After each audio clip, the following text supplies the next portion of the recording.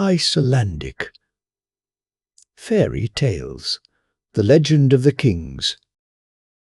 In olden days there once lived a king and a queen.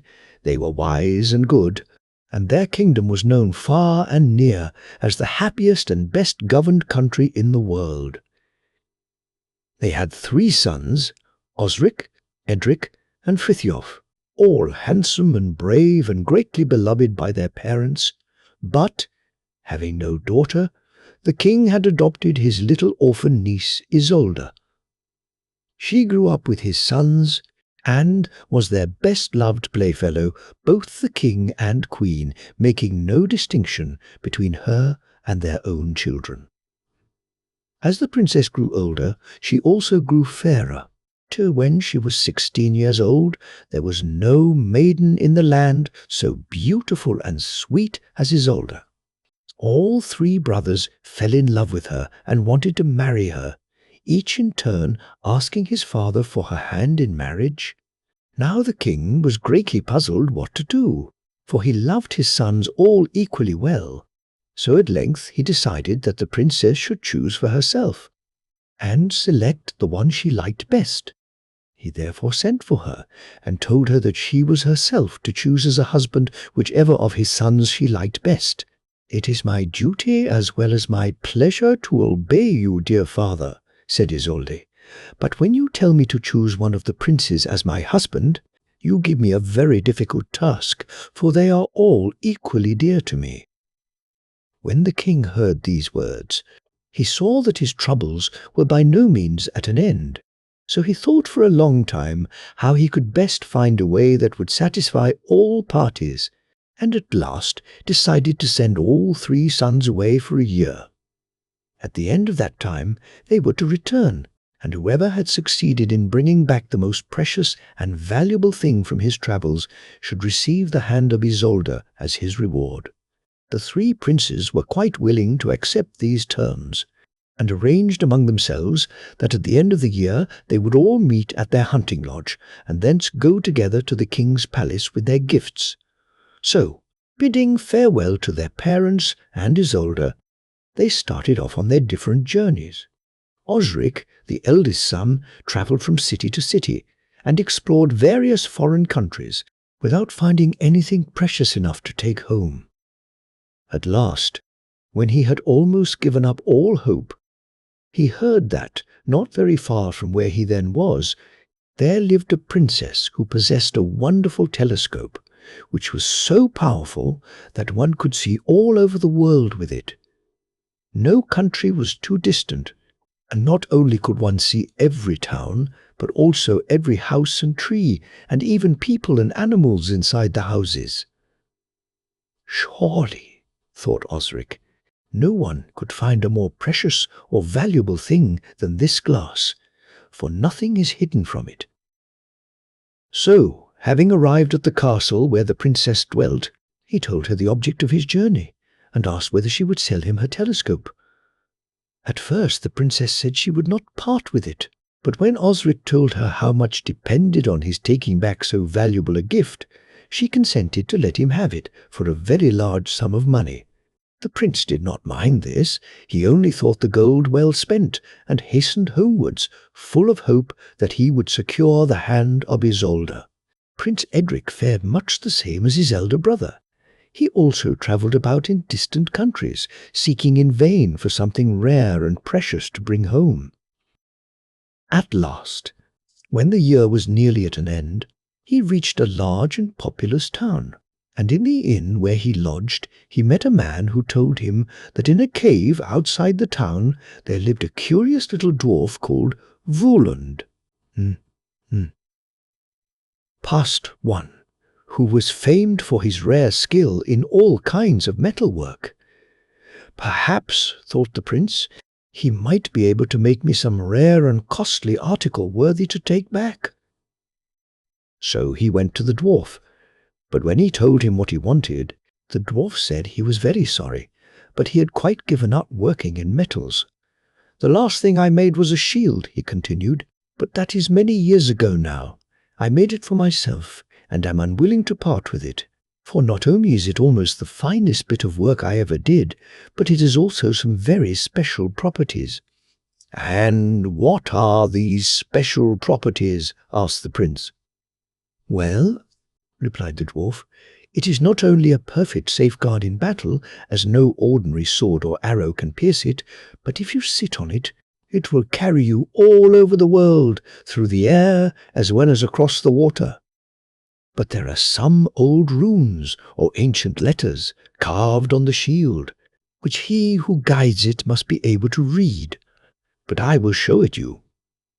So saying, he went to the back of the cave and brought forth a beautiful shield, worked in gold, silver, and copper, the runic letters being all formed of precious stones. When Edric saw the shield and heard of its wonderful properties, he thought it would not be possible to find anything more rare or valuable. He therefore told the dwarf how much depended on his bringing back so precious a gift, and entreated him to let him purchase it. And he was so importunate, and urged him so strongly, that, although loth to part with it, when the dwarf heard how much depended on his securing so rare a gift, he agreed to sell it him for a large sum of money. He also taught him how to read the runes, and Edric, thanking him for consenting to part with his shield, started on his homeward journey, filled with hope and confidence that he must win the princess's hand.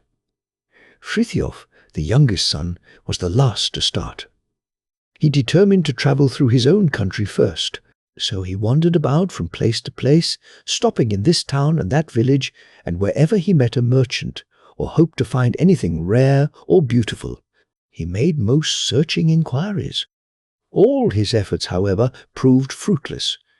The greater part of the year had already passed, and he was still as far as ever from his goal, and he almost began to fear that no success would crown his efforts.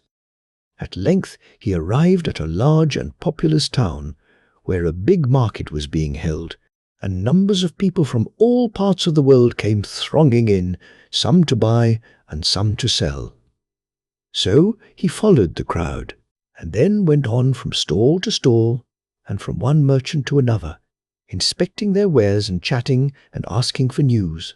But though there were many beautiful and many curious things, nothing specially struck his fancy. At length, tired and thirsty, he sat down beside a large fruit store. The merchant, seeing, as he thought, a likely customer, came forward asking if he would not buy something, offering him grapes, peaches, pineapples, and melons in turn. But Frithiof shook his head. None of these tempted him. For on the very top shelf he saw a magnificent crimson apple, streaked with green and gold, lying on a bed of soft moss.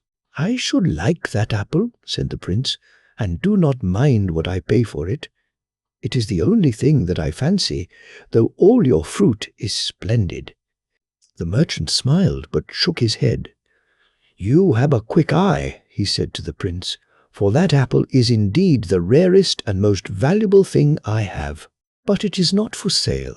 It was given to one of my ancestors, who was a great doctor, by a genie, and has the peculiar power that if it is placed in the right hand of anyone who is sick, no matter how dangerous the illness, they recover at once. Aye, even if they are at the point of death, and many a life it has saved." When the prince heard this, he wished more than ever to possess the apple. He felt he could not possibly find anything that the princess, who was so kind-hearted, would value more than the possession of this apple, which would enable her to do good to others. He therefore entreated the merchant to let him buy the apple, and when the man had heard his tale, and all that depended upon his bringing back such a rare and precious gift, he sold the apple to the prince, who, filled with hope, now wended his way homewards.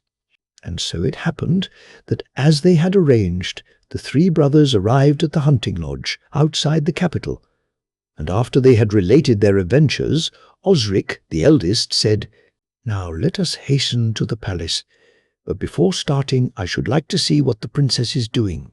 He thereupon drew forth his telescope and looked in the direction of the palace, But no sooner had he done so than an exclamation of terror escaped his lips. For there on her couch lay the princess, white and still as the driven snow, while beside her stood the king and queen and the chief of the courtiers in a sorrowful group, sadly awaiting the last breath of the fair Isolde.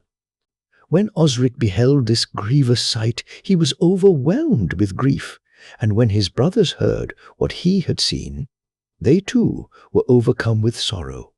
Gladly would each have given all they possessed to be back in time, at least to bid her farewell.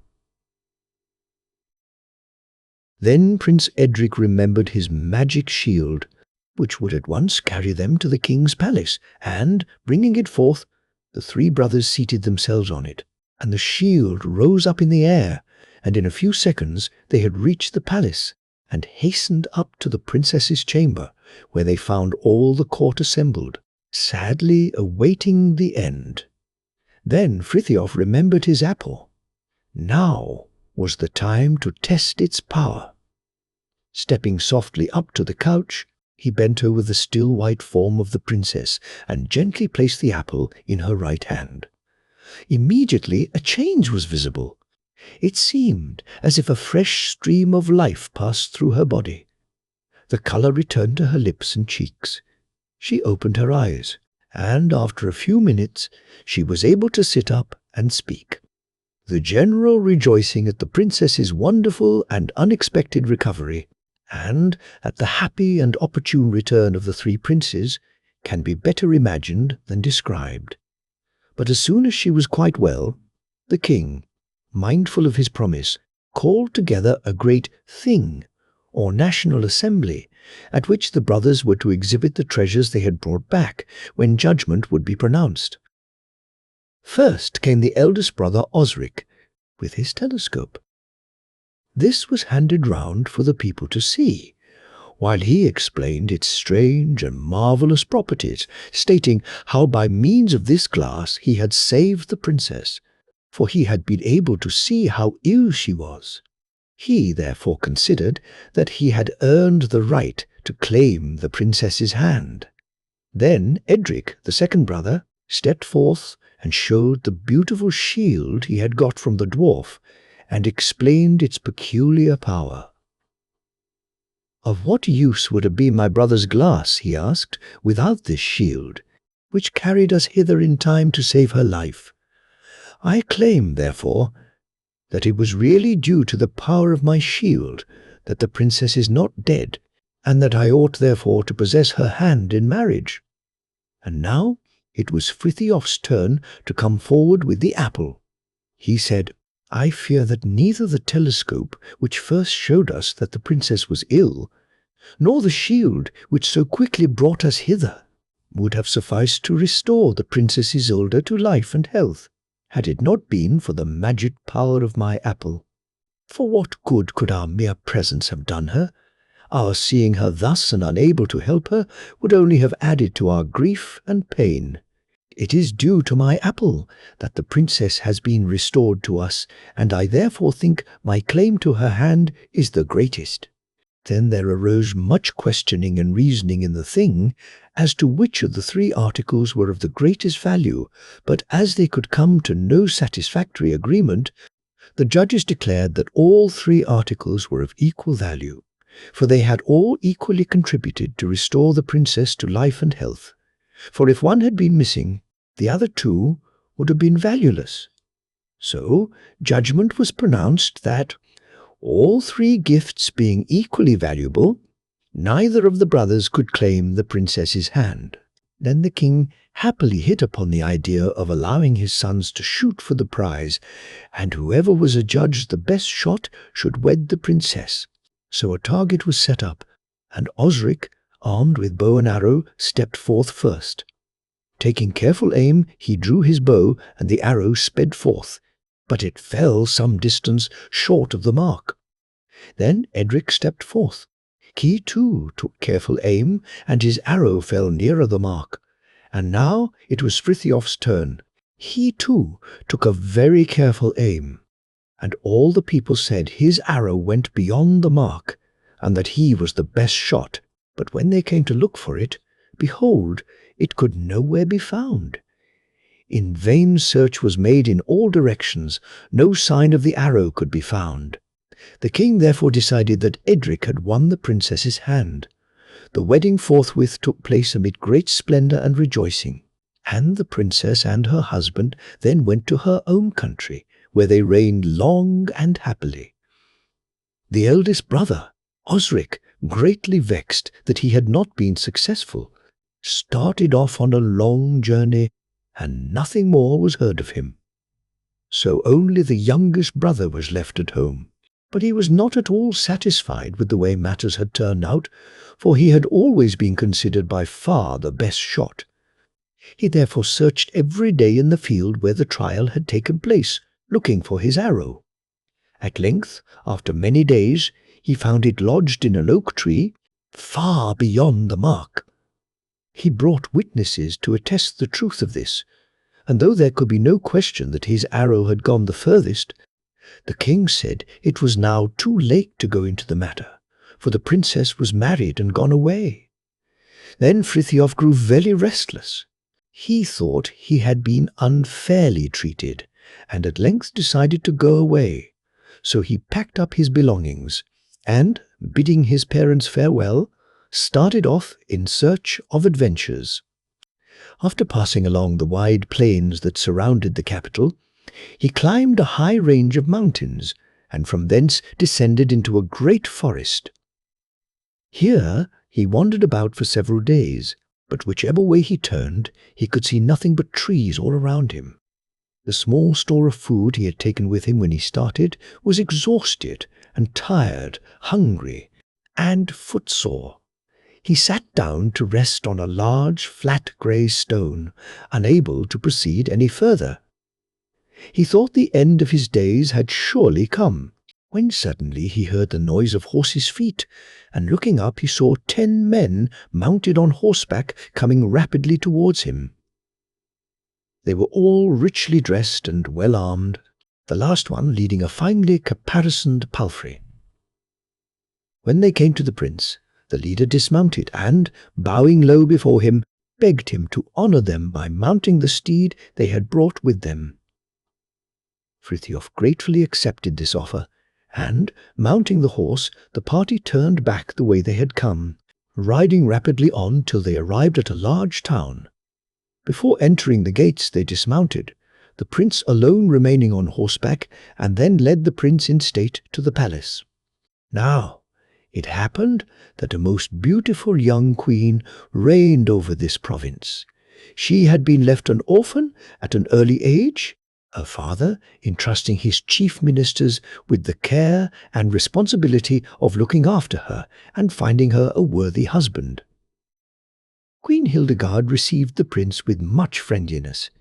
She told him that her fairy godmother had bestowed on her the gift of seeing, whenever she wished, what happened in other countries. A wandering minstrel came here and told us of the wonderful journeys you and your brothers had made, and also of your sorrow at your failure in the shooting competition for the Princess Isolde's hand, though you were the best shot of the 3. Then a great wish seized me to try and make you happy, so I followed your wanderings after you left your father's palace.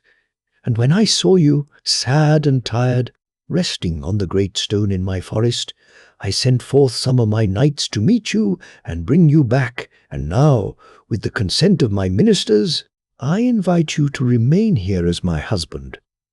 You shall rule over my kingdom, and I will try, as far as lies in my power, to make you forget all the trouble and anxiety you have gone through."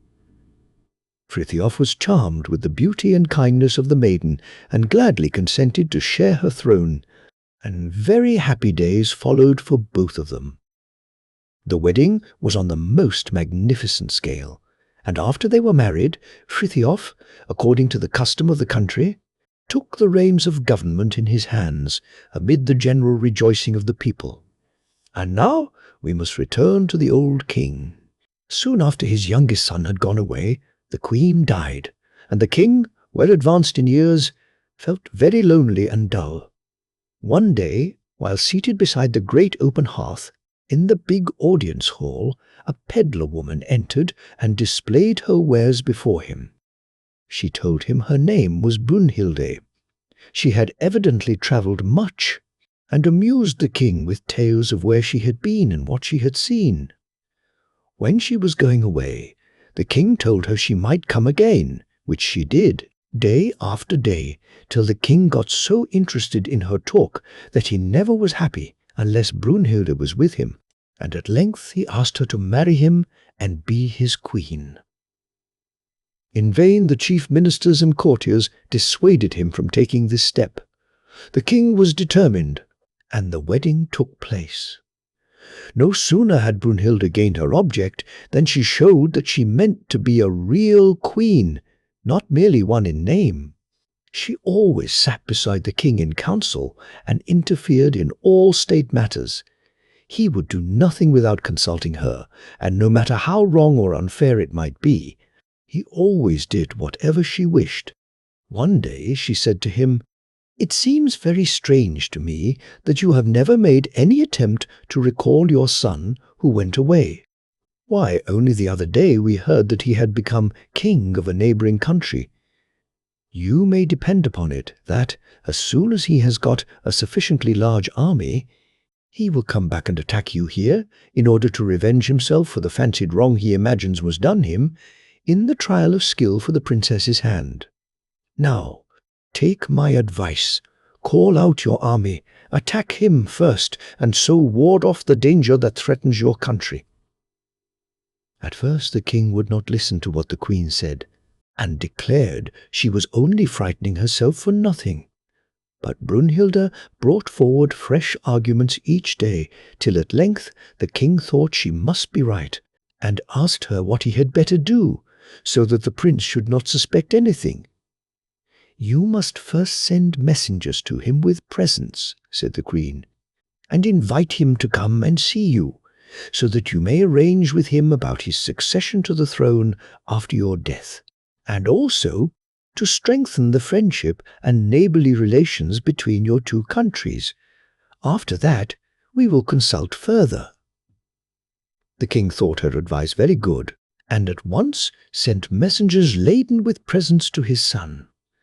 When they arrived at Prince Frithjof's court, they told the young king how anxious his father was to see him, and hoped he would make no long tarrying in coming to visit him. Frithjof, greatly pleased with the handsome gifts his father had sent him, at once agreed to go, and hastened to make all preparations for his journey. But when Queen Hildegard heard of it, she became very anxious and entreated her husband not to leave her. "I feel that some danger threatens you, and that you may even lose your life," she said. But Frithjof laughed at her fears. "Surely you do not think my father would entreat me to come to him if he meant to deal wrongly with me? No, no, dear wife, set your heart at rest, and have no fears. I will make but a short stay." And so saying, he bade her a fond farewell and started off with the messengers, arriving after a short journey at his father's court. But instead of the warm greeting promised him, to his surprise the king received him but coldly, and began to reproach him for being so undutiful as to go away. "It was most unfilial behaviour," broke in the queen, "and caused such grief to your father that he was nearly at death's door, and had anything happened to him, your life would have been forfeited, according to the laws of the land. As, however, you have given yourself up willingly, and have come here when he sent for you, he will not condemn you to death, but he gives you 3 tasks to perform, which you must accomplish within the year." It was in vain that Frithjof declared he never meant to vex his father. The queen would not let the old king speak, and said the only way Frithjof could save his life was to carry out the tasks his father had set him, which were as follows. First, you must bring back a tent large enough to seat 100 knights, and yet so fine and thin that you can cover it with one hand. Secondly, you must bring me some of the famous water which cures all sicknesses. And Thirdly, you must show me a man who is utterly unlike any other man in the whole world. And in what direction must I go to find these rarities? Asked Frithiof. Nay, that is your affair, said the king, when Brunhilde, taking his arm, led him away into his own chamber, and Frithiof, without other farewell, sorrowfully returned to his own kingdom. On his arrival, Queen Hildegard hastened down to meet him, and seeing him looking sad and silent, asked him anxiously how he had fared at his father's court. At first Frithiof, not liking to frighten her, tried to put her off and made light of the scant courtesy shown him. But Hildegard, kneeling down beside him and taking his hand in hers, entreated him to conceal nothing from her.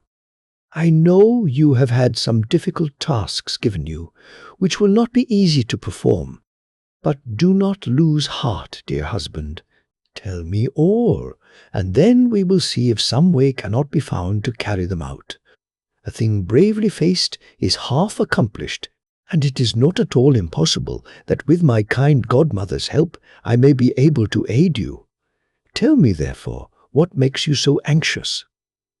Then Frithiof, taking heart, told Hildegard of the difficult tasks that the queen had given him to do. "And if I fail to accomplish them within the year, I must forfeit my life," he concluded. "This is surely your stepmother's doing," said Hildegard. "She is a jealous and, I fear also, a wicked woman. Let us hope she is not planning any further mischief against you. She evidently thought these tasks she gave you would be more than you could accomplish. But, fortunately, I can help you in some of them. The tent your father wants, I happen to have.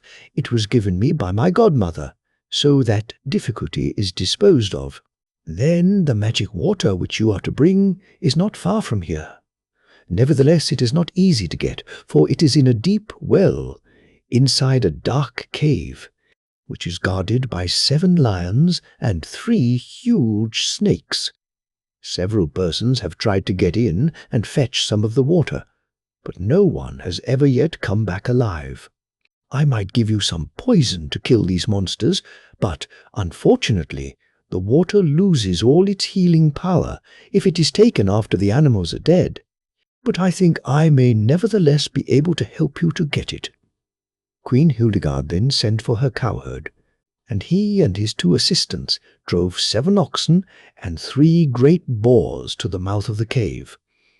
Here the animals were killed, and the carcasses thrown down before the lions and snakes. Then, while the monsters were gorging themselves with the carcasses of the dead animals, the queen told Frithiof to lower her quickly down the well. She had provided herself with a large crystal jar.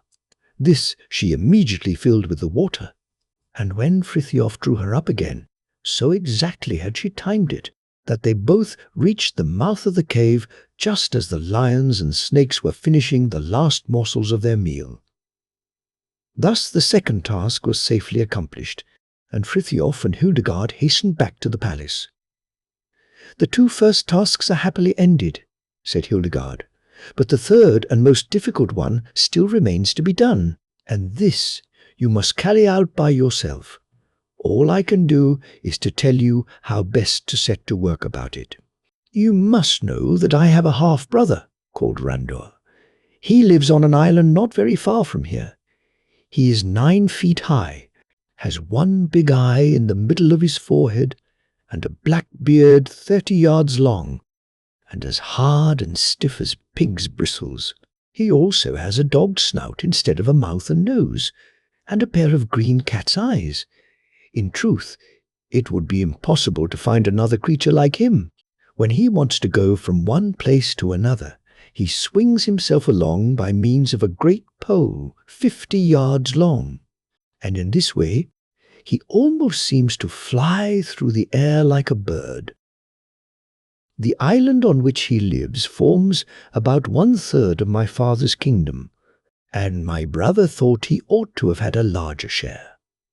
Then, also, my father had a wonderful ring, which my brother wished to keep. But this also fell to my share, and since then my brother has shut himself up in his island.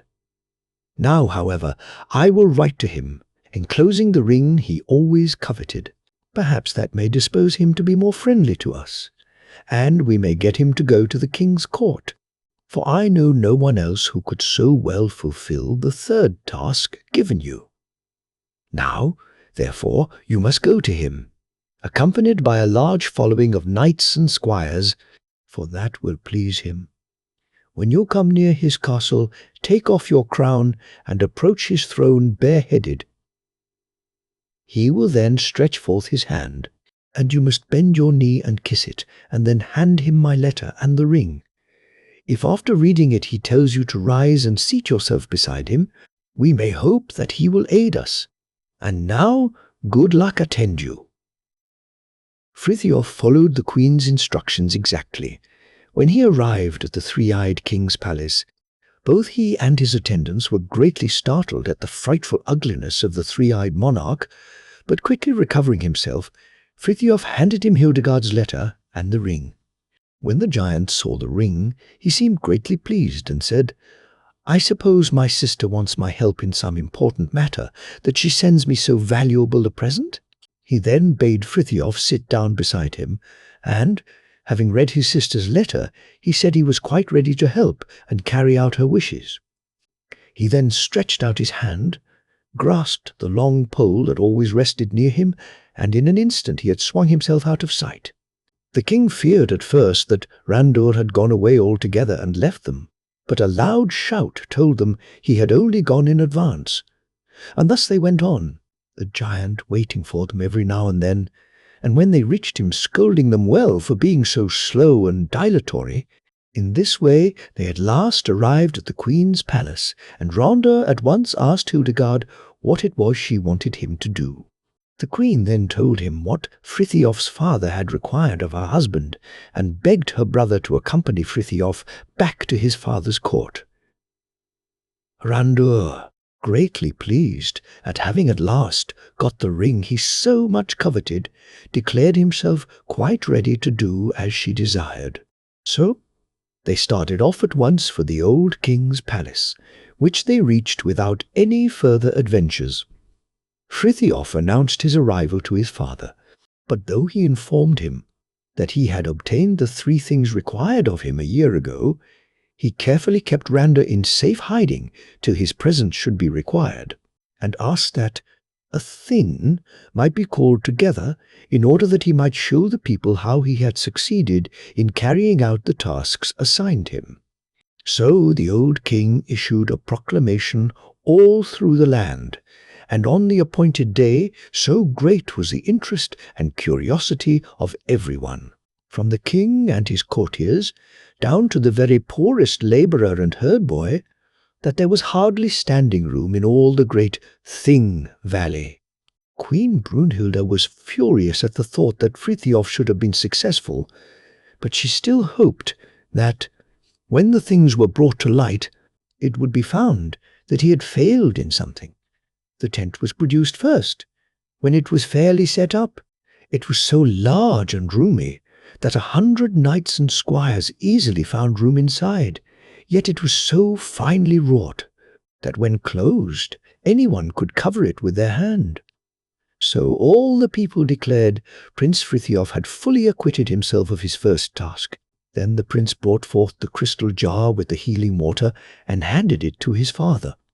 Queen Brunhilda, who was getting quite yellow with anger, insisted upon tasting it to see whether it was the right water and taken at the right time, so as not to lose its healing qualities. But as she was quite well, no sooner had she tasted the healing water than she felt very ill, and had to take a second taste ere she was well again, so the second task was pronounced to have also been successfully accomplished.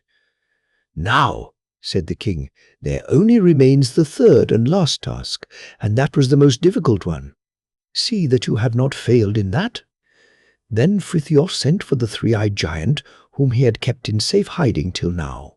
When Randur appeared before the thing, springing into their midst by means of his long pole, everyone, but especially the old king, started back in fear. They could not imagine how he had got there, and thought he must have flown down from the skies. Never before had they seen so hideous a creature. But, not taking any notice of the crowd, Randur walked up to the queen, and placing the point of his long pole against her chest, he raised her up in the air, and then hurled her to the ground, when she fell down dead, and was immediately transformed into the hideous old giantess she really was. Having accomplished this, Randur made his way out of the thing, and returned to his island. Frithiof devoted all his efforts to restore and nurse the old king, who, through anxiety and fright, had nearly been at death's door. But a few drops of the healing water sprinkled over him quickly restored him, and being freed by the queen's death from all her wicked enchantments, he speedily recovered his former good sense, and found that all the faults he had thought his son guilty of were only the inventions of wicked Queen Brunhilde. He therefore called Frithiof to his bedside, and begged him to forgive him all the injury he had tried to do him. "I am only anxious now to make up to you, my dear son, for all you have suffered, and beg you never to leave me again. I will gladly hand over the kingdom to you, and live beside you in peace and quiet for the rest of my days." So Frithiof was reconciled to his father, and at once sent messengers to Hildegard, telling her what had happened and begging her to hasten to him. Queen Hildegard, when she received her husband's message, decided to give up her small kingdom to her brother, as a reward for all he had done for them, and then, accompanied by some of her husband's ablest courtiers and friends, she rejoined Frithiof, and the old king, happy at having his son again, lived to a good old age, surrounded by his grandchildren and great-grandchildren. Helga. An old man and his wife once lived in a cottage beside the sea, far away from any other habitations. They had 3 daughters. The eldest was called Fredegond, the second Olga, and the youngest Helga. Now, although the parents were not rich, owning only a few acres of land, which they tilled themselves, Fredegond and Olga were treated as if they were princesses. They never did any work, but sat all day amusing themselves and decking themselves in any finery their father brought them home from the neighbouring town, whilst Helga, who was far more beautiful and clever than either of her sisters, was always kept in the background. She never shared in any pleasures that her elder sisters often enjoyed. No presents were ever brought home for her. But all day long, from early morning till late at night, poor Helga had to work and toil for the whole family, receiving nothing but sour looks, often accompanied by blows from the elder sisters. Now, it happened one day that the fire on their hearth had been allowed to go out. Helga was busy working in the fields, and as they had to send a long way to fetch fresh fire, the old man told Fredegond she must go for it. At first Fredegond grumbled, for she was trying to dress her hair in a new way, but then she thought a walk through the woods might be pleasant, so she started. After she had gone some little distance, she came to a hillock, and heard a deep voice saying, "Would you rather have me with you or against you?" Fredegond, thinking it was some labourer or woodcutter, said she did not care in the least, and that it was very impertinent of him to address her, and went on to the cave whence they fetched their fire. When she got there, to her great surprise, she saw a big cauldron filled with meat boiling on the fire, and beside it stood a pan filled with dough, waiting to be made into cakes, but not a creature in sight. Fredegond, being very hungry after her long walk, stirred up the fire beneath the cauldron to make the meat boil quickly, and then began baking some cakes. But although she made one specially nice for herself, she let all the others burn, so that they were quite uneatable. Then, as soon as the meat was cooked, she took a bowl from a shelf, filled it with all the best bits, and sat down and made a good meal, finishing up with the cake. Just as she had finished, a big black dog ran up to her and began wagging his tail and begging for some food.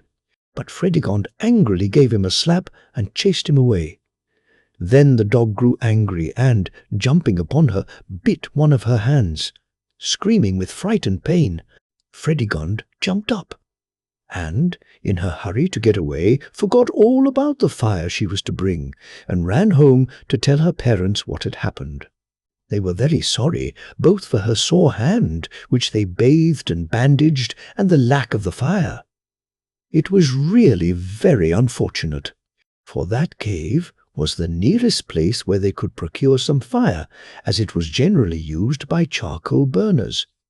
So, though very unwilling to send Olga, who was their pet and favourite, she had to go, for they all feared that if Helga was sent, she might run away and never come back again, and then there would be no one on whom to vent their bad tempers, or to do the work of the whole household, for did she not wait on father and mother and both her sisters? So it was decided that Olga should go. But, alas, Olga fared even worse than her sister. She was so spoilt that she thought she ought always to have the best of everything. So, when she reached the cave, she too helped herself to all the best bits of meat and, making a nice cake for herself, threw the rest of the dough on the fire. Then, when the dog came up to her and wagged his tail and sat up and begged for some food, Olga took up some of the boiling broth and threw it on him. This made the dog so angry that he jumped up and bit off the point of her nose, and Olga ran home crying and screaming with only half a nose and no fire. This time the parents were quite beside themselves with anger, and decided that Helga must go and fetch the fire. If she succeeded, well and good, and if not, why, the dog might eat her for all they cared. It would be a good riddance. So, taking up the big fire shovel, Helga went on her way to the cave. As she passed the hillock, she too heard a voice saying, "Would you rather I was with you than against you?" To this question she answered, "A well-known proverb says, 'There is nothing so bad that it is not better to have it on your side than against you.' So, as I do not know who you are who ask me this question, I would rather that you were with me than against me." And hearing nothing further and seeing no one, Helga continued her way till she reached the cave. Here she found everything the same as her sisters had done. The cauldron was on the fire, and the dough was ready for baking. But, instead of thinking only of herself, Helga looked after the meat and saw that it was nicely cooked. Then, with great care, she made up the dough into cakes and never thought of taking anything for herself, although she was very hungry, for she had had nothing for her breakfast but some hard, dry crusts and a glass of cold water. Neither would she now help herself to any of the fire without asking leave from the owner of the cave. Feeling very tired after her long walk, Helga sat down on a bench to rest. But she had hardly done so when she heard a loud rumbling noise. The ground began to tremble, and Helga, fearful that the cave might fall in, rose hastily from her seat. But as she turned to run out, she saw a big, three-headed giant standing at the entrance of the cave, followed by a large black dog. Helga was terribly frightened, but being fond of animals, she held out her hand and patted the dog, and she quite regained courage when the giant, in a kind voice, said, "You have done the work well, which you found waiting here. It is only right, therefore, that you should get your share. Sit down, therefore, on that bench and share my dinner. Afterwards you can take home some of the fire you have come for." The giant then got a bowl from the shelf and helped Helga to some broth out of the big cauldron, carefully giving her the tenderest bits of meat. As he did so, the ground again began to shake and tremble, and fearful noises like claps of thunder frightened Helga greatly. But the giant in a gentle voice bade her sit down beside him, and she finished her broth. Then the giant got up and gave her one of the cakes she had baked. But no sooner had she finished it than the ground again began to shake and tremble. The thunder pealed, and flash after flash of lightning lit up the inside of the cave. Helga got so terrified that she ran up to the giant for protection, and as she clung to his arm, the noises ceased. And as the darkness passed away, Helga saw that the giant had disappeared, and that she was holding on to the arm of a handsome young prince. "Nay, do not be frightened," he said. "I can never thank you enough, dear Helga, for you have rescued me from the horrible enchantment the wicked fairy Gondomar pronounced on me at my birth. I am Thorstein, the son of King Osbert, who reigns in the neighboring island. But because my father refused to marry Gondomar and chose my mother instead, the wicked fairy condemned me to go through life a three-headed monster, until some young girl should, despite my frightful appearance, place full trust and confidence in me." As Prince Thorkel said these words, he seated himself beside Helga on a stone, thickly covered with soft green moss. Then Helga told him her history, and why she came to the cave, and also the fate of her sisters who had gone to the cave on the same errand, adding that she must hasten back with the fire, else her father and mother would scold and beat her. "You shall not be ill-treated any more," replied Thorkel. And he went to the back of the cave, and presently returned, carrying a casket and a small bundle in his hands. "See, this casket contains gold and pearls and precious stones," he said. "You can give some of these to your sisters, but this," and he placed the bundle on a stool, "you must wear under your own dress when you get home, and be very careful that no one sees it." So saying, he undid the bundle and unfolded a beautiful dress of cloth of gold, all worked with silver and precious stones. Helga could not repress a cry of admiration when she saw the lovely gown, and warmly thanked the prince for all his beautiful gifts. Thorkel then filled her fire shovel with burning coals and carried it for her some part of the way home.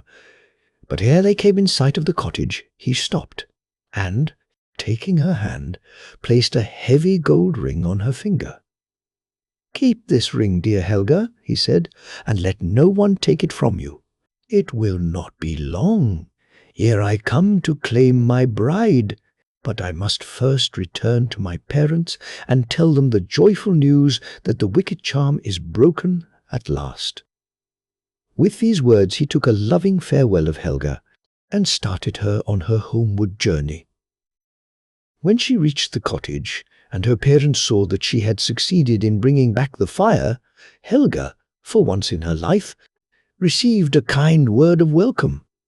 But when she showed them the casket and was about to give her sisters some of the jewels, they seized upon it, and dividing the contents among themselves, returned Helga the empty casket. They might also have taken away her beautiful dress, but after Thorkel left her, she had taken the precaution to slip it on under her old gown, so no one knew anything about it. And thus some days passed on.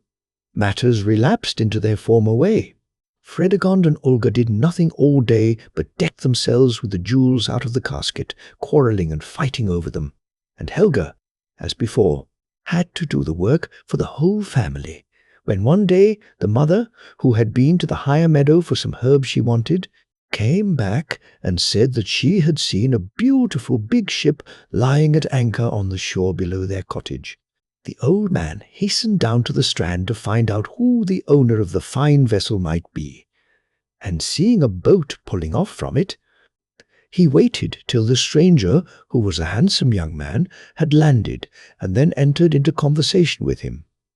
But though he plied him with many questions, he could not find out his name. Then the young man in his turn began to question him, and asked him how many children he had. "Only 2 daughters," replied the old man, "and such good and beautiful girls they are too," he added. "I should much like to see them," said the stranger. The old man greatly delighted, led the way back to his cottage, where his two eldest daughters had hurried on their best frocks and decked themselves with all the jewels out of Helga's casket. The stranger expressed himself as being very pleased with the girls. "But," he asked, "why has one of your daughters got her hand tied up with a cloth? And the other one? A handkerchief fastened across her nose?" At first the father said they had met with an accident and slipped down the cliffs. But when the stranger pressed for further particulars, the story of the dogs and the cave had to be told. "But surely you have another daughter," said the stranger, "one who, I know, is always kind to all animals." At first the old man and his wife both declared they only had those two daughters, but when the stranger kept on urging him, he at last admitted that he had another girl. "But she is so ugly, lazy, and wicked," he added, "that she is more like some wild animal than a human being." But the stranger said he did not mind that at all, and that he must see her. So the old man was obliged at last to call Helga. The poor girl came out from the kitchen dressed just as she was, in her shabby old dress, when the young man went up to her, and as he took her hand, the ragged old gown slipped from her shoulders, and there, to the astonishment and rage of her sisters, stood Helga, arrayed in the beautiful garment the prince had given her. Prince Torquil rated the old man and the two wicked sisters soundly for all their unkindness to Helga. He also made the sisters give up all the jewels they had taken from her. But Helga begged that they might be allowed to keep a few, and the prince consenting, she gave each of them 2 chains, 2 brooches, 2 bracelets, and 2 pairs of earrings. Then Torquil led Helga down to the shore and took her on board his beautiful ship, where his sister gave her a kindly welcome, and when they reached his own country, King Osbert and his queen prepared a great wedding feast, and Torquil and Helga were married, and lived long and happily together. Thorstein, Chapter 1. How Thorstein lost his kingdom. There once reigned a king and queen, a long, long time ago, who had an only child, a son called Thorstein. The lad was brave, strong, and handsome, and was greatly beloved by everyone on account of his kind-heartedness and open-handed generosity. But as years passed and he attained to man's estate, his indiscriminating kindness was often taken advantage of. His father and mother tried to check him, pointing out that heedless generosity often did more harm than good. But Thorstein could not be brought to believe that kindness could ever be wrong or do harm, and continued to give to everyone who asked him, as long as he had anything he could part with. At length the king and queen died. On their deathbed they again endeavoured to impress upon their son that a good and wise king must not only reign with kindness, but also with justice. But though Thorstein, who loved his parents dearly and was terribly grieved at the idea of losing them, promised he would do his best and bear their wise counsel in mind, no sooner were the burial ceremonies concluded and he was crowned king, than all his good resolves to be firm and discriminating were scattered to the winds. He kept open house for all who chose to come, gave gifts to all who asked, so that all the riches and treasure his wise father had so carefully collected began very speedily to disappear, without anyone being really the better or happier for them. So quickly indeed did all he had inherited vanish, that ere many months had passed, he had nothing left but the kingdom itself.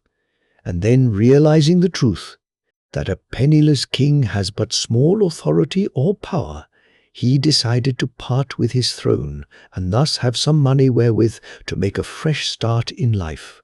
There was no difficulty in finding a purchaser, and Thorstein, in exchange for a horse and a sack filled with gold and silver, parted with his inheritance. But when he had once sold his kingdom, his so-called friends, who had been so numerous before, now speedily began to drop off, and as the sack got emptier, so did his companions grow fewer in number. "There will soon be nothing more to be got out of him," they said. "A fool and his money is soon parted. So they gradually deserted him. Then, when it was too late, Thorstein began to realize the sad plight he had brought himself to, and determined to quit the country and leave his false friends behind him. He therefore put together the few things he had left, placed them on the horse he had bought, and mounting his own fine chestnut, which he could never bring himself to part with, he started off on his travels. For a long time, Thorstein wandered on over desolate moors and through dark, sombre forests, not knowing or caring where he went or what became of him.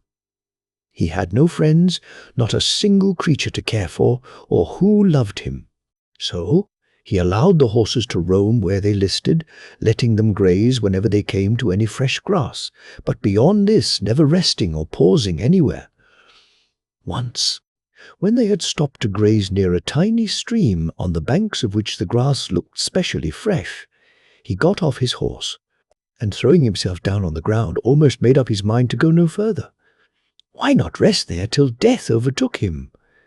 But even as this thought flashed through him, he raised his eyes towards the west, where the sun was just setting in a bed of crimson and gold, flushing all the distant peaks of the great snow-capped mountains with magic rainbow hues. While still lost in wondering admiration at the gorgeous spectacle, the rosy clouds suddenly parted, and a star of exquisite brilliancy shot down a ray of light that seemed to touch Thorstein's face, and he heard a voice saying, "Fear not, Thorstein, but go forth on thy travels with a brave heart. Learn from the mistakes of thy youth that indiscriminate open-handedness is neither just nor kind, but only does harm, and that a true sovereign must also be a father to his people."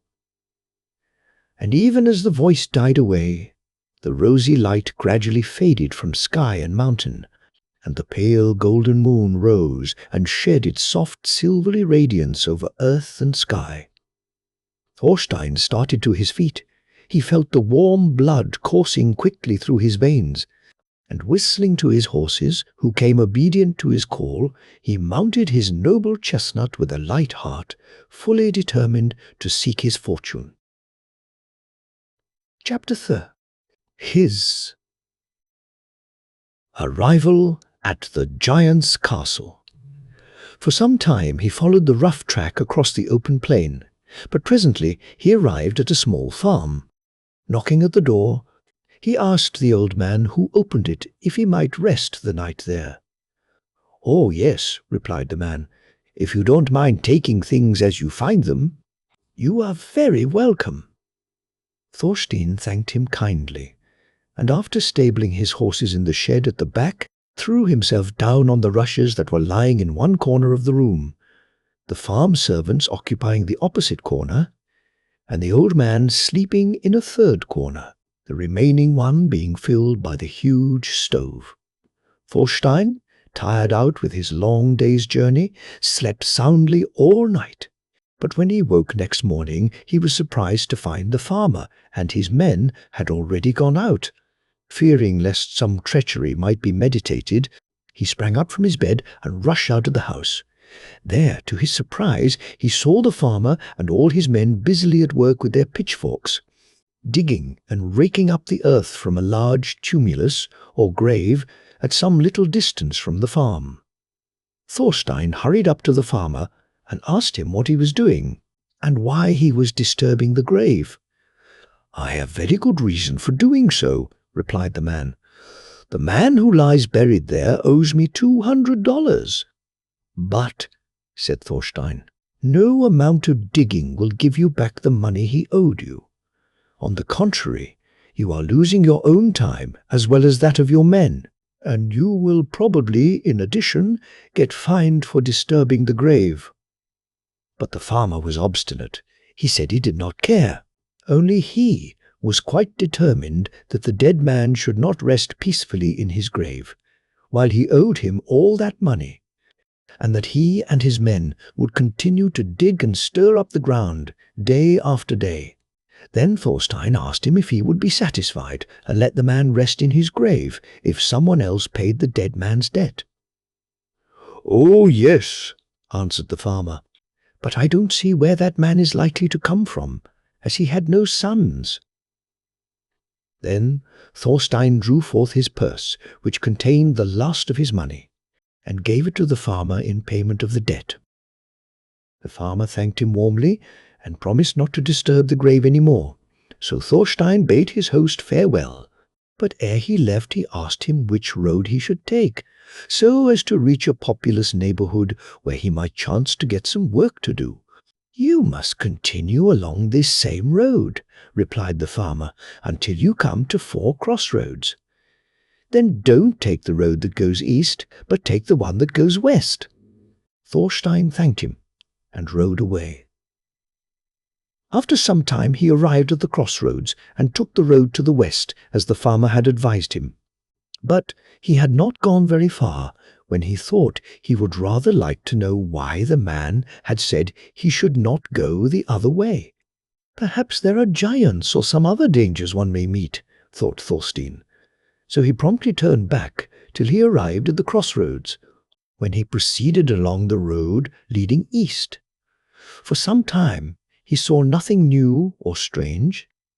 The road wound among many small fields and brushwood, with here and there some groups of tall, dark pine trees, but after passing through a narrow defile, he suddenly came to a large, deep valley, in the centre of which rose a fine big house, standing quite by itself on a steep, rocky mound. At first he could see no way of getting up to it, but presently he noticed a narrow path, almost hidden by trees and thicket, so, fastening his horses to a stake, he made his way up to the house. As he approached, he saw the door was wide open, and no one anywhere about. Thorstein therefore went in, and came into a big hall, in which stood 2 huge beds, one on each side, covered with rich silken hangings, while down the middle ran a table ready laid with 2 plates, 2 knives and forks, 2 great goblets of rarely chased silver, and 2 large golden flagons of wine. But no one was visible here either. After waiting a short time to see if the owners would appear, Thorstein went down the hill again to look after his horses, for he thought he might as well stay the night in the house, even if there were a little danger in so doing.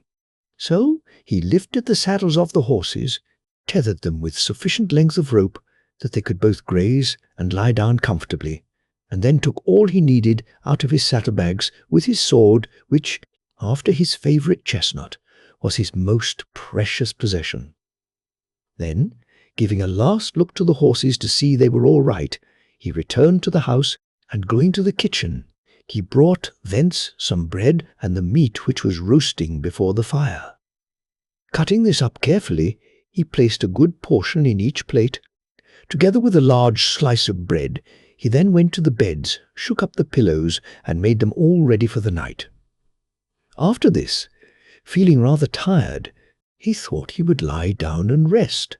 He did not, however, venture to occupy either of the beds, but threw himself down on some mats that lay in a corner, carefully pulling one over him. After lying awake for some time, Thorstein was just dropping off to sleep when he heard loud underground rumblings. Presently the door was thrown open, and he heard heavy steps crossing the floor. Then a loud, gruff voice exclaimed, "Someone has been here! But whoever it is, we shall soon put an end to him." "No," answered another voice, "that you shall not do. I take him, whoever it may be, under my protection. I have the right to do this, for it is my turn, and can dispose of him as I like. He came here of his own free will, and has shown himself both able and willing to be useful.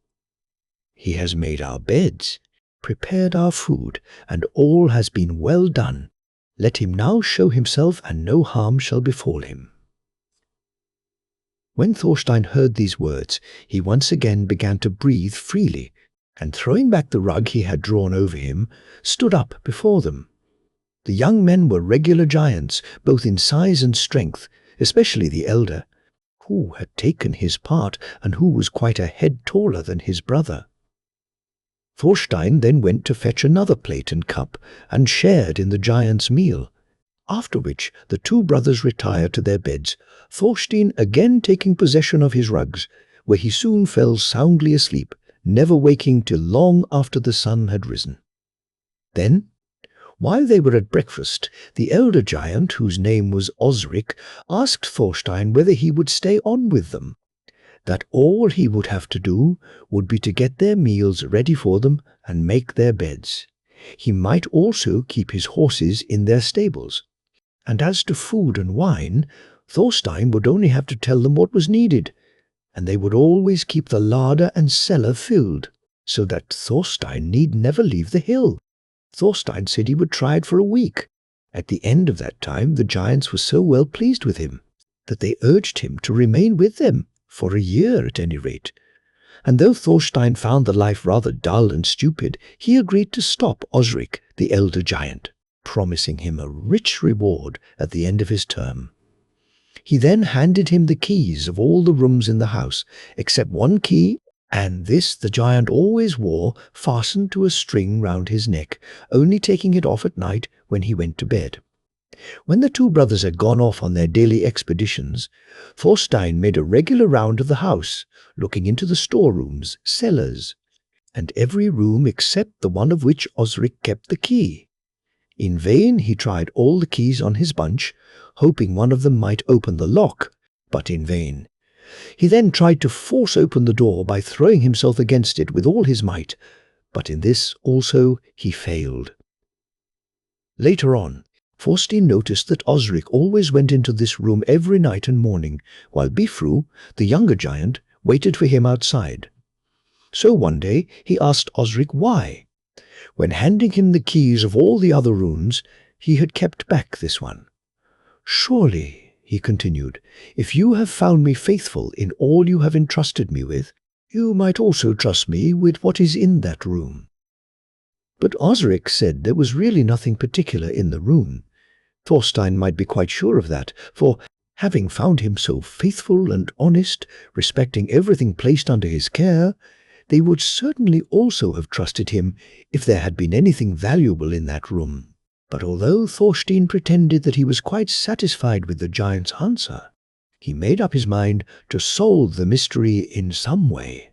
At length the end of the year arrived, and the two giant brothers, well pleased to have secured so careful a servant, gave him as his wages 2 great sacks filled with gold.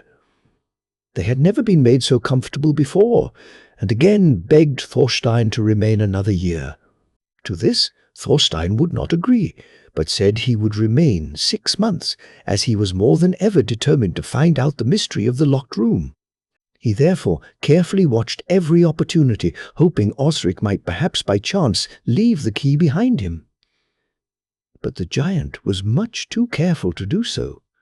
One morning, when Thorstein had risen particularly early in order to bake the bread, the thought of the locked chamber came constantly before him, and while kneading the dough, he kept puzzling his head as to how he could circumvent the giant. Suddenly, a bright idea struck him. Creeping softly to the back door, which led into the stable yard, he gave a loud knock, and then ran back as quickly as he could to the room where the giants were sleeping, and asked them, with a scared face holding the dough he had been kneading in his hands, whether they had not heard someone knocking. "Oh, yes," they both replied, "we did hear something, but we thought it was you, knocking down a chair while you were sweeping." Thorstein declared he had not knocked down anything, and added that he was afraid to open the door, for he was quite positive someone had knocked there. The giant said he was quite right not to open it, for it might be some unfriendly giant. So they got up themselves and ran to the door to see who had disturbed them at that early hour in the morning. No sooner had they left the room than Thorstein drew forth the key of the mysterious chamber, which the biggest giant always kept under his pillow at night, and quickly taking an impression of it in the dough he had in his hand, replaced the key in its former place. When the brothers came back, they were not a little put out, for of course they found no one at the door, and declared that Thorstein had only said it in order to make fun of them. But this Thorstein denied stoutly, and maintained that he had heard someone knocking and supposed whoever it was must have run away. Chapter 3. The Mystery of the Locked Room. As soon as the giants had gone forth that day to seek for treasure, as usual, Thorstein tried to make a key at the giant's forge from the impression he had taken in the dough, but many and fruitless were the trials ere he succeeded. Then, watching his opportunity, when the brothers had gone on a long expedition, he unlocked the forbidden door and entered the mysterious chamber. At first he could see nothing, for it was almost dark, the single window being heavily barred and shuttered. But having struck a light, he glanced eagerly round. There, to his amazement and horror, he saw a young girl fastened to a nail in the wall by her long plaits of hair. Mounting on a chair, he hastened to release her, and begged her to tell him who she was, and how and why she had come there.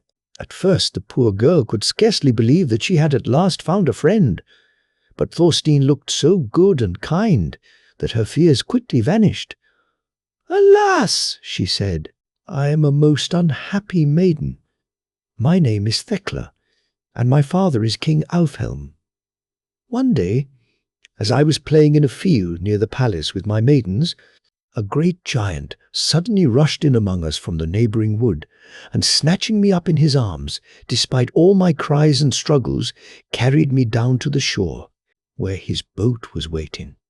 Ere any help could reach us, we were well out of sight, till at length we arrived at this place.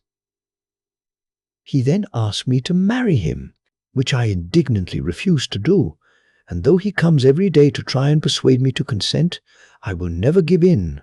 No, not though they starve or kill me."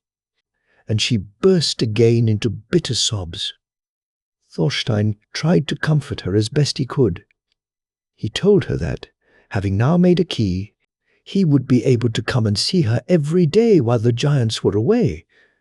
He then brought her some food, for the poor girl was half starved, as the giant only gave her just enough to keep her alive. And then, as evening drew near, Thorstein again fastened Thekla's hair to the nail, ere he closed the door before the giant's return. From that day forward, Thorstein visited the poor girl regularly every day, always bringing her some food, and then putting all straight again ere the brothers returned, so that they had no idea of what took place during their absence. When the end of the 6 months drew near, Thorstein told the giants that he wished to leave, but they had got so used to him, and he waited on them so carefully that they did not want to part with him, and begged him to remain another year. At first Thorstein refused, but after much persuasion, the brothers giving him again 2 more sacks of gold as wages, Thorstein said he would remain another 6 months, if at the end of that time they would give him as wages whatever was in the locked room, no matter whether it was valuable or not. When Osric heard this, he grew very angry, and told Thorstein not to be a fool, that what he was asking for was utterly worthless, and that he had much better accept the good wages they were quite willing to give him. Thorstein, however, would not give in. He said he did not care whether the contents of the room were valuable or not. He had set his heart upon that and nothing else, and would remain with them on no other condition. Osric grew furious, and they argued and fought over this, till at last Bifru, seeing that Thorstein was quite determined, advised his brother to give in, for they could keep him in no other way. So the big giant at last agreed to his terms. During the 6 months that followed, Thorstein did his utmost to lighten Thekla's imprisonment. Many a long and pleasant chat they had together, planning their future life, while Thekla described her former home and how delighted her father would be to see her safely back again.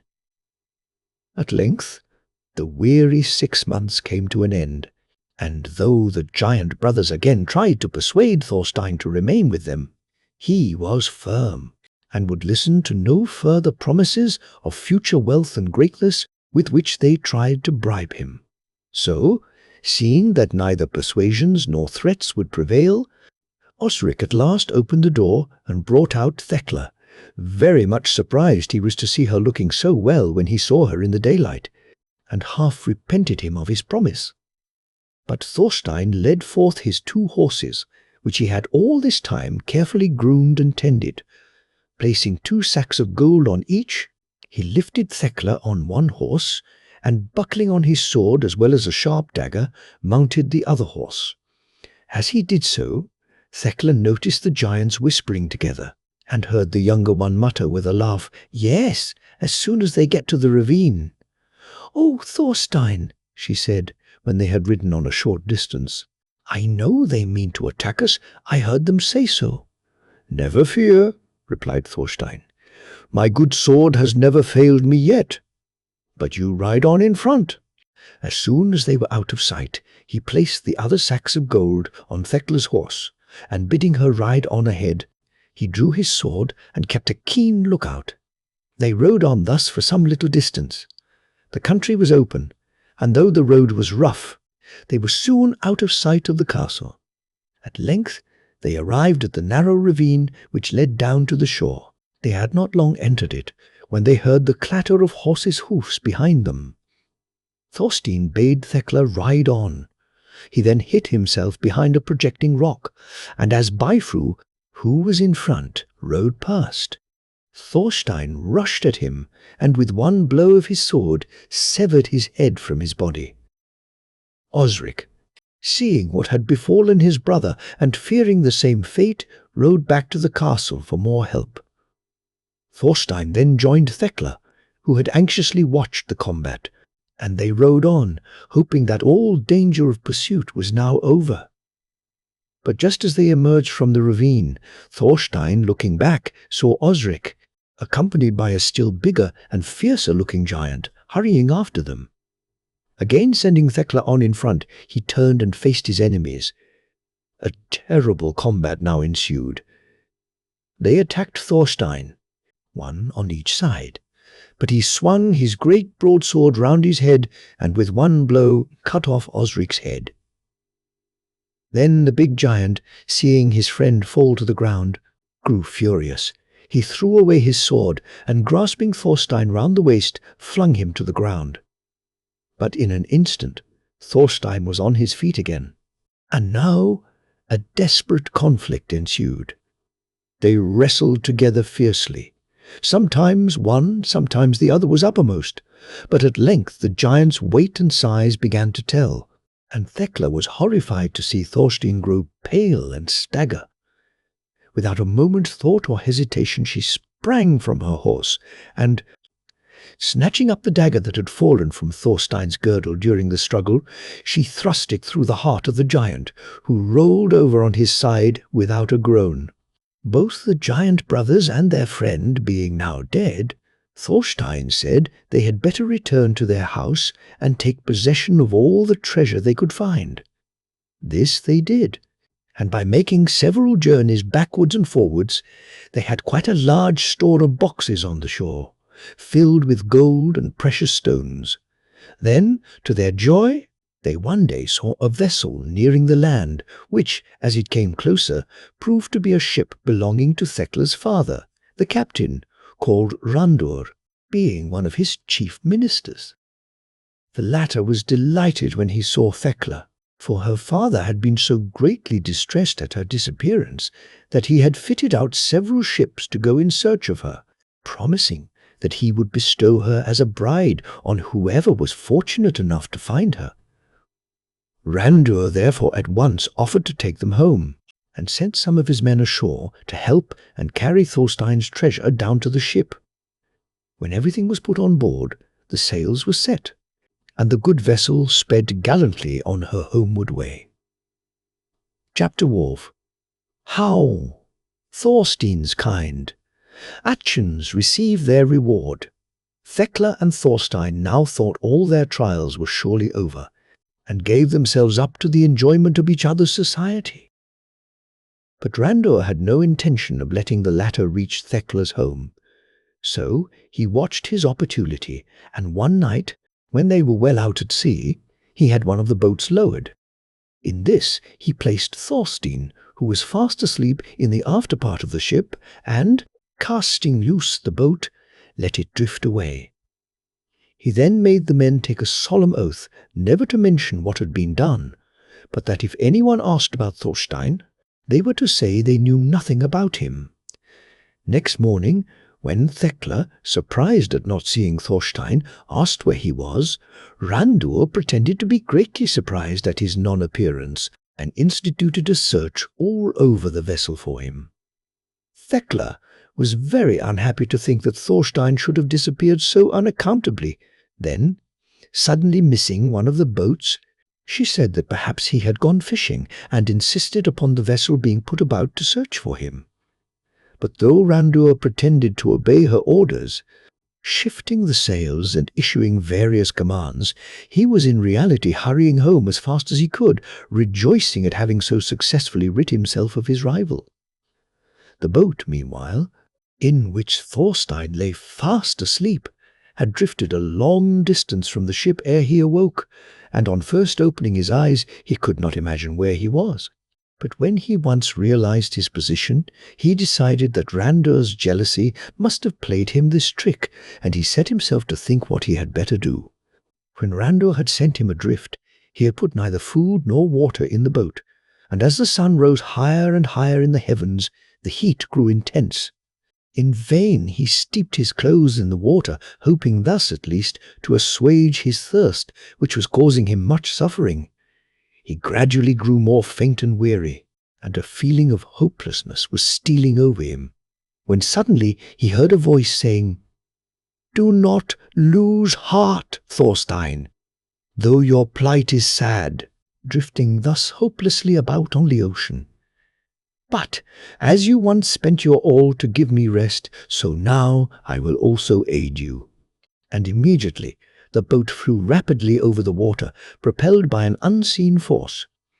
Thorstein's thirst and weariness vanished, and he reached the island where Thekla's father lived, at the same time as the ship in which she was returning, though he landed at a different point. As Thorstein stepped on shore, he again heard the strange voice saying, "I am only repaying what I owe you. For had you not given up all you possessed to the farmer to whom I was in debt, he would never have allowed my bones to rest in peace in the grave. And now I will help you further. This is King Alfhelm's country. Go to the palace, and there offer to look after the king's chestnut horses, of which he is very proud. His late groom was very careless and has been dismissed, so he will engage you. But remember, whatever is found beneath the horses' mangers belongs to you, and you can keep it." So saying, the spirit of the dead man departed, and Thorstein, having thanked him gratefully, at once started off for the king's palace. King Alfhelm, who had been rather at a loss as to whom to entrust with his fine chestnut horses, of which he was very proud, was greatly pleased with Thorstein's appearance, and at once put him in charge of the stable, where Thorstein, to his surprise, saw his own chestnut among the other horses, for Randor, on landing, had given it as a present to the king. But the horse would allow no strange hand to come near it. The moment it saw Thorstein, however, it became gentle as a lamb. The king, meanwhile, was greatly rejoiced at his daughter's safe return, for he had almost given up all hope of ever seeing her again. So he ordered a great feast to be prepared to celebrate her arrival, and believing Randor's tale, that he had rescued the princess from the giants, promised to give him his daughter in marriage. To this, however, Thekla objected. "Rather than wed Randor, I will remain single all my life," she said. This threat so frightened the king, for, having no son, he looked forward to seeing Thekla's children growing up, that he did not urge her any further. Thekla then begged her father to summon the new groom to the great hall that evening, for she had been told that he had travelled a great deal, and it would amuse them all to hear his adventures. So the king, willing to please his daughter, and anxious himself to hear the tale of his adventures, summoned Thorstein to the big hall where the whole court was assembled. And then the whole truth came to light. And when King Alfhelm heard the wickedness and treachery of his minister, he grew so angry that he ordered Randur to be torn to pieces by wild horses. But Thekla and Thorstein both interceded for him, so he was only banished for life from the kingdom. Very soon after, the marriage of Thorstein and the fair princess was celebrated amid general rejoicings. In addition to the treasure they had brought back from the giant's house, Thorstein, on looking under the horses' mangers, found an immense pile of old golden coins, rare ornaments, and precious stones which had been hidden there in ancient war times by some previous kings. After King Alfhelm's death, who lived long enough to see 3 little grandchildren running beside him, Thorstein and Thekla succeeded to the throne. They were both greatly beloved by their people, whose lives they ever studied to make happy. So much so that to this day that period is always spoken of as the reign of the good king and queen. Sigurd. Chapter 1. Sigurd finds a friend in his stepmother. In olden times there lived a king and queen who had an only son called Sigurd. All went happily until the boy was about 10 years old, and then the queen became very ill and died. According to the custom of that land, her body was embalmed and placed on a funeral pile, and there it was watched by the king, who sat day after day beside it in inconsolable grief. Time went on, but he refused to leave the funeral pile, and all the business of the kingdom came to a standstill, for the sovereign gave no heed to what went on around him, and the courtiers had one and all failed to influence him. At last, one day, he raised his eyes from the ground and looked towards the great pine forest that stretched away as far as you could see round the palace. And there, under the trees, coming towards him, he saw a most beautiful woman, her tall figure clothed in costly black robes. "Who are you?" he asked as she drew near.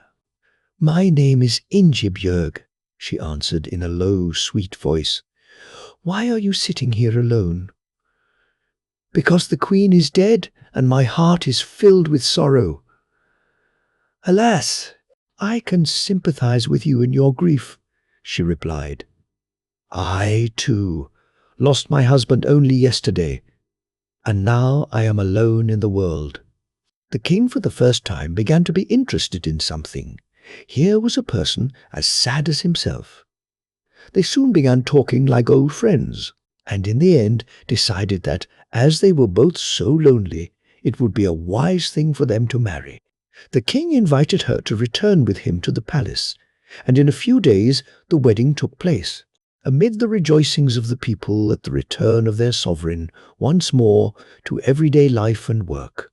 Under the wise influence of Ingibjorg, the king soon regained his usual health and spirits. He began to take up the neglected affairs of the kingdom, and rode out constantly, hunting and fishing, attended by his court. And Sigurd? In his stepmother, the boy found a true friend, who cared for him with a real mother's love, and made his life full of sunshine.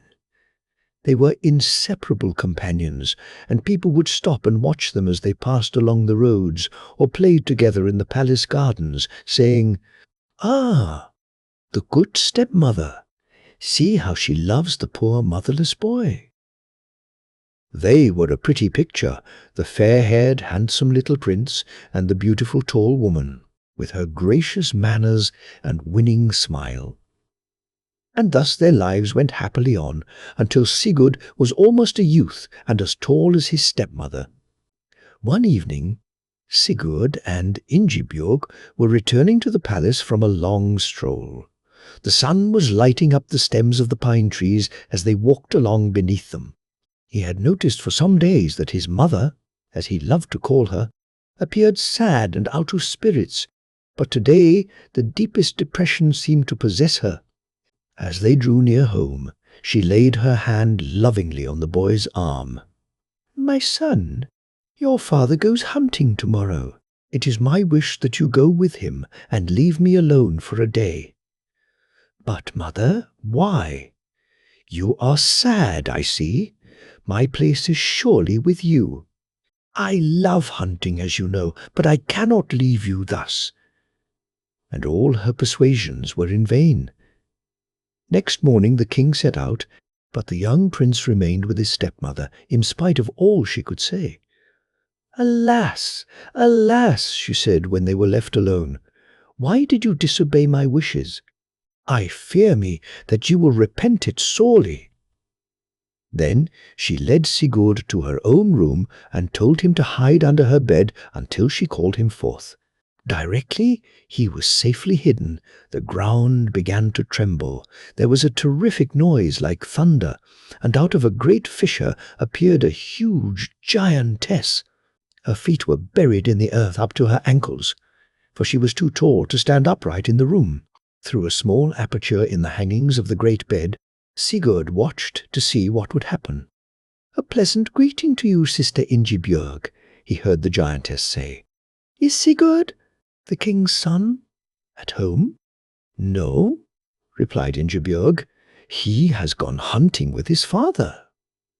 Then the queen spread the table for her terrible giant sister with rich and dainty dishes. When the meal was at an end, the giantess said, "I thank you for the nicest food and the best drink of mead that I have yet tasted. Is Sigurd, the king's son, at home?" Again, Ingibjorg said no. So the giantess took leave of her and departed. The floor closed up, and all was quiet once more. Then the queen called Sigurd, embraced him with the greatest affection, and, after a short time, regained her usual cheerfulness. When the king returned in the evening from the chase, neither the queen nor Sigurd told him what had happened during his absence. The next morning he declared his intention of going out hunting in a still further part of the kingdom. And once more Ingibjorg tried to persuade the boy to go with his father. Her persuasions were useless. He was more than ever determined to stay with her, hoping, in some unforeseen way, that he might be of use. For that there was some dreadful mystery about the giantess, he was sure.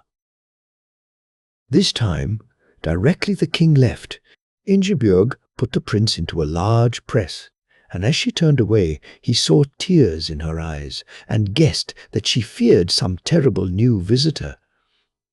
And he was right. Hardly had she closed the door when the noises of yesterday were renewed. The ground quaked, and a still greater giantess appeared, her feet buried in the floor up to her knees, to allow of her entering the room. "A pleasant greeting to you, Sister Ingibjorg," she cried. "Is Sigurd, the king's son, at home?" "No," said Ingibjorg.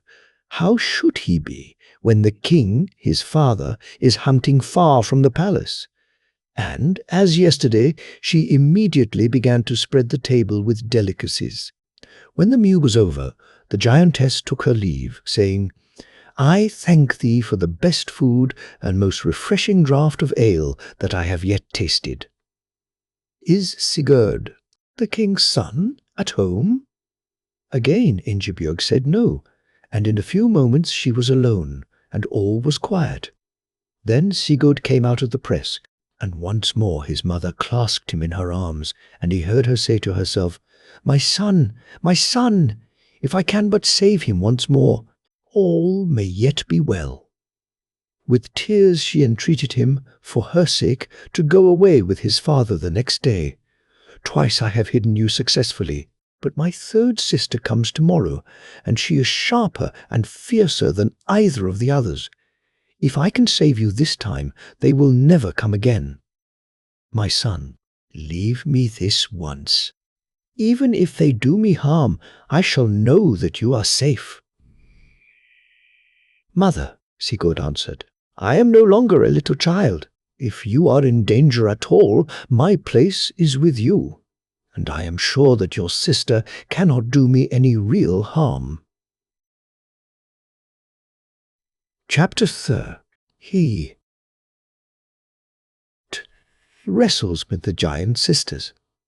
All that evening she tried her utmost to alter his decision, and also the next morning, for now the day had come, and brought with it a presage of evil. But nothing would move Sigurd. Directly the king had ridden forth, Ingibjorg concealed the prince behind some thick hangings on the wall.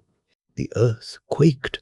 Terrible noises were heard, and a gigantic woman appeared, fiercer and stronger than either of the others, and so huge that only half her body rose out of the floor. "A pleasant greeting to you, Sister Ingibjorg," she cried in a harsh, terrible voice. "Is Sigurd, the king's son, at home?" "No," replied Ingibjorg in a faltering voice. "He is hunting with his father in the woods." "I see you lie," roared the giantess. "The boy is here." And she seized the queen and began to shake her violently. But as Ingibjorg continued to protest that the prince was not at home, she relaxed her hold, and the table was spread as usual with beautiful dishes. When the meal was ended, the giantess rose. "I thank you for the best meal I have ever tasted," she said. "Is Sigurd, the king's son, at home?" "No," replied Ingibjorg. "Have I not already answered you?" "Aha!" cried the giantess, her wicked, malicious laugh making the rafters ring. "Then if he be so far away, my words can do him no harm. But should he be within hearing, I decree that half of his body shall wither up, and he shall never recover until he has sought and found me. And you, my sister, be thankful if a worse fate does not overtake you." And, with another peal of mocking laughter, she disappeared. Trembling from head to foot, the queen went to find her son. But, alas! When she led him forth from his hiding-place, the curse had fallen upon him, and his left side was shrunk and withered. "Sigurd! Sigurd!" she cried, holding him close and weeping bitterly. "See what has happened, because you would not leave me.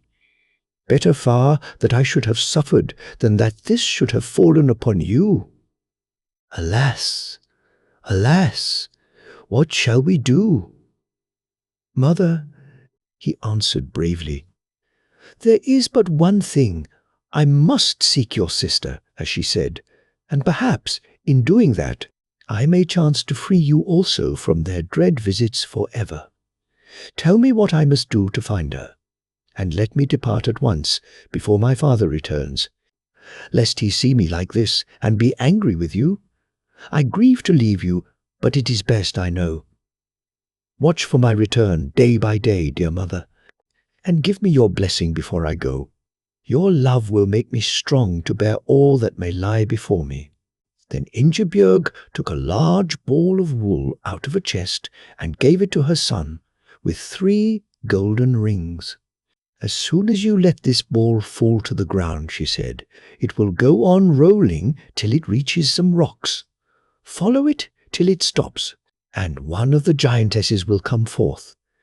Do not lose heart. Do whatever she wishes you to. She will draw you up onto the rock where she stands, and you must salute her and present her with the smallest ring. When she sees the gold, she will be delighted and will challenge you to wrestle with her. When you get exhausted, she will offer you a drink out of a horn, and I have prayed that the strength of that magic draught will make you the victor in the wrestling match, so that she will allow you to depart next day. My other 2 sisters will behave in the same manner. But be brave and fearless, and remember what I tell you. One thing, dear son, keep ever in your mind, as you love me. If at any time my dog comes suddenly to you, puts his paws on your knees, and looks up at you while tears run down his face, hasten home. Let nothing stay you, for my life will be in danger. Do not forget your stepmother, Ingibjorg." Many times Sigurd embraced the queen before he at length left her on his dangerous journey, and as he looked back for a last farewell, he saw her tall, graceful figure still standing watching him at the entrance of the palace. He knew she was wondering if she should ever see her beloved son again, and his heart was very heavy at leaving her in such grief. Directly he was out of sight of the palace, he threw the ball on the ground and eagerly followed its winding course. Towards sunset he found himself in a wild and rocky region, and at length the ball led him to the foot of a precipitous rock, on the summit of which sat the first giantess. "Ha!" she cried, "this is splendid. Here is Sigurd, the king's son. He shall be my meal tonight. Come up, comrade. Come hither. Thou art not afraid of a woman, I feel sure." With these mocking words she reached down a long boat-hook and drew him up beside her. Sigurd greeted her bravely and presented her with the smallest of the golden rings. When she saw the gold, the giantess was delighted. "Ah, now thou shalt wrestle with me," she cried, and they began. Sigurd fought bravely, and when she saw him getting tired, she gave him a draught of mead, which made him so strong that he came off victor in the end, and she let him go. The next day, bidding her farewell, he again followed the ball till it reached another high rock. There sat the second giantess. She greeted the youth in the same fashion as her sister, pulled him up beside her, and was so delighted at the gift of the ring that she too offered to wrestle with Sigurd for the victory before making her meal off him. Again, as he got exhausted, he was offered a drink of mead from a huge horn, and was able to throw his opponent to the ground with one hand. On the third day, Sigurd rose with a lighter heart, only one more foe to meet, and then the victory would be won, his mother freed from the hateful dominion of her sisters, and he himself restored to his usual appearance. As he looked at his withered arm and leg, he vowed to use every effort to become victor. Chapter 3. His meeting with Helga.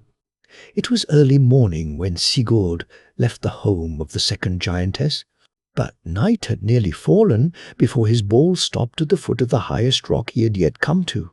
On the summit stood the huge figure he had last seen on that fatal day at the palace. Her head seemed to touch the clouds, and a terrible smile played on her lips as she looked down at the prince. "Aha! So you have followed me, as I said. Up, comrade, up! You shall have your wish, and see how you like a contest with me in person." But Sigurd's heart did not fail him.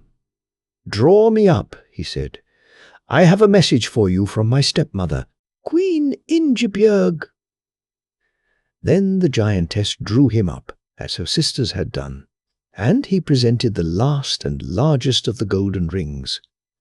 This pleased her immensely, and she proposed that they should at once wrestle for the victory, without waiting any longer.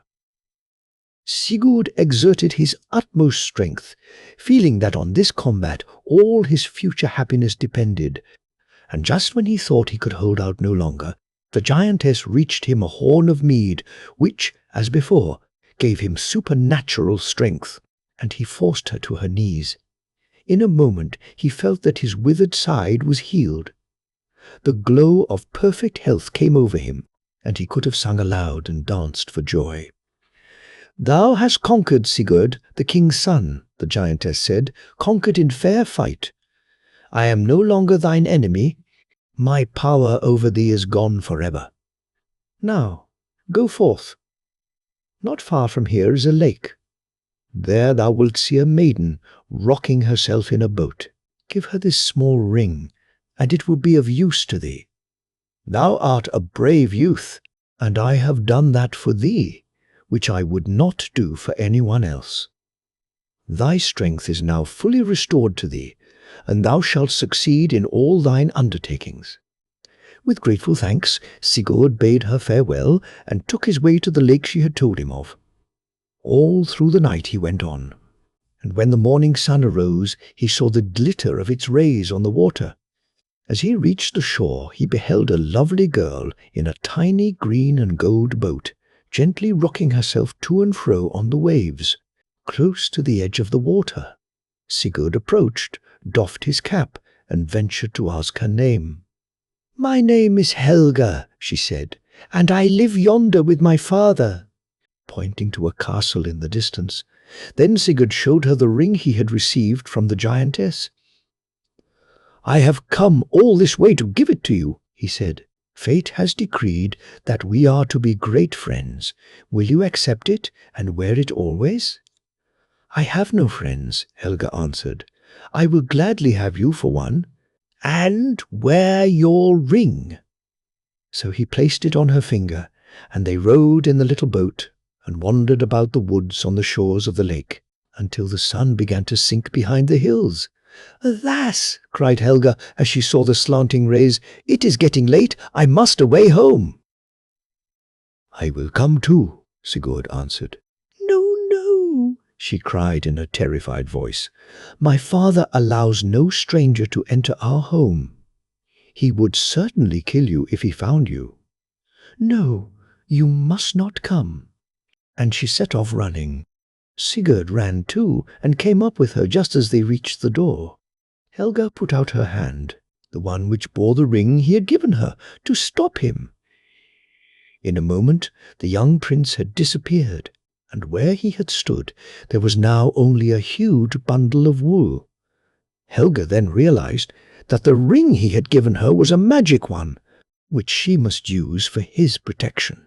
She at once lifted up the bundle of wool in her arms, carried it into the castle hall, and threw it up on a high shelf. At that instant her father came striding in. He was a giant of great size. Taking no notice of his daughter, he began searching in all the corners, and finding nothing, cried out in an angry voice, "Where has he gone?" "What was that I saw you carrying, child?" "Only a bundle of wool, father," Helga answered, as fearlessly as she could. "Ah, it must have been that, but I thought I saw someone with you," he muttered, and soon after retired to his room. The next morning, when Helga went out as usual, she carried the bundle of wool with her, and when she reached the boat, she touched it with her ring, and Sigurd regained his natural form. They rowed to a more distant part of the lake and spent another happy day together. Sigurd told Helga all about his stepmother and his love for her. "I owe everything to her kindness," he said, "and I shall never be really happy till I have finished this journey and returned to her. Even when I am with you, I dread lest evil may have overtaken her in my absence. But the giantess sent me here for some end, which I must wait to perform. My mother is the most beautiful woman I have ever seen, except you." Helga, in her turn, told him of her lonely life with her fierce old father, and of how she had always longed to have someone of her own age as a companion. "But what shall I do when I am left alone again?" she asked, with tears in her eyes. "Be comforted," Sigurd said, as he took her hand in his. "I must return to my stepmother, but I will come again, and take you away with me to my own home." As they returned, Helga said, "Tomorrow we shall have more freedom, for my father goes to a great gathering of giants, and I will show you over the castle in his absence." When they reached the house, Helga touched him with her ring, and once again Sigurd became a bundle of wool, and passed the night on a shelf in the hall. Next morning, almost at break of day, Helga's father departed, and Sigurd was enabled to resume his natural form at once. They walked and talked for some time, and then Sigurd reminded Helga of her promise to show him over the castle. She produced a huge bunch of keys, and together they passed through room after room, each one more beautiful than the last. "And what is that key for?" asked the prince, pointing to a very strange one, which Helga had not yet used. "That is my father's secret room. The key is of a different pattern to all the others." "It is, indeed. But surely you will not refuse to let me see that room also?" And as he spoke, they passed to a door strongly studded with great iron nails. He entreated Helga not to refuse his request. "This, I am sure, is the door." "Yes, you are right. But if I open the door, you must only just peep in, for I myself am terrified to go inside." "Nothing can hurt you while you are with me," Sigurd said, placing his arm round her, and, with trembling fingers, Helga fitted the key into the massive lock and opened the door a couple of inches. But Sigurd pushed it wide open and boldly stood in the doorway. There he saw a magnificent horse, richly caparisoned, eating golden hay, while, suspended to the rafters above its head, hung a sword sheathed in gold, with these words engraved on the hilt: "Whoever mounts this horse and is armed with this sword, good luck will ride with him." Sigurd entreated Helga to let him ride the horse once round the castle, and to carry the sword in his hand. At first Helga would not hear of it. Something terrible would happen, she felt sure. But the young prince pleaded so irresistibly that at last he won her reluctant consent. The horse, she told him, was called Gullfaxi, the Golden Mane, the sword Gunfuden, Fighting Blade. Chapter 4. His escape on the wonderful horse Gullfaxi. Sigurd led the beautiful steed outside the castle, took down the sword, and had just mounted, when Helga came running to him with something in her hand. "Here, I give you a green branch, a stone, and a stick," she said, "else I fear that you may get into trouble. Listen carefully to what I tell you. If, when you are mounted on the horse, an enemy should follow you and threaten to take your life, you have only to throw down the green branch as you ride along, and immediately a dense forest will grow up behind you. Should the enemy still attempt to follow, you have only to strike the stick on the white stone, and a terrible hailstorm will kill all who come after you." As she finished speaking, and Sigurd gathered up the reins to start off, Helga gave a cry of terror. Striding over the brow of the hill, she saw the huge form of her father. "Fly, fly," she said. "Use the steed for your own protection. It is your only chance of life. Save yourself for my sake." Raising his cap in farewell to his young hostess, Sigurd set spurs to Gullfaxi, and as the noble animal put forth his full speed, the prince turned in the saddle and shook his fist at the angry giant. Without staying to question his daughter, the giant strode after his horse, breathing out threats of vengeance. At first he could only just keep them in sight, but, with his gigantic strides, he soon began to gain upon them when the ground grew rocky and hilly. Then Sigurd threw down Helga's green branch, and immediately a thick forest rose between him and his enemy. But the giant seized his axe and began with mighty strokes to hew his way through the wood. Crash went trees and bushes, crash, crash, to right and to left. And when Sigurd looked back a second time, the giant was through the forest and close behind him. Then Sigurd touched the white stone with his stick, and immediately such a terrible hailstorm broke loose behind him that the giant was killed on the spot, while Sigurd rode on in bright sunshine. The giant dead, Sigurd thought he would return and fetch Helga. But while he was debating which road to take, he saw his stepmother's dog running towards him. The dog was dusty and footsore, and whined piteously as he drew near. Sigurd dismounted and went to meet him. The dog put his paws upon the prince's knee and looked up at him with tears running down his face. Then Sigurd's heart was very heavy, for he knew misfortune was threatening his beloved stepmother. He leapt onto his horse and rode at full speed, taking no rest, either by day or night, till at length he came out of the thick pine woods and saw the palace before him. In the courtyard a great crowd was assembled, and there, fastened to a stake and surrounded by huge faggots, he saw the graceful figure of his stepmother. "Here is Sigurd, Sigurd, the king's lost son," he heard voices say, as if in a dream, as he galloped furiously on. He, however, saw nothing but the beautiful pale face of the queen as he leaped from his horse and pushed his way through the crowd, sword in hand. He cut the bands with which Ingibjorg was fastened, scattered the guards, and carried her into the palace to his father's room. There he found the king lying on his couch, sick unto death for grief at the loss of his son. "My father," Sigurd cried, as he stood before him with his arm round his stepmother, "what is this that has been done? Why has my mother been treated thus in my absence?" "My son," his father cried, hardly believing that he saw him alive and well before him, "where hast thou been? The people declared the queen had taken thy life, and she was therefore condemned to death, while I was too ill to save her from their vengeance.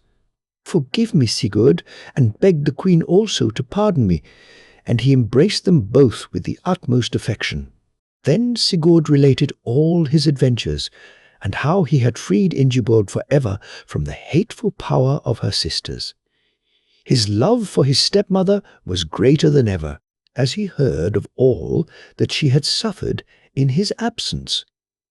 He was not happy now when she was out of his sight, and he tried in every way to make up to her for what had passed. He told her, too, of Helga in the castle by the lake, and when she was quite restored to health, he set out, with her blessing and that of his father, to fetch the maiden to his home, as he had promised. Helga was rejoiced to see Sigurd again, for she had watched for him day by day. They brought away all the treasures of the castle, and in a short time there was a magnificent wedding between Helga and Sigurd, the marriage feast lasting a whole month. When the king died, Sigurd and Helga came to the throne, and, guided by the wise counsels of Ingibjorg, the kingdom became renowned far and near for its good rule and the happiness of its people.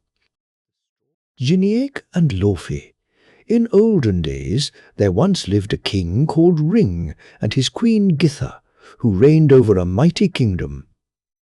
They had 2 children, a son and a daughter, who were both almost grown up when my story begins.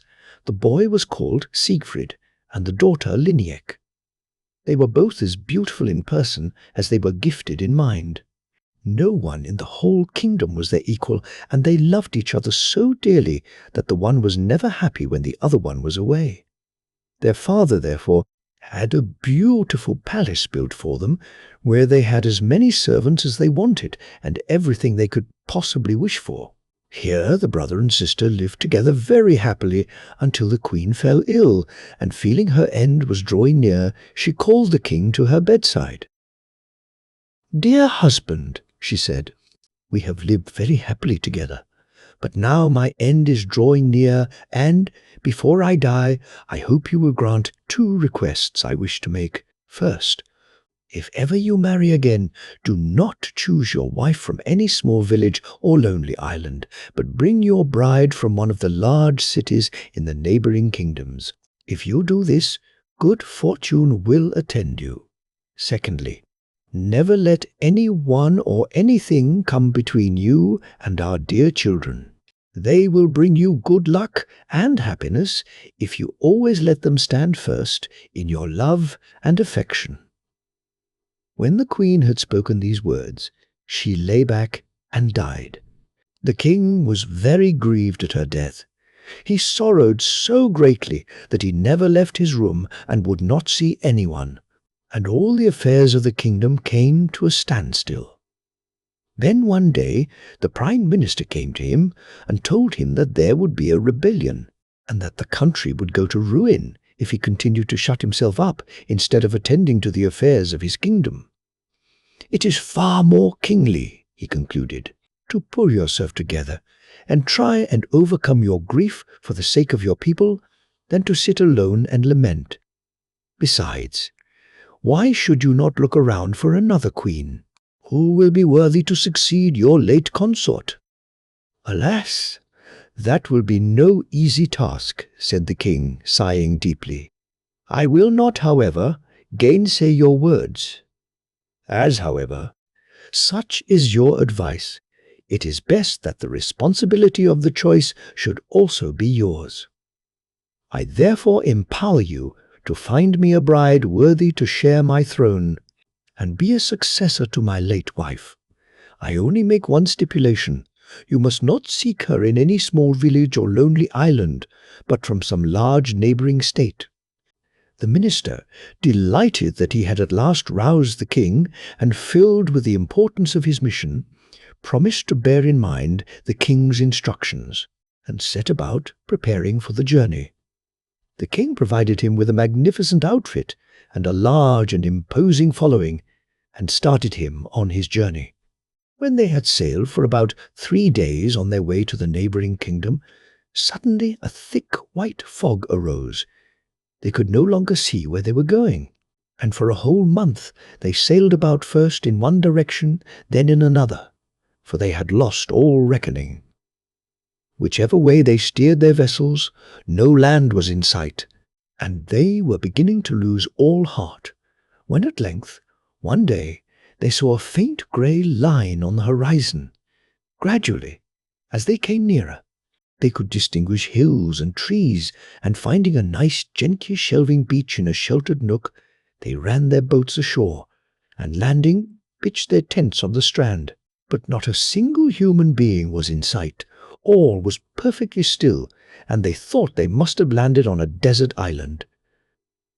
While the men, tired with their exertions, were resting, the minister decided to go on a little way inland and explore. And as the sun was now very hot, for it was about midday, he bent his steps towards a forest he saw some little way ahead. He had not gone very long in that direction when he suddenly heard a harp being played. Following the sound, he came to an open glade, and there, sitting on a fallen tree, he saw a beautiful woman, so grand, so stately. He thought he had never before seen anyone so enchanting. Her playing on the harp was so perfect that it was happiness only to listen to her, while at her feet sat the loveliest maiden he had ever seen, whose sweet voice accompanied the harpist. The Prime Minister doffed his hat and bowed courteously to the lady, who, on seeing him approach, rose and returned his greeting with much friendliness, asking him where he was going and what was the object of his journey. The minister, quite charmed with her kindness, told her the purpose of his coming. "How strange," said the lady, "for almost the same thing has happened to me. I, too, have lost my husband. He was one of the great kings who reigned on this continent, but, alas! One sad day the Vikings came, they overran the whole land, killed my husband, and took possession of this country. It was only with great difficulty, and not without much danger, that I managed to escape with this maiden, who is my daughter." When the girl heard this, she said softly, "Is that the truth you are speaking?" A sharp slap on the ear, while the minister was looking at the harp, rewarded the girl's speech. "Don't forget what I told you," muttered the lady. The Prime Minister, who had not noticed anything, now asked the lady what her name was, and whether he could do anything for her. "I am called Blover," she replied, "and my daughter's name is Laufey." Then the minister sat down beside her and began to talk to her, finding her very clever and well-informed, and feeling that if he went further he might fare worse. He thought he could not do better than secure so wise and beautiful a wife for the king, so he made proposals for her hand in his master's name. His embassy seemed very welcome to Blover, who said she would be quite willing to accompany him, and that there need be no delay, for I have all my treasures here with me, and shall not require any attendance beyond my daughter Laufey. And so, without loss of time, the minister conducted Blova and Laufey to the shore. The tents were struck, and the whole party having got on board again, the sails were set, and the ships turned homeward. The dense fog which had accompanied them was now quite dispersed, and they saw that they had landed on a small rocky island. But all were too delighted at the thoughts of the homeward journey to take any notice of this. A fine fresh wind drove the vessels merrily along, and after 6 days' delightful sailing they came in sight of land, and soon recognized the great high towers of the king's castle. Then the anchors were dropped, and they speedily began to disembark, the minister at once sending a message to King Ring to announce their arrival. The king was delighted to hear that his minister had been so successful. He at once put on his grandest robes of state, and, accompanied by his chief ministers and all the principal courtiers, equally richly attired, he proceeded down to the shore to receive and welcome his bride. He had only gone halfway when he met his prime minister, leading 2 beautiful women by the hand. Both were richly dressed in gold-embroidered robes and decked with rare jewels. When King Ring saw all this richness and beauty, he was delighted beyond measure. And when he was told that the elder and the most beautiful of the 2 was his destined bride, he thought himself the most fortunate of kings.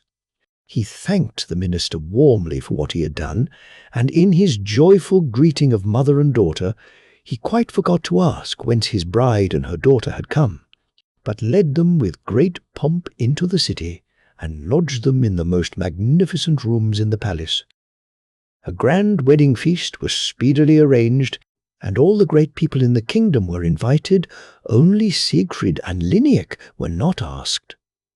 The king was so engrossed with his beautiful bride, sitting beside her and talking to her, that he had completely forgotten them.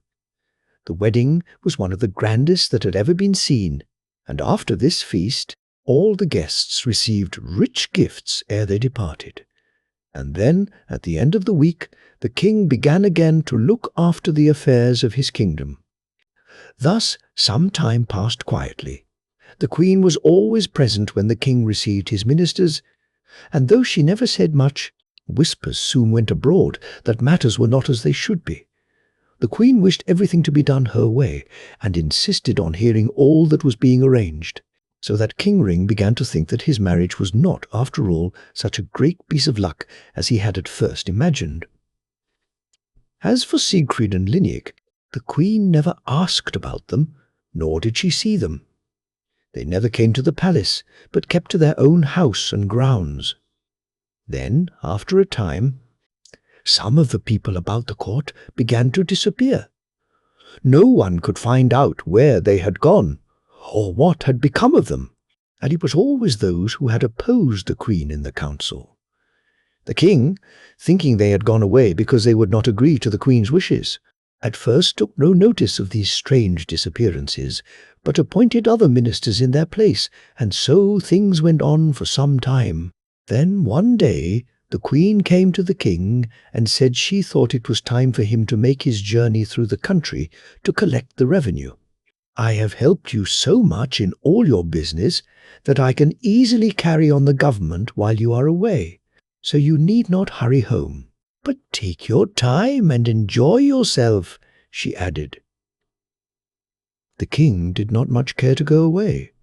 He was getting old, and thought his prime minister might well have gone in his stead, but he was falling each day more under the queen's rule. She was the one who settled and decided everything, and if anyone ventured to oppose her, they were made to rue it. The king therefore fitted out his ships for the journey, but he was very sorrowful and sad at heart. When everything was ready for him to start, he went to the house of his 2 children, where of late he had seldom been.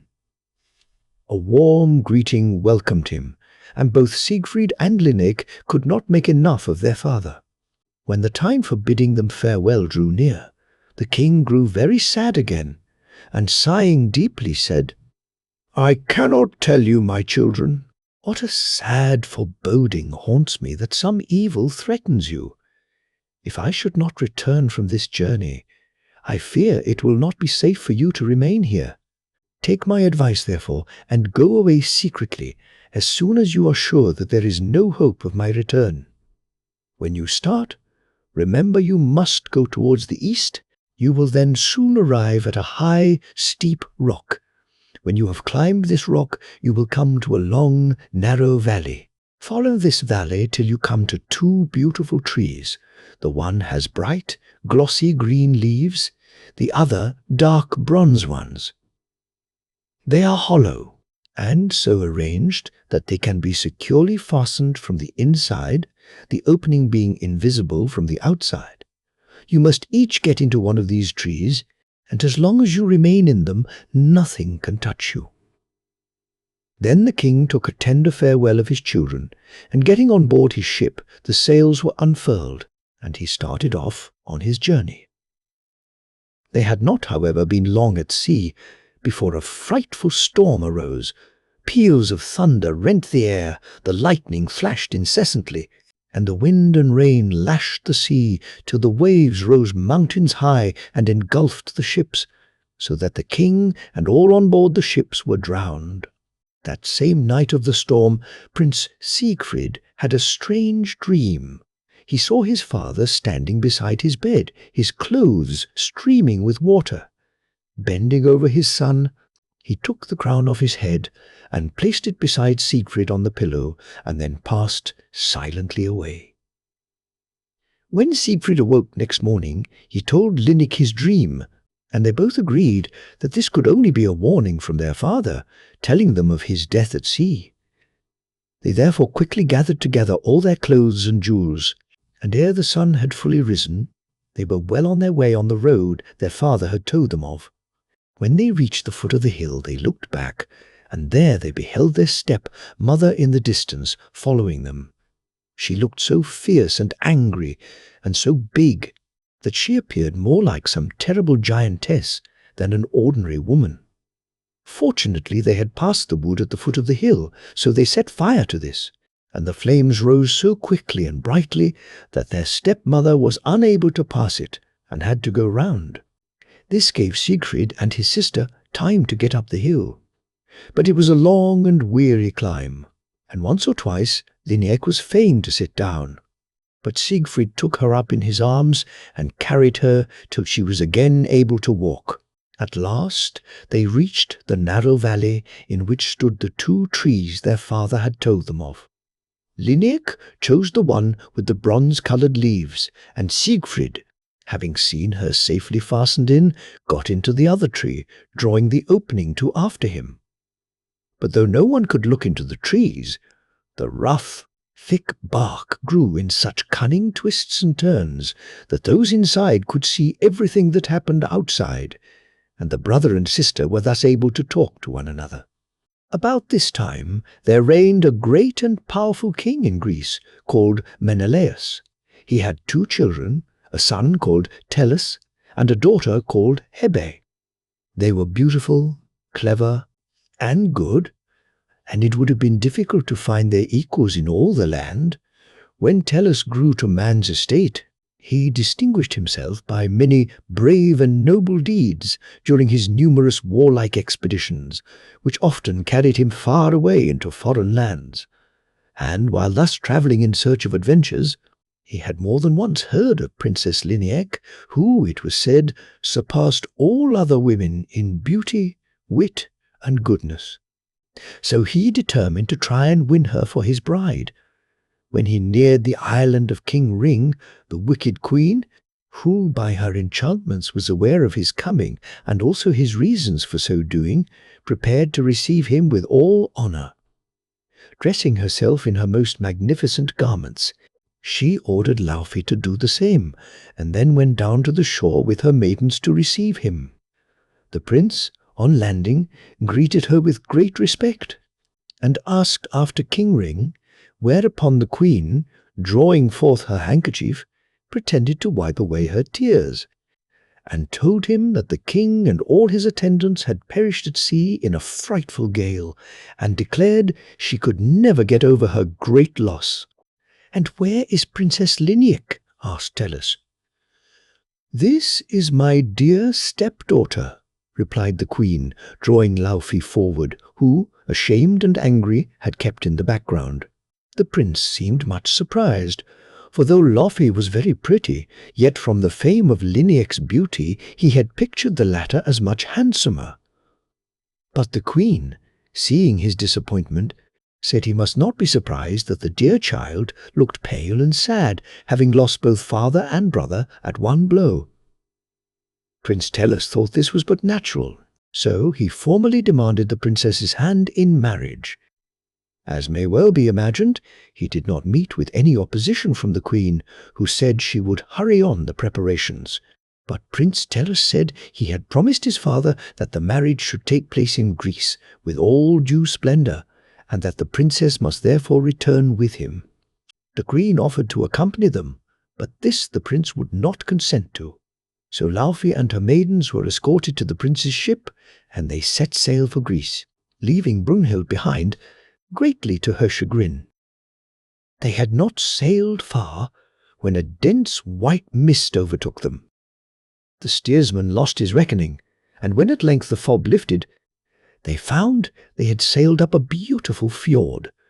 The mountains with their snowy tops rose steeply on each side at the entrance, but as they got further in, the fjord widened, and grassy slopes shelved down to the golden sands.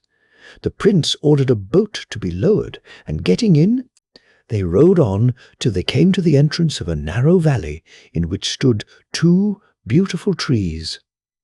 The prince landed to look at them. He had never seen anything like them before, and nothing would satisfy him but to have them cut down and carried on board his ship to take back to Greece. No sooner were they brought on board than the fog lifted. The sails were immediately unfurled, and the homeward journey was speedily effected. On his arrival, Prince Tellus at once led Laufey to the palace, where she was received with all honor. He gave her up his own magnificent rooms, which looked on the court where the great fountains played, and the beautiful doves circled amid the fruit and flower-laden trees and shrubs. Here Laufey was to spend her days, while at night she retired to the women's apartments under the care of the queen. The 2 beautiful trees, however, Prince Tellus declared he could not part from, so he had them placed in his room, one at the head and the other at the foot of his couch. Meanwhile, the preparations for the wedding went on apace.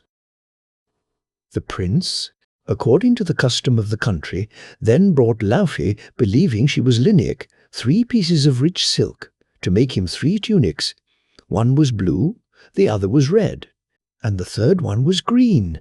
She was to make up the blue one first, then the red one, and last of all the green one, which was to surpass both the others in richness and beauty of design. "For," added the prince, "the green one is the one I shall wear on our wedding day." Laufey took the 3 bits of stuff, and the prince departed. But no sooner had he closed the door than, sitting down on the couch between the 2 trees, she burst into tears. Oh, what was she to do? Brunhild had never taught Laufey anything, but just let her grow up as she would, so how could she, who had never had a needle in her hand, make up or embroider these beautiful stuffs? And if the prince discovered how ignorant she was, would he not send her away with scorn and laughter, or perhaps even have her put to death for her deception? And the poor girl sobbed and cried as if her heart would break. Now, as has already been mentioned, Siegfried and Lineik were inside the 2 beautiful trees. They could therefore see all that passed in the prince's chamber, and when they heard poor Laufey's lamentations, Siegfried was so touched at sight of the girl's tears that he said to his sister, "Sister Lineik, Laufey weeps. Oh, have pity on her, and assist her with her task." Then Lineik replied, "Hast thou forgotten, O brother, all Brunhild's wicked deeds, and how she endeavoured to kill both you and me?" But after a while Lineik consented, and creeping forth from her tree, greatly to Laufey's surprise, she told her who she was and how she came there. Then, sitting down beside her, helped her so effectually with her skilful fingers that the tunic was soon completed, greatly to Laufey's delight. Lineik crept back into her tree, and when Prince Tellus appeared, she showed him the garment. "I have never seen so prettily worked a tunic," he said, greatly pleased. "Now take the piece of red silk, and let that be as much more finely embroidered as the stuff itself is richer." But when Laufey found herself confronted with this fresh piece of work, all her courage fled. How could she carry out the prince's wishes? And she began to cry. Then Siegfried again called to his sister. "Sister Lineik, Laufey weeps. Oh, have pity on her, and assist her with her task." And again Lineik answered, "Hast thou forgotten, O brother, Brunhild's wicked deeds, and how she used all endeavours to kill both you and me?" Nevertheless, after a while, she again consented to help Laufey, and leaving her tree, she sat down beside her, cut out and made up the red tunic, devoting even more care and skill than on the first one. All the seams were embroidered in gold thread, and precious stones bordered the neck and skirt. When it was ready, she gave it to Laufey, while she herself slipped back into her tree. Prince Tellus was greatly pleased when he saw the second tunic.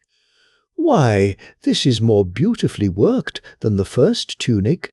I can hardly imagine how you have done it without anyone to help you. Now you must make the third and last tunic. I will give you 3 days to finish it, and remember that this tunic must surpass both the others in beauty of design and richness of embroidery, for I shall wear it on our wedding day." After the prince had gone, Laufey sat down on the couch and felt very sad. How could she hope that Lineik would again help her?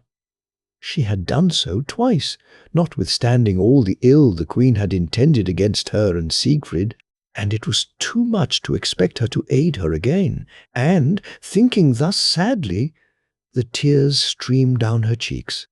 But Prince Siegfried was so touched by the poor girl's grief that he again said to his sister, "Lineik, sister, Laufey weeps. Oh, have pity on her, and assist her with her task." And again Lineik replied, "Hast thou forgotten, O brother, all Brunhild's wicked deeds, and how she used all her arts to kill both you and me?" Nevertheless, after a while, she again consented to help Laufey, and leaving her tree, she sat down beside her, and with her deft, clever fingers the work made rapid progress, and seemed to grow under her hands. This time she spent even more care and skill on the garment, and when, on the 3rd day, it was finished, there was hardly any portion of the original stuff visible, so thickly was it covered with rich gold and silver scrolls and flowers, starred with rare and precious stones. Lineik and Laufey were so occupied admiring their work, as they sat together on the couch, that they did not hear the lifting of the curtain behind them, as Prince Tellus suddenly entered the room. Lineik, with a cry, started up hastily and was about to slip back into her tree, but the prince sprang after her, and taking hold of both her hands, led her back to the couch, where Laufey sat in fear and trembling. "I have long had my suspicions that some mystery was at work here," he then said, and, seating himself between the two girls, he continued, "Nay, do not fear me, but," turning to Lineik, "tell me your name, and who you are, and how you came here." So Lineik told him who she was, and all about her home, and how she and her brother Siegfried had come in his ship. And as he sat and listened to her, Prince Tellus thought he had never seen anyone so beautiful and clever as Lineik. She was just like what he had always pictured her to himself. Then, casting an angry glance at Laufey, he told her she deserved to be put to death for her deception of him. Then Laufey threw herself on her knees before him, and prayed for forgiveness, in which Lineik joined most heartily. I only deceived you about the work of the tunics," continued Laufey, "for Lineik forbade me to say who had really worked them. You may remember that I never said I was Princess Lineik. It was Queen Brunhild, my mother, as she called herself, who thus deceived you." And while they were thus talking, Prince Sigurd came forth from his tree, whereupon there were fresh explanations and much rejoicing that the mystery was explained. And Prince Tellus lost no time in claiming the hand of the rightful Princess Lineik. But Lineik said she could not promise to marry anyone till her wicked stepmother, who had wrought such ill to everyone, was driven forth from the kingdom she had usurped. And now Laufey had a wondrous tale to tell. Brunhild was no queen, but a wicked ogress who reigned over the lonely island where the Prime Minister had found her. There she had lived in a huge cave, together with other giants and ogres. "I also am a king's daughter," continued Laufey, "but Brunhild, with great skill and cunning, stole me away one day when I was playing in the fields with my little companions. She threatened to kill me if I did not obey her in everything, and called me her daughter, for she thought people would then imagine she also came of a kingly race. It was she who killed your father," continued Laufey, turning to Sigurd, "and all those people at your court who disappeared so mysteriously were eaten by her at night, for all ogres love human flesh. Her object was to get rid of all your chief people, and then bring over her friends the giants from the stony island, so that they might all live in your rich and fruitful kingdom." When they had heard this tale, Siegfried said he must at once return home and save his country from the giants. Prince Tellus declared he would accompany him, for it was an adventure quite after his own heart. So they got together a large force, and setting sail, a favourable wind speedily brought them to the island, where they landed, and surrounded the castle before Brunhild had even heard of their arrival, for very few people were about, the greater portion having been killed by Brunhild, and the rest having fled and hidden themselves to escape from the wicked queen. So there was but little attempt at defence, and Brunhild was taken prisoner. When she saw that her wicked plans had been discovered, and that there was no hope of escape, she screamed and raved like a mad woman. But her wicked deeds deserved no pardon. She was condemned to death, and her head cut off, after which her body was burnt on a huge funeral pile in the yard of the castle. Then the two princes returned to Greece, and a very gay and splendid double wedding took place, at which all the greatest nobles of the kingdom took part, for on his return, Siegfried, who during the test of the tunics had lost his heart to Laufey, now proposed for her hand. After the festivities were over, he and his fair bride returned to his island, and great were the rejoicings that the kingdom was again under the rule of a just and kind sovereign. He and Laufey reigned long and happily, and visits were often interchanged between them and Prince Tellus and his bride Lineik, who in time became known as the wisest and best among all the rulers of Greece. The Five Brothers. Once upon a time, long years ago, when giants still lived upon the earth, there dwelt an old man and his wife in a small wooden hut, sheltered from the rough winter winds by the tall mountains and rocks that surrounded it. The world would have said they were very poor, but they thought themselves rich, for they had 5 handsome, healthy boys, who were the delight of their eyes. There was only a year's difference in age between the lads, and they were always together. One day, the old couple went to cut grass on a slope some distance off, leaving the boys alone at home.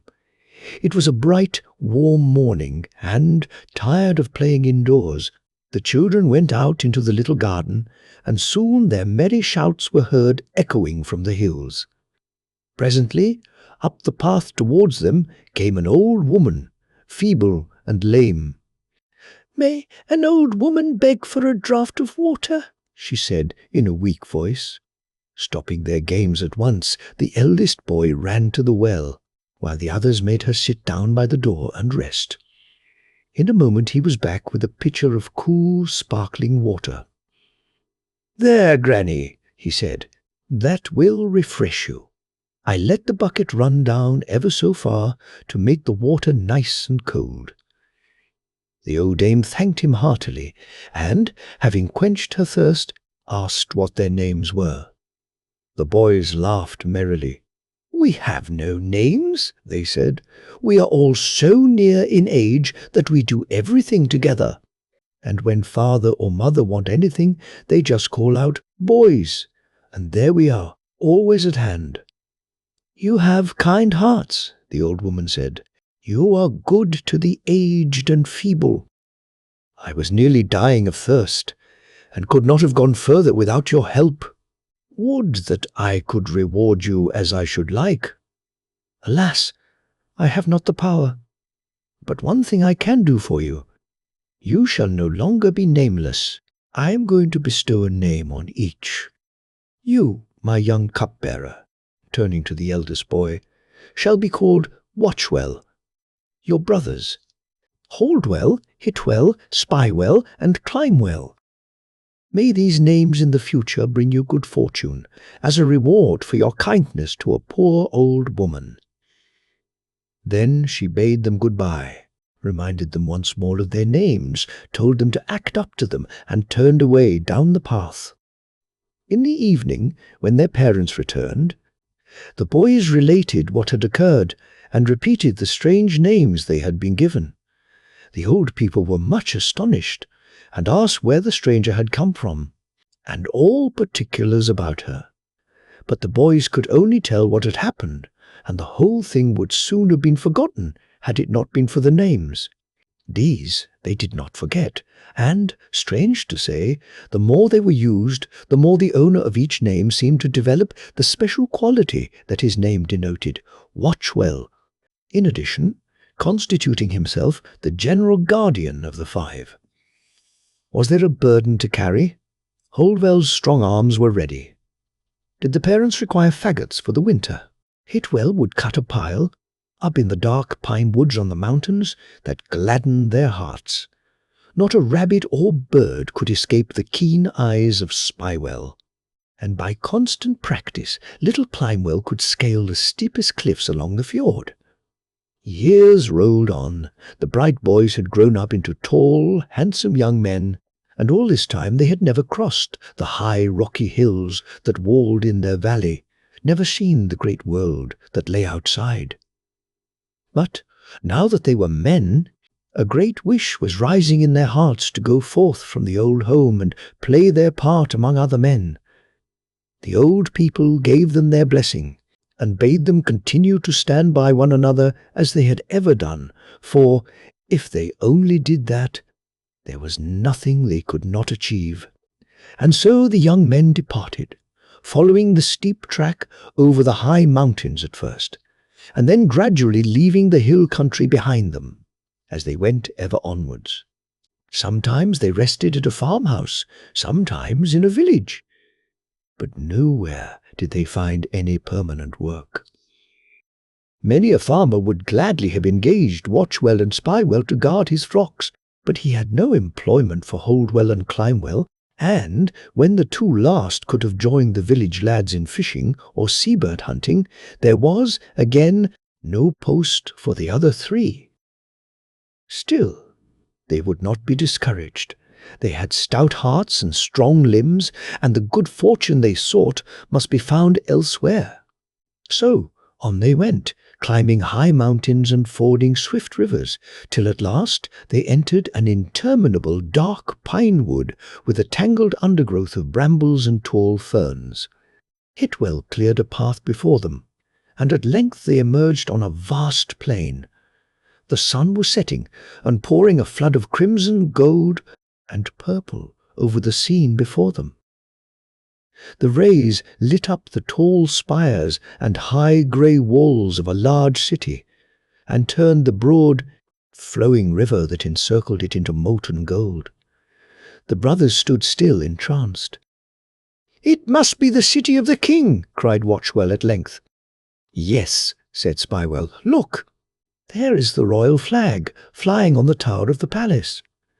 They soon traversed the plain, and as darkness began to fall, they arrived at the great drawbridge over the river, and were directed to the palace by the warder.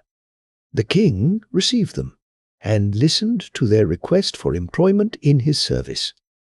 The brothers were such fine, handsome fellows that he was much taken with them as they stood before him. They were very tall, and had bright blue eyes and fair curling hair. He told them that he could give employment to all 5, if they would remain throughout the winter at his court, and watch and guard his daughters at the coming Christmas Eve. "Do not, however, pledge yourselves to stay until you learn the nature of the task that lies before you," he said. "For I have made a vow that the life of the next man who fails in this duty shall be forfeited. Perhaps you 5 brothers, acting together, can be more careful than strangers. Now listen. 2 years ago," he went on, "I had 5 fair daughters, but, alas, the Christmas before last, my golden-haired Elma disappeared mysteriously in the dead of night. Search was made in all directions. No trace of her could be found. Last Christmas Eve, the princess's apartments were carefully watched and guarded. No strangers were admitted. Only old and faithful servants were near them. But when morning came, Irene, my second daughter, was nowhere to be found, nor was there any sign of her captor's footsteps near the window of the room where she slept. I have now made a vow, and I shall keep it, but I also offer a reward. He who defends them faithfully this year shall wed the next eldest princess who would, without his care, have disappeared, and he shall be to me as a son. It will be death or honor. Choose, young men, now, while you are still quite free. We will stay and guard the princesses," they cried with one voice. "It is a task that will call all our qualities into full play. No robber can escape the eyes of Spywell. Holdwell will act up to his name till Climewell and Hitwell reach him. And I," and Watchwell drew himself up proudly, "I will be the one to forfeit my life if we fail." So they remained at the court and became great favourites with the king, who began to feel almost sorry that he had imposed sentence of death on the man who should fail to defend his daughters. He, therefore, determined to do what he could to make them safe, and caused a great tower to be built on to the palace with thick walls and windows very high up, and here the princesses were to sleep on Christmas Eve. And now the time drew near. As usual, great festivities were held for several days. On the last night, when the dancing and merrymaking were all over, the 3 princesses, Frida, Ida, and Maya, were led to the tower by the king, attended by their ladies. As they lay down on the big couch, covered with silken embroideries, he bade them a last good night, and charged the 5 brothers to guard them with their lives. Then he left the tower, double-locking the great iron door that led into the rest of the castle. All was still. The brothers lay down on a rough bench in the antechamber, but the door of the princess's room was wide open, and a lamp was kept burning there. It had been a long and tiring day, and the younger brothers were soon fast asleep. But Watchwell never closed an eye. Wrapped in his long cloak, he leant against the wall and watched. The night drew on. But what was that? He thought he saw a dark shadow slowly approach the window of the princess's room. As he looked, a monstrous hand opened the lattice and stretched out gropingly towards the couch on which the king's daughters lay asleep. Watchwell touched his brothers. In an instant, Holdwell had grasped the mysterious hand so tightly that the owner could not move it, and Hitwell, with one blow of his sword, severed it from the wrist. A terrible, wild cry of pain and baffled anger filled the air, and, looking forth, the brothers saw a fearful giant striding rapidly away from the palace, and shaking his remaining hand threateningly towards the tower. The noise had aroused the king, who was quickly on the spot, while Watchwell and his brothers hurried after the monster. Faster and faster he went, seeing he was pursued, but, though he was speedily out of sight, Spywell's keen eye traced his footsteps all the way. On they went, till at last they came to the foot of a high mountain. Steep and precipitous before them, the sides rose up, no foothold to be seen anywhere. Climewell, however, never hesitated.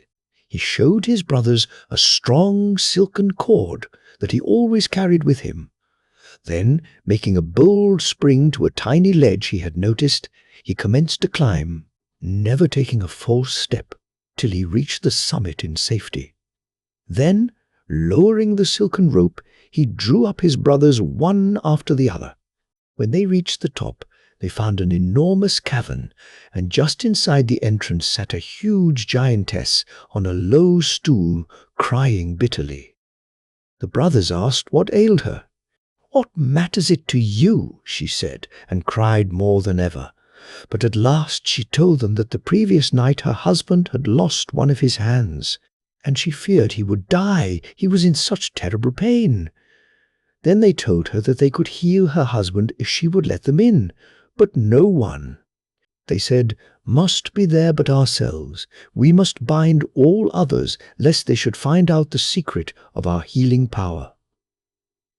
The giantess, who was quite as wicked as her husband, and had hoped to entice these young men, by her pretended grief, into the cavern, so as to provide a dinner for herself and her husband, did not at all like the suggestion of being bound. But she thought, perhaps, they might be able to heal her husband first, so she submitted for the moment, comforting herself with the hope that she could easily break the rope and set herself free when the young men had cured her husband. Holdwell bound her with Climewell's strong silken rope, and then they passed into the inner cavern. The giant was lying on his couch, and gave a howl of rage when he saw them. But, crippled by the loss of his hand, he was no match for the young men, who speedily put an end to him. Then they also killed the wicked giantess, who had quite a heap of human bones beside her, and proceeded to explore the inner cavern. They thought it might, perhaps, contain some hidden treasure. But nothing was to be found, and they were on the point of leaving when Spywell descried a small door cunningly let into the rock. Speedily breaking it open, a subterranean passage was seen, leading to another cavern, and there they discovered the two lost princesses, Elma, very pale and emaciated, whilst Irene, who had not been imprisoned so long, was more rosy and not so thin. The giant had evidently intended securing all 5 princesses before eating them.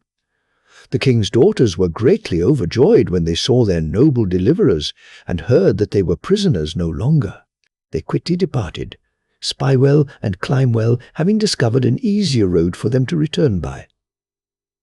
They arrived at the palace as night was falling, and the joy of the king at having his 5 daughters united once more can well be imagined. A great banquet was hastily prepared, and before the assembled nobles and guests he related the brave deeds of Watchwell and his brothers, and announced that he had decided to wed his 5 daughters to the 5 heroes. "It is but right and fitting that men such as these, brave, noble, and true, should reign over this land when I am gone," he said. "And to whom could I more worthily entrust my dear daughters than to those who have saved their lives?" Never was there so magnificent a wedding feast. It lasted a whole month, and the dresses of the 5 princesses were perfect marvels of gold and silver embroidery and precious stones. Then to each brother was appointed a position in the state which would call his special quality into play. They lived long and happily with their respective wives, greatly beloved and honoured by all. And when at length the old king died, Watchwell succeeded to the throne, and his wise and good reign, together with his beautiful and beloved Queen Elma, is still spoken of to this day. Hermod and Hadvor. In the days long ago, there lived a king and queen. They had an only child called Hadvor, who was not only the heiress to the crown, but was also the most beautiful maiden ever seen. Now, the king and queen, having no son of their own, had adopted the child of a friend. The boy was called Hermod. He was about the same age as Hadvor, and equally well skilled in all knowledge that pertains to a young prince. The young people had played together ever since they could remember anything, and the friendship of their childhood only strengthened as they grew older, and they promised to continue true to one another, no matter what might happen. When they were about 18 years old, the good queen sickened, and, feeling that her end was drawing near, she called the king to her bedside. "Dear husband," she said, "I feel I have not long to live. Pray, therefore, grant me the last request I shall ever make you. I know how lonely you will be without me, and I hope, therefore, that you will marry again. But if you do, let it be the good Queen of Hetland, who has lately lost her husband, and who, having no children, will love our dear ones as if they were her own." The king, overwhelmed with grief, promised to do as she wished, and the queen died peacefully. For some time the king could think of nothing but the terrible loss he had sustained. At length, however, wearying of his lonely life, he fitted out a ship and went to sea. After sailing along for some days under brilliant sunshine, one morning a thick fog arose. It grew denser and darker, and the sailors could no longer tell which way they were going when the mist suddenly lifted and they saw land before them. The king ordered a boat to be lowered and was rowed ashore. He then got out alone, telling the men to wait for him. Going quietly along, he presently came to a wood, and the sun being very hot, and the king very tired, he was glad to sit down and rest under the shade of a big oak tree. He had not been long there, however, when he heard music in the distance, and, following the sound, he presently came to a beautiful open glade, and there he saw 3 women. One of them, clad in richly embroidered robes, was seated on a golden stool. She held a harp in her hand, and had evidently been playing, but she looked sad and troubled. Beside her, seated on a lower stool, was a young girl, also handsomely dressed, though not so richly as the elder women, and behind them stood another girl, also good-looking, but very plainly dressed, with a green cloak thrown round her. She evidently was the servant of the other 2. After gazing at the women for a few moments, the king stepped forward and saluted them respectfully. The lady seated on the golden stool, having returned his greeting, asked him who he was and where he was going. "Alas," said the king, "I have lost my dear queen, and now, in accordance with her last wish, I am on my way to Hetland to ask the widowed queen of that country to become my wife." "O king," replied the lady, "how wonderful is the hand of fate! I am the queen you are in search of. Hetland has been overrun by Vikings, who burned and destroyed everything they did not carry off, and it was only by a miracle that I managed to escape with my daughter and my attendant here." When the king heard this, he hesitated no longer, but at once offered to take her back as his bride.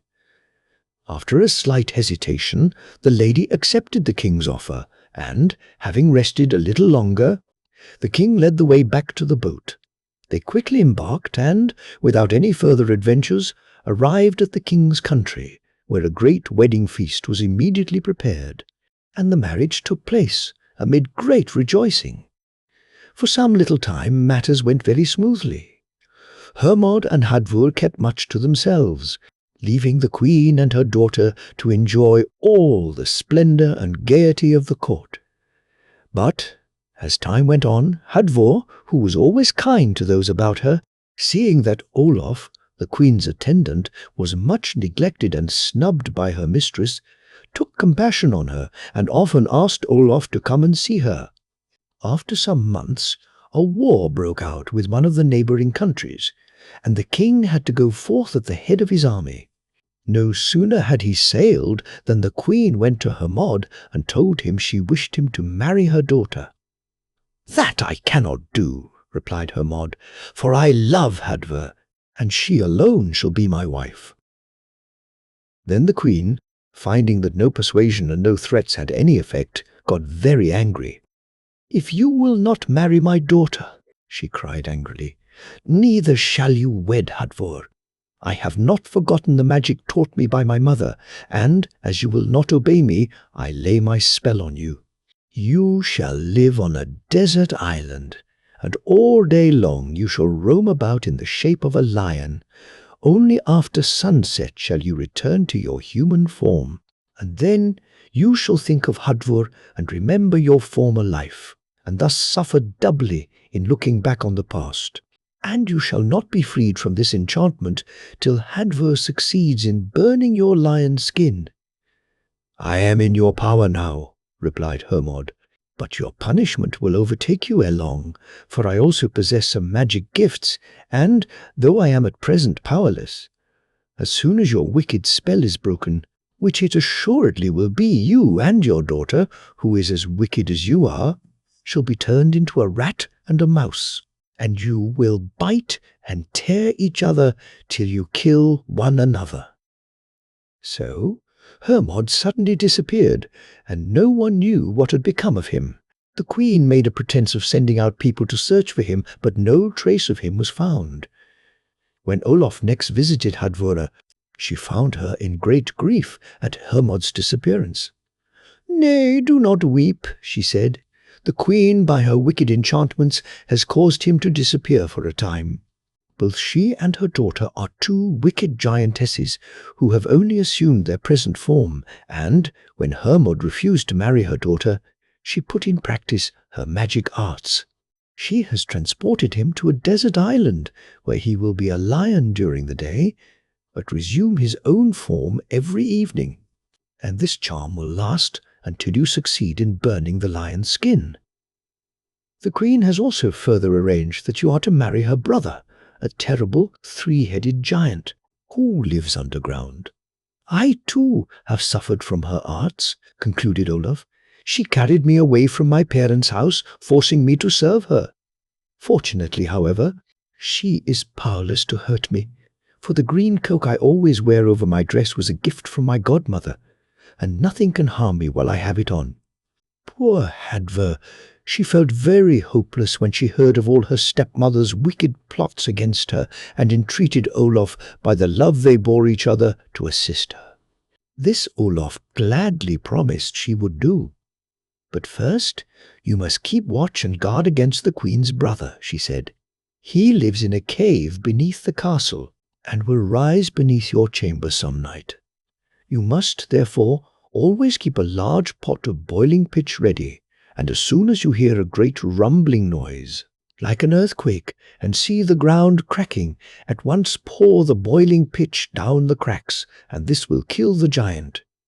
It is the only thing that can hurt him." About this time, the king returned home from the wars, and was greatly distressed at Hermod's disappearance.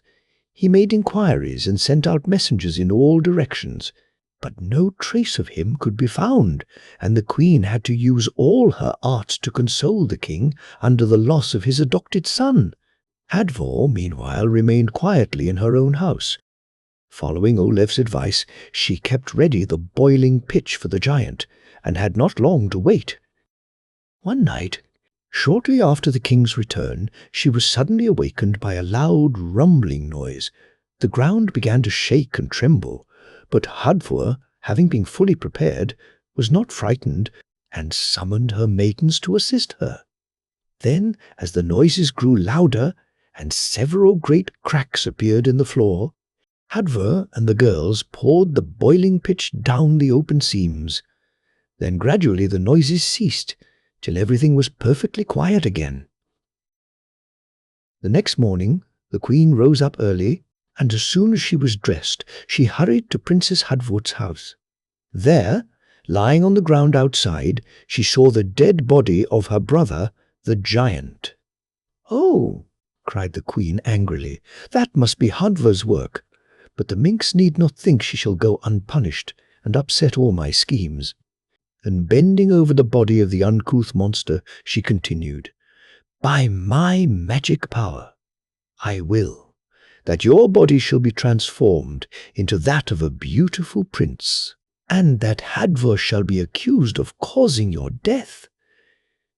With these words, she placed her hand on the giant's body, and immediately it was changed into the likeness of a handsome prince. The queen then returned to the palace, and, pretending to weep, she told the king that she feared his daughter was a very wicked girl, though she always seemed so good, for that her brother, a brave and handsome prince, had come to ask Hadvor's hand in marriage, who, without any rhyme or reason, had caused him to be killed, for she, the queen, had just seen his dead body lying outside the princess's house. When the king heard this, he hastened to Hadvor's house, accompanied by the queen, and when he saw the dead body lying there, just as the queen had described, he was very angry. He said he could not have wished for a handsomer or nobler son-in-law, and that he would gladly have consented to the marriage. Then the queen begged that she might be allowed to choose Hadvor's punishment, and the king, greatly incensed with his daughter, gave his consent. So the queen said it would only be a just punishment that Hadvor, who had killed her brother, should be buried alive in the same grave with him. And the king, though sorry for his daughter, having given his royal word, said the queen's wishes must be carried out. Olaf, meanwhile, who, unknown to the queen, had overheard all that passed, hastened away to tell Hadvor. When the princess heard what the queen intended doing, she was very frightened, but Olaf comforted her and promised to help her. "And remember, if you wish to bring Hermod back again, you must not mind undergoing some pain and suffering for him." Olaf then brought her a short cloak, which she told Hadvor she must wear over her dress when she went into the grave or burial mound. "The giant," she said, "would be a spirit after he was buried. He will then ask you to cut off and give him one of your hands," continued Olaf. "But you must not promise to do this until he has told you where Hermod is, and how you are to get to him. Then when you want to get out of the grave, he will let you mount on his shoulder, but beware how you trust him. He will only help you to put you off your guard, and will take hold of your cloak and drag you back. See, therefore, that it is only loosely tied, so that when once you have your foot on the outer edge, the cloak alone will remain in his hands." Meanwhile, the grave was being prepared, and when all was ready, the body of the supposed prince was laid in it, and Hadvor, who was not allowed to say a word in her own defence, was lowered in beside him, and the grave was walled up and closed. And then all happened as Olaf had foretold. The supposed prince became a spirit, but in his former giant form, and asked Hadvor if she would let him cut off one of her hands and her hair, saying, "Only a maiden's hand will open the grave, and a maiden's hair will Hermod save." But Hadvor refused unless he first told her where Hermod was and how she could get to him. Then the giant said that the queen had banished Hermod to a desert island and described exactly where it was. "But you will not be able to reach him unless you cut off your hand," said the giant. "Then you must cut off your hair and plait it together and make it into sandals, and with these you will be able to cross both sea and land." Hadvor at once carried out the giant's instructions. She cut off her beautiful long golden hair and, plaiting it together, made herself a pair of sandals. Then, thinking only of Hermod, bravely held out her hand for the giant to cut off and declared she was ready to go. The giant said he would help her, that she must climb upon his shoulder and touch the roof with the hand he had cut off when the top of the grave would open. So she followed his directions, and no sooner was the grave open than the giant stretched up his hand and caught hold of her cloak to pull her back. But with one spring, Hadvor was outside the grave. The cloak slipped from her shoulders, remaining in the giant's hands, and, without waiting to look round, she flew along the road he had told her of. She ran on for some time without venturing to stop or look round, until at length she reached the seashore. There, far, far away in the distance, she saw a high, rocky island. Her sandals, however, enabled her to cross the water easily, but when she reached the island, the shore was so steep and rocky, she could find no way of getting into the interior. This was a terrible disappointment, and tired and weary with all she had gone through, Hadvor sat down on a fallen piece of rock, and presently fell asleep. Then she dreamt that a big giantess came up to her and said, "I know that you are Hadvor, the king's daughter, and that you are in search of Hermod. He is on this island, but you will not find it easy to reach him if left to yourself, for the cliffs are steep and dangerous, and, though you are brave and ready to face any danger for him, you will not be able to climb them. But I will help you. Go round the corner of the next cliff, and there you will find a stout rope fastened to the rocks. By its help you will be able to climb up and get into the island, but it is large and has many caves, and you might be a long time ere you find Hermod. I have, therefore, brought you this ball of ribbon. Take hold of the loose end, and the ball will roll along and guide you in the right way. I also give you this girdle. Fasten it round your waist, and as long as you wear it, you will suffer neither hunger nor fatigue. But remember to keep silence while Hermod is still under the spell, and on no account must you speak until after you have burnt the lion's skin." When Hadvor awoke, feeling quite strong and refreshed, she thought she had only had a very pleasant dream, but, looking round, she saw a ball of gaily coloured ribbon and a beautiful silken girdle lying beside her. Putting the girdle round her waist, she tucked the ball inside of it, and, going round the next cliff, she saw a stout rope hanging down. Then she knew that her dream was no ordinary one. She took hold of the rope and began climbing the almost perpendicular rock. But it was a long and difficult task, for the rocks were high and steep, and the loss of her hand greatly impeded her progress. But whenever she lost heart, she thought of Hermod, and the knowledge that she was at last near him gave her fresh strength, till at length she reached the top. She then placed the ball on the ground and followed its lead, till it stopped at the entrance to a cave. Cautiously, Hadvor peeped in, but she saw nothing except a miserable wooden pallet, so she crept under this and hid herself. The hours seemed very long, as she lay there listening for every sound that might announce Hermod's approach.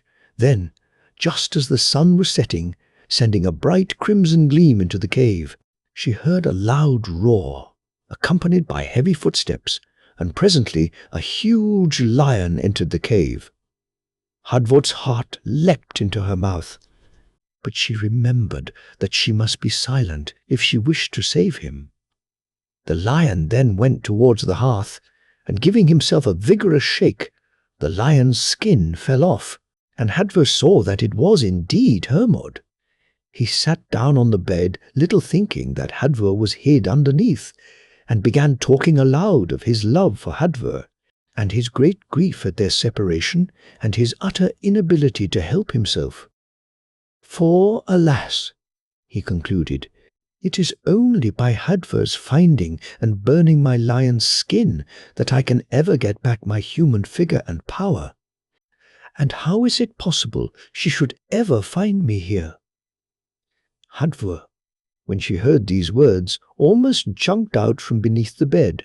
But she remembered in time that she must not speak until she had burnt the lion's skin. So, with a strong effort of her will, she kept perfectly still and silent till Hermod threw himself down on the bed. As soon as she heard that he was fast asleep, she crept forth quietly, and, taking an armful of wood and a lighted brand from the hearth, she made up a big fire outside the cave and burnt the lion's skin Hermod had thrown off. She then returned to the cave and wakened Hermod. What a glad and joyful meeting that was! Hadvor told Hermod all that had occurred after his disappearance, and how, by Olaf's help, she had been enabled to find him. "Oh, Hadvor," cried Hermod, "to think of all you have done and suffered for my sake! And, alas, that you should have lost your right hand. How can I ever make up to you for all you have done?" And gently taking the maimed arm, he pressed his lips to the wrist, when lo! And behold, the hand was restored, and not even a mark was visible to show where it had been severed. Then they began planning how best to return home, and Hadvor told Hermod of her wonderful dream and the gifts she had already received from the giantess. "Surely," she added, "she must live somewhere on this island and might help us again." Hermod said he believed a giantess did live on the island, and that she was called Allgood, but he had never seen her, though she was supposed to watch over people and help them. So they determined to try and find her, and they sallied forth. After a long search, they came to a huge cavern, inside of which sat the great giantess, surrounded by her 15 children. Then Hermod asked her if she would help them to return to their home, telling her how they had been driven forth. "It will not be easy," replied Allgood, "because the giant who was buried with Hadvor will try and throw all kinds of obstacles in your way. He has been changed into a huge whale and swims all round this island, and he will certainly try all he can to kill Hadvor ere she reaches her own country. But I will lend you my ship, for though Hadvor's sandals would carry you across the water, they will not protect you from the giant. He may not know that you are in my ship, but if you see him swimming towards you, I fear your life may be in danger. Then call on me, and I will help you." Hermod and Hadvor thanked the giantess warmly for her good advice and kind offer of help, and getting on board her ship, where they found food and everything they wanted, they left the island happy and hopeful. But ere long they saw a huge whale swimming rapidly towards them.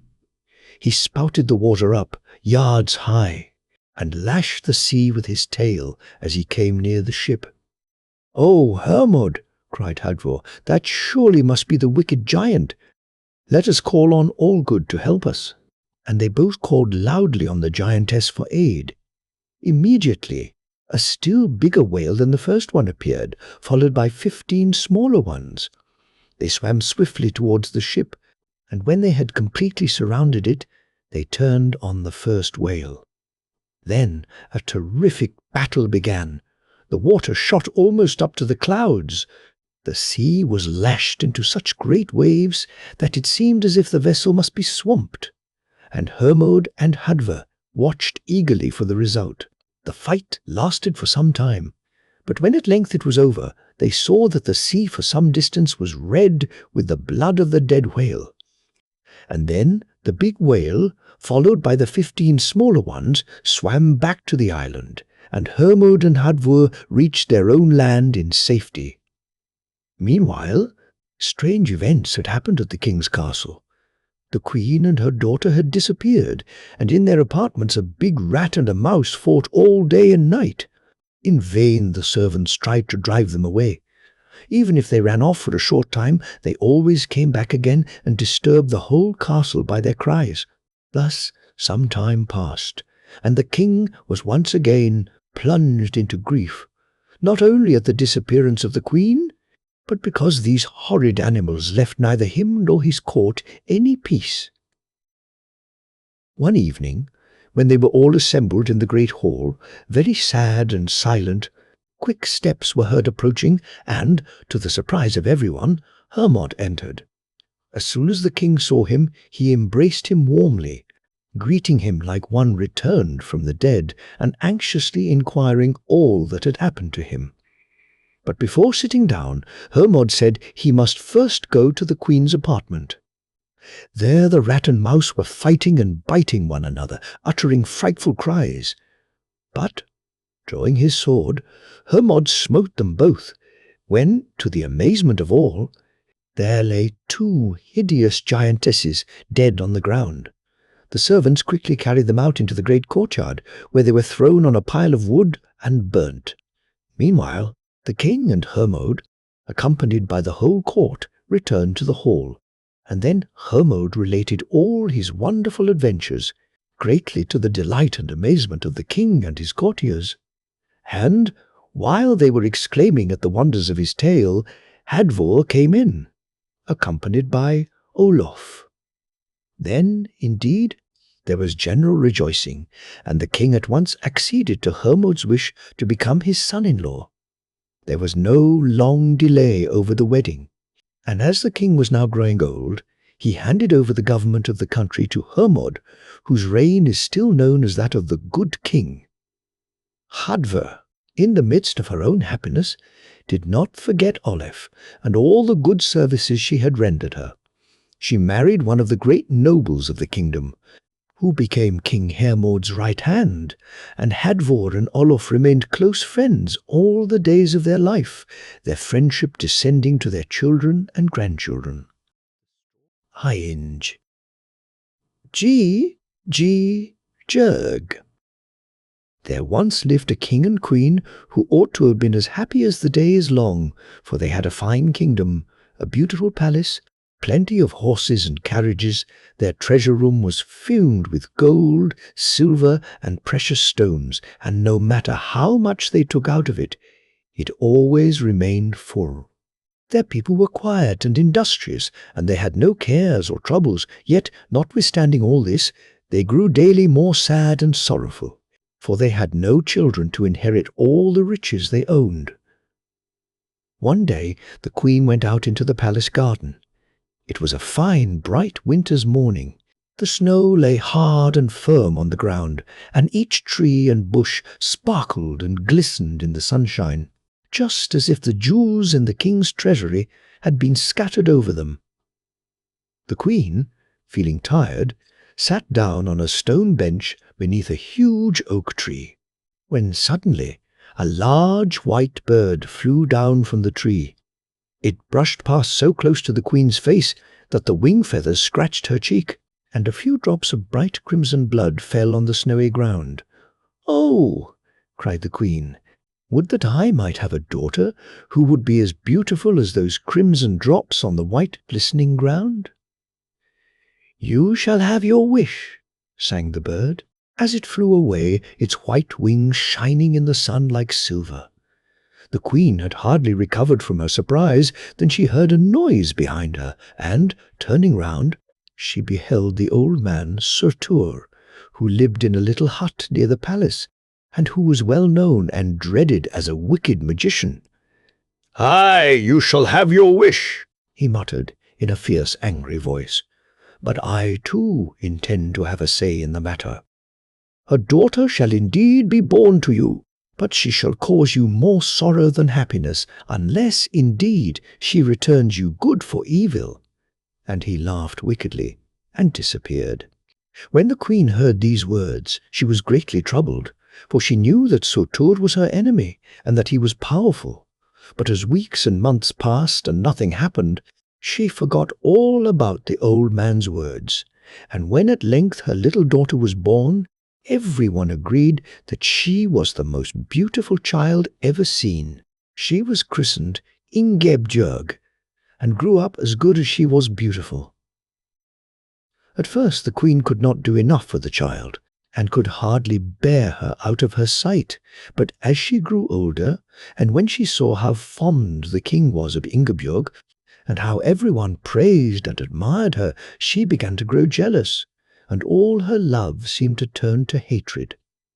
When the king saw this, he thought it would be better to separate Ingebjorg from her mother, so he built her a separate house, and there she lived with her own attendants. But this only made the queen still more angry. At last she fell ill, and sent for her daughter, and when the girl came to her bedside she whispered something in her ear, and then sent her back to her own house again. But from that day a change came over Ingebjorg. She no longer laughed and danced as was her wont, but walked about the rooms alone, often weeping, and would never leave her house on any pretext whatsoever. One day, when Ingebjorg, as usual, sat in her room, her work, that she used to take such pleasure in lying idly on her lap, while the tears rolled slowly down her cheeks, she heard someone knocking at the door, and on opening it, she saw a funny little old woman with a high-peaked hat, who asked if she might come in and rest. Ingebjorg listlessly said, "Yes," and then the old woman began telling her some wonderful stories, and at last Ingebjorg got so interested that her tears stopped, and she looked quite bright and happy like her old self. "And now," continued the old woman, "I want you to come out into the wood with me. It is a lovely day, and so beautiful and fresh in the shade of the trees." Though at first Ingebjorg declared she did not care to go, she at last allowed herself to be persuaded, and soon they were wandering along on the soft, mossy paths beneath the beautiful, great, tall-stemmed firs, graceful beeches, and feathery birch, till gradually the sad look disappeared from Ingebjorg's face, and she began to laugh and run like the happy girl she had once been. "And now," said the little old woman when, tired of walking, they had seated themselves on a mossy bank, "now tell me, Ingebjorg, why are you always so sad?" At first the girl refused to speak, but the little old woman kept on asking, and she looked so kind and gentle that at length Ingebjorg said her mother had told her that it had been foretold at her birth that she was to marry a terrible giant, and that she was to burn her father's castle, and so cause his death. "And oh," cried Ingebjorg, "I love him so dearly. He has always been so good and kind to me. Oh, let us hasten home. I quite forgot.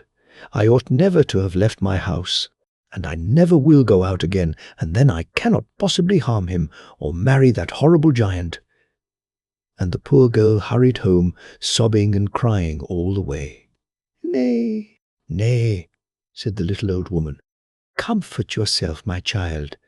I am your godmother, and there is no harm done, and I think we can find some way to avert these evils.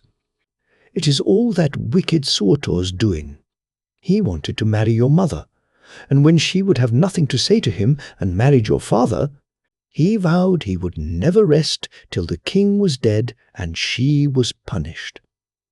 So he got her maid to give her some drops made out of the dragon's tooth, which turned her love for you to hatred and jealousy. But he can only work so far. It remains for you, now that you are grown up, to undo the evil he has wrought by returning good for evil, for love can overcome all things. The king's palace I cannot save, for my power only extends over living things, but neither your father nor mother shall be hurt, and the treasure can also be saved. Neither need you fear the giant if you will do exactly as I bid you.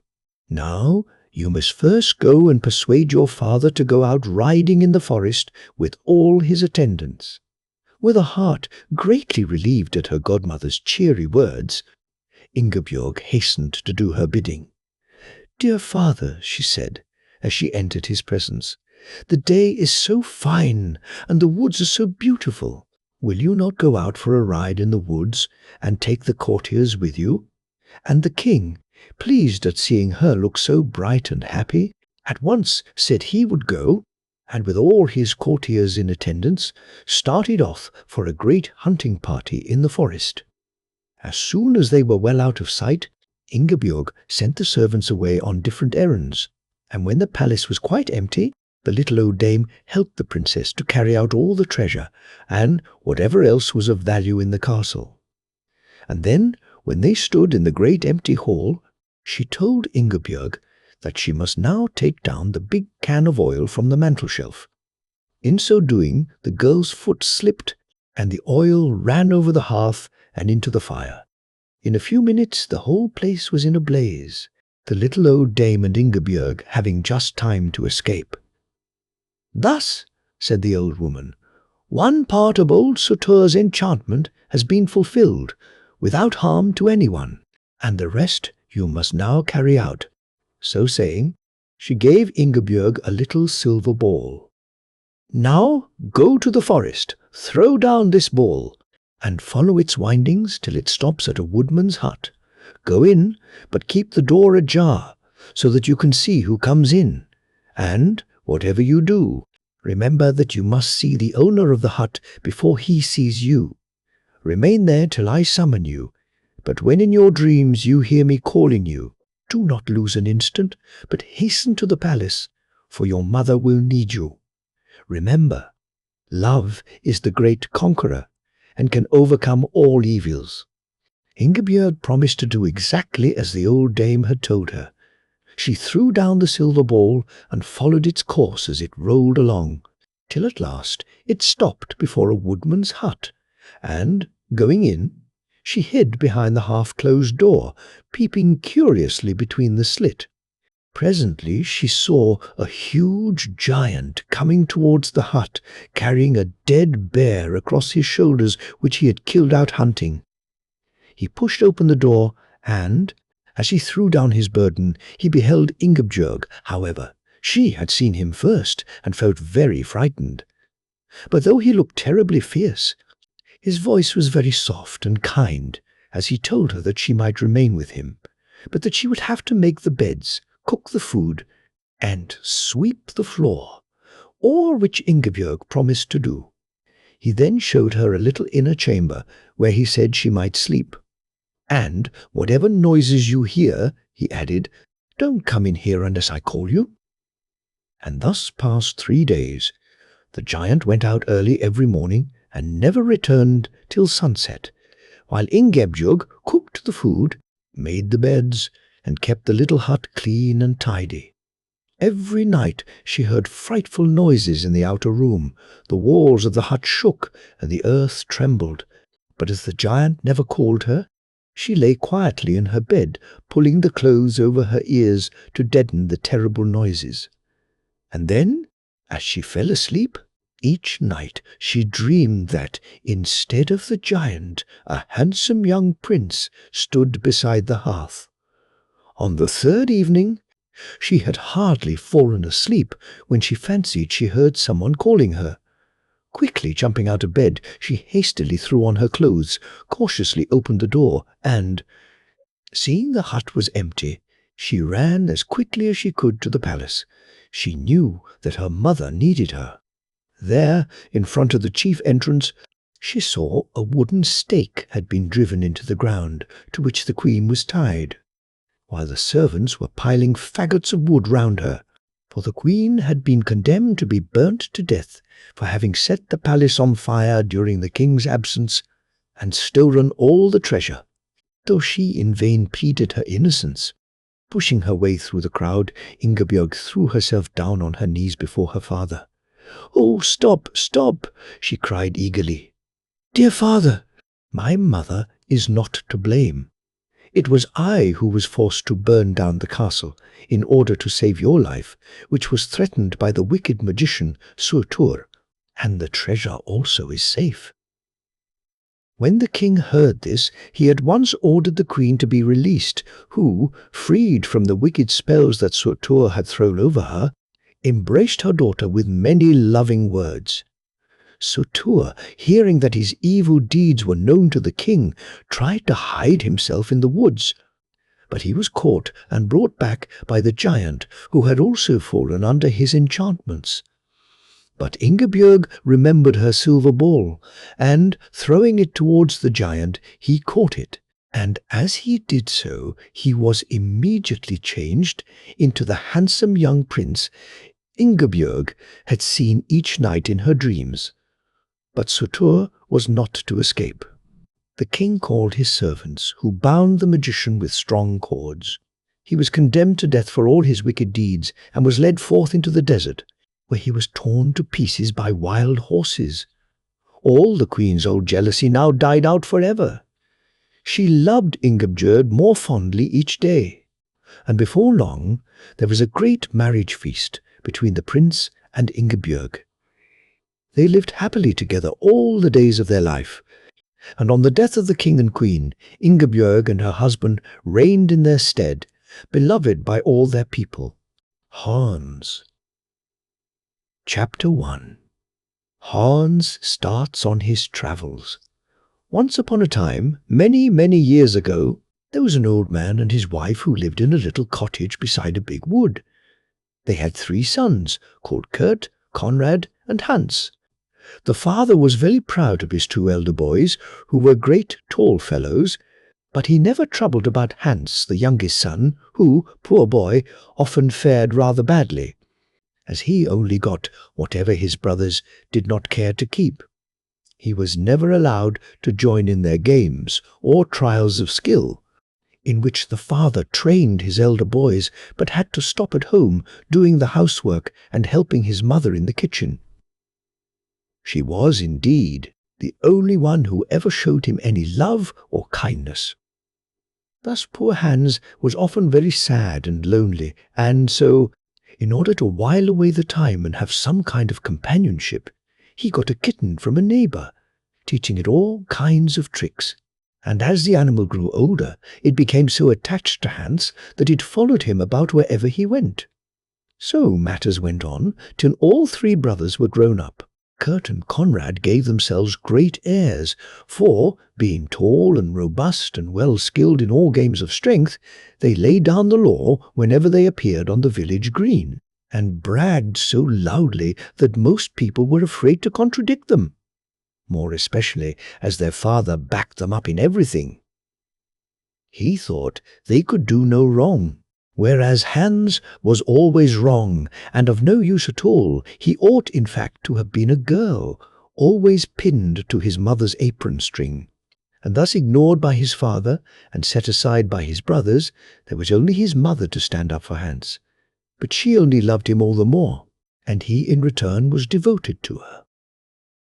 One day Kurt and Conrad came home from the village, where they had come off victors in every trial of strength on the green, and so proud were they of this success that they begged their father to let them start on their travels and go and visit the king, whose kingdom lay on the opposite side of the great arm of the sea, near which stood their hut.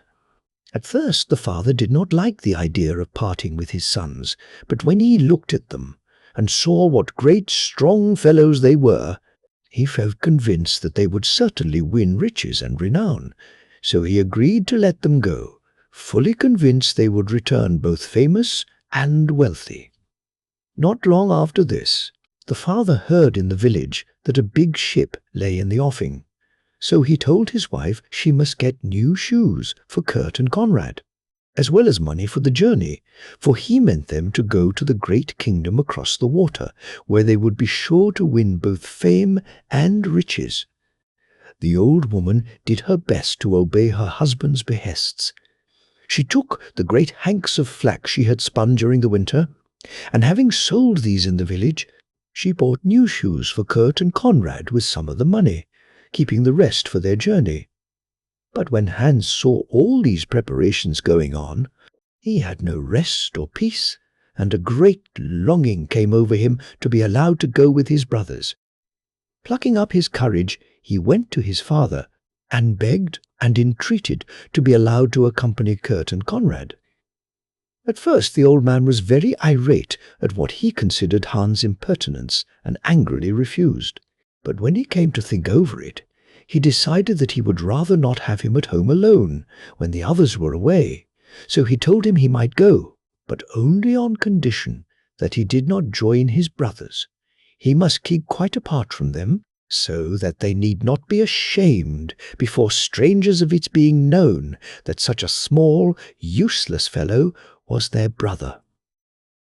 Although this was not a very gracious permission, Hans was only too pleased to get leave of any sort, so he hastened to his mother and begged her to try and fit him out also, like his brothers. Kurt and Conrad, hearing that Hans had likewise got permission to go, hastened their own preparations and started at once, as they did not want him to go with them. But he was so anxious to get away and helped his mother so effectually that he was ready almost as soon as they were. When he came to bid her farewell, she gave him a small purse with her savings in it, and then handed him her oven crutch. Two. Take this also, Hans, she said. You will find it very useful, for you can use it either as a walking stick or a weapon of defense if you are in danger, and you will never lose your way, so long as you have it in your possession. Hans thanked her warmly, bade his father goodbye, and with another loving farewell to his mother, went forth on his travels, his cat sitting gravely on his shoulder. He hurried along as quickly as he could, hoping he would yet be in time to overtake his brothers. But when he got down to the shore, there was no sign either of them or the ship, which had evidently sailed some time before.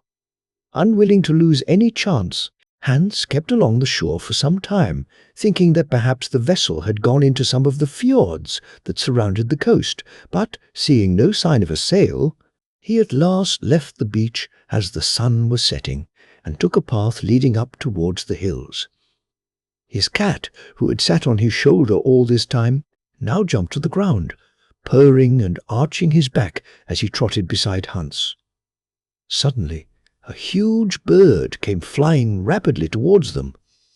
Hans at once saw that it was a dragon, so he took a firm grasp of his iron crutch, waited till the creature was within reach, then, throwing it, hit him so cleverly that he fell to the ground, whereupon the cat, making a spring, speedily put an end to the monster.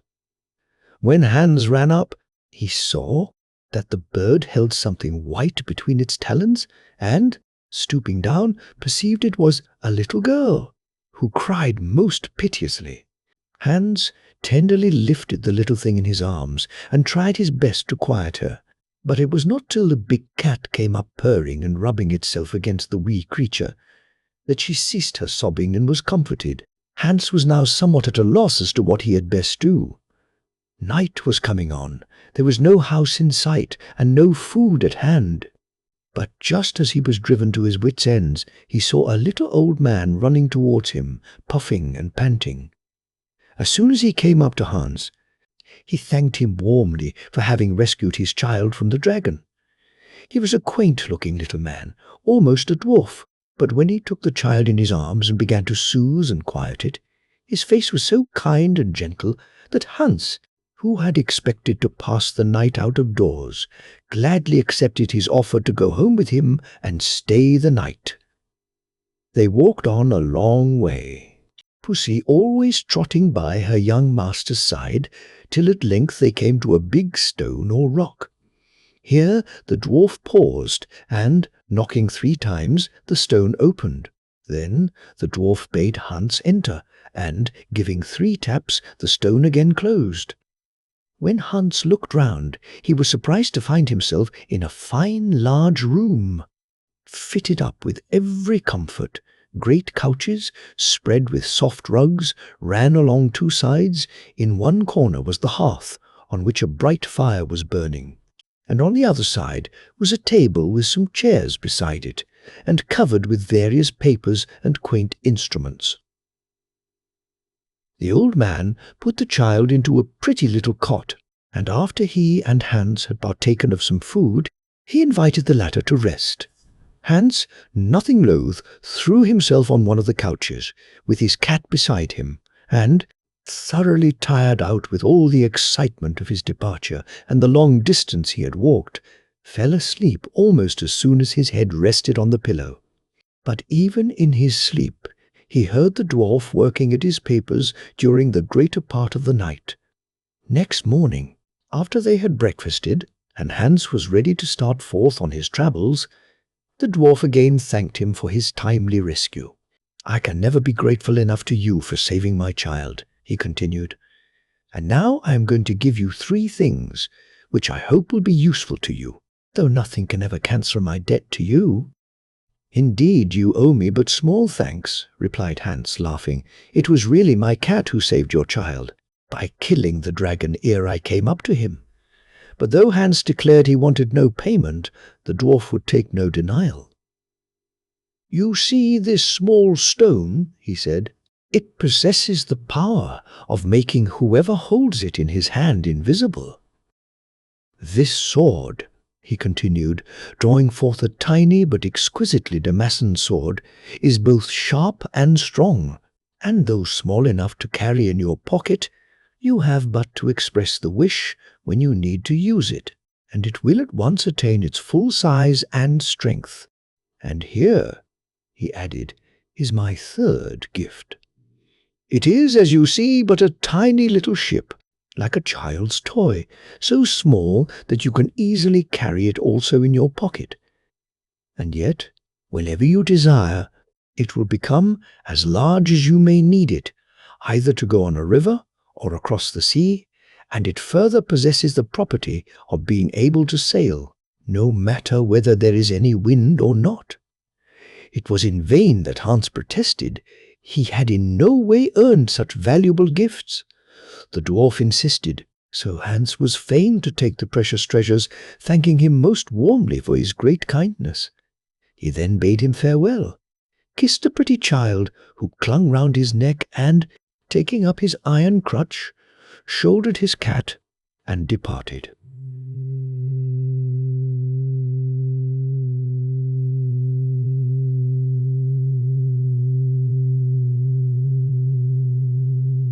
He drew forth the little ship from his pocket, and, putting it in the water, said, "Ship, ship, grow larger."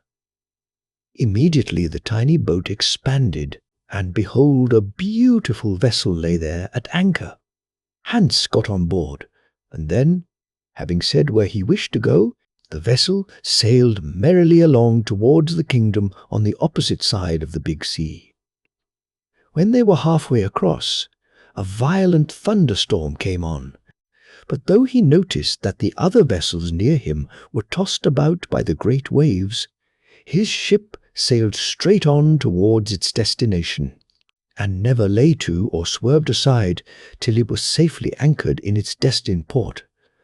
As soon as Hans landed, he said, "Ship, ship, grow smaller," and immediately the great vessel grew smaller and smaller, till it was like a tiny little model which he could easily put into his pocket. Making sure that he had both his other treasures safely stowed away, Hans, with his faithful cat mounted on his shoulder, made his way inland. Presently he came to a small wood, and here, sitting down beneath a fine big oak tree, near which ran a bright sparkling stream, he decided to remain for a short time, studying the people and their habits, ere he went on to the king's palace. Thanks to his faithful cat, he never lacked food, for Puss went out night and morning, always returning with a rabbit or a bird for her master's dinner and supper. Meanwhile, Kurt and Conrad, on their arrival, had gone straight to the palace, and had asked the king's permission to remain the winter with him. Although he did not really require their services, the king, seeing what fine, strong fellows they were, gladly consented. So they joined the royal household, and were soon known as the merriest among the party, often boasting of their great feats of strength and the valiant deeds they had done. After some weeks, Hans too arrived at the palace. At first he kept somewhat in the background, where no one noticed him, but whence he was able to observe everything that went on.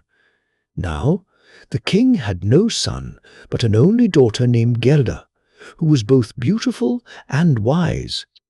The king, who was getting old, was anxious to see her happily married, but although he had received numerous offers for her hand from neighbouring princes and other strangers who had heard of the princess's beauty and wit, she had refused them all, for Gerda was difficult to please.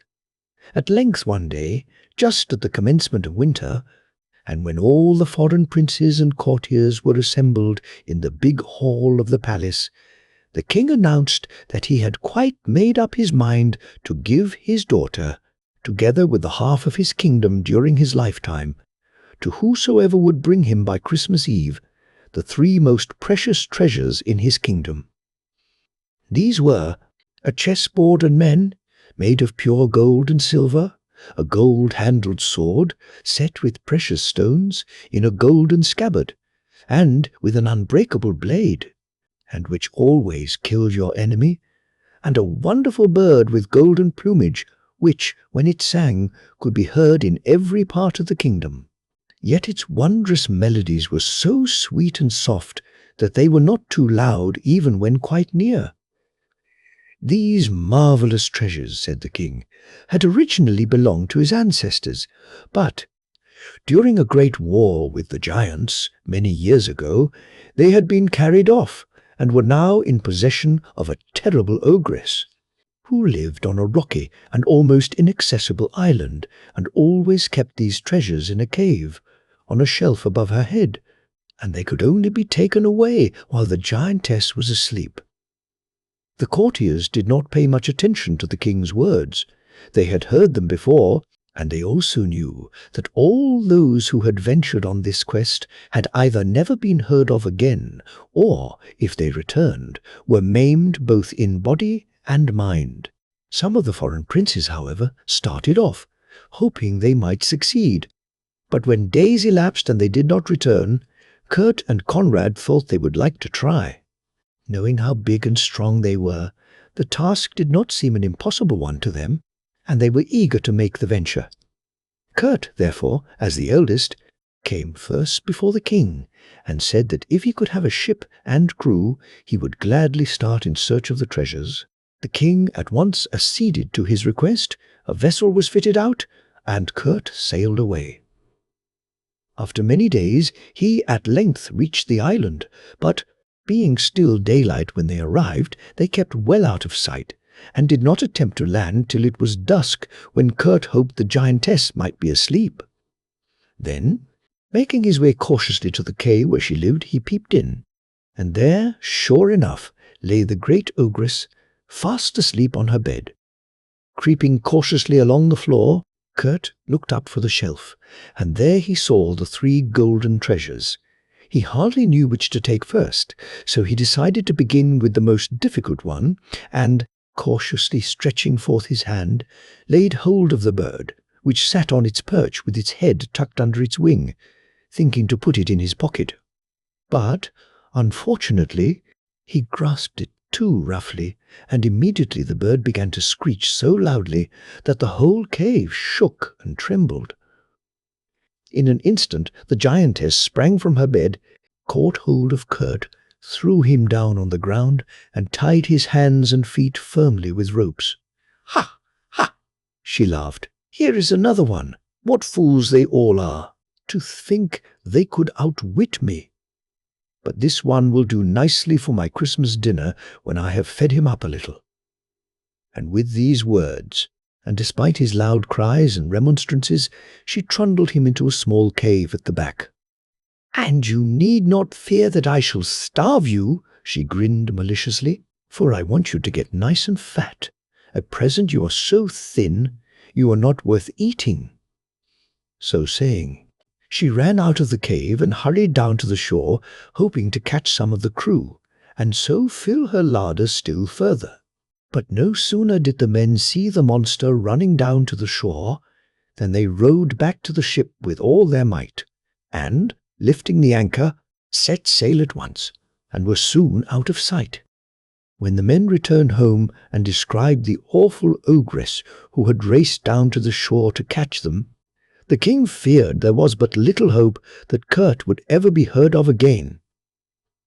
But after a few days, Conrad began to think that if he had gone, he would have managed more cleverly than Kurt, so he asked the king if he would fit out a ship for him and let him try his luck. The king, anxious to recover his treasures, at once agreed, and full of hope, feeling quite sure his skill and cleverness would not fail him, Conrad started on his journey. But, alas, he was no more lucky than his elder brother. When he got to the cave, he also found the giantess asleep, and, after considering which of the 3 treasures he should take first, he decided for the sword. "The bird may make a noise if it sees me," he thought, "whereas if I have the sword, should the giantess awake, I will kill her, and then secure all 3 treasures." So he watched for a few minutes to make quite sure that both the giantess and the bird were asleep. Then, stealing cautiously on tiptoe across the floor of the cave, he reached up to the shelf and stretched his hand out to take the sword. But, alas! In his eagerness he only grasped the handle of the weapon, and with a loud crash the scabbard fell down. The bird began to scream, and in an instant the giantess sprang from her bed and had Conrad down on the floor, where she at once tied him up with ropes, as she had his brother. "Ha, ha!" she croaked. "Here is another one. Oh, these fools, these fools! But if they will only come on fast enough, I need not stint myself, for I shall have a well-stocked larder by Christmas time." And ere he knew what was to happen to him, Conrad found himself inside the small cave beside his brother Kurt. "Don't be afraid that I shall starve you," laughed the ogress. "You shall have plenty of food, and you must eat all you can and get fat as quickly as possible, and then I shall release you." And she grinned and laughed so loudly that the whole cave shook and trembled as if there had been an earthquake. Soon after the second vessel had returned to the court, the men giving the same account of what had occurred as those in the first vessel, Hans suddenly disappeared. He had become such a great favourite at court that everyone was very sorry when he thus suddenly vanished. But he too was determined to try his luck and see if he could not carry off the treasures, and so win the beautiful Princess Gerda, who had been most kind to him during his stay at her father's court. So, one evening, just as the sun was setting, he walked quietly down to the shore, Puss, as usual, sitting on his shoulder, and, having placed his little ship in the water and pronounced the magic words, he arrived at the giantess's island about the middle of the day.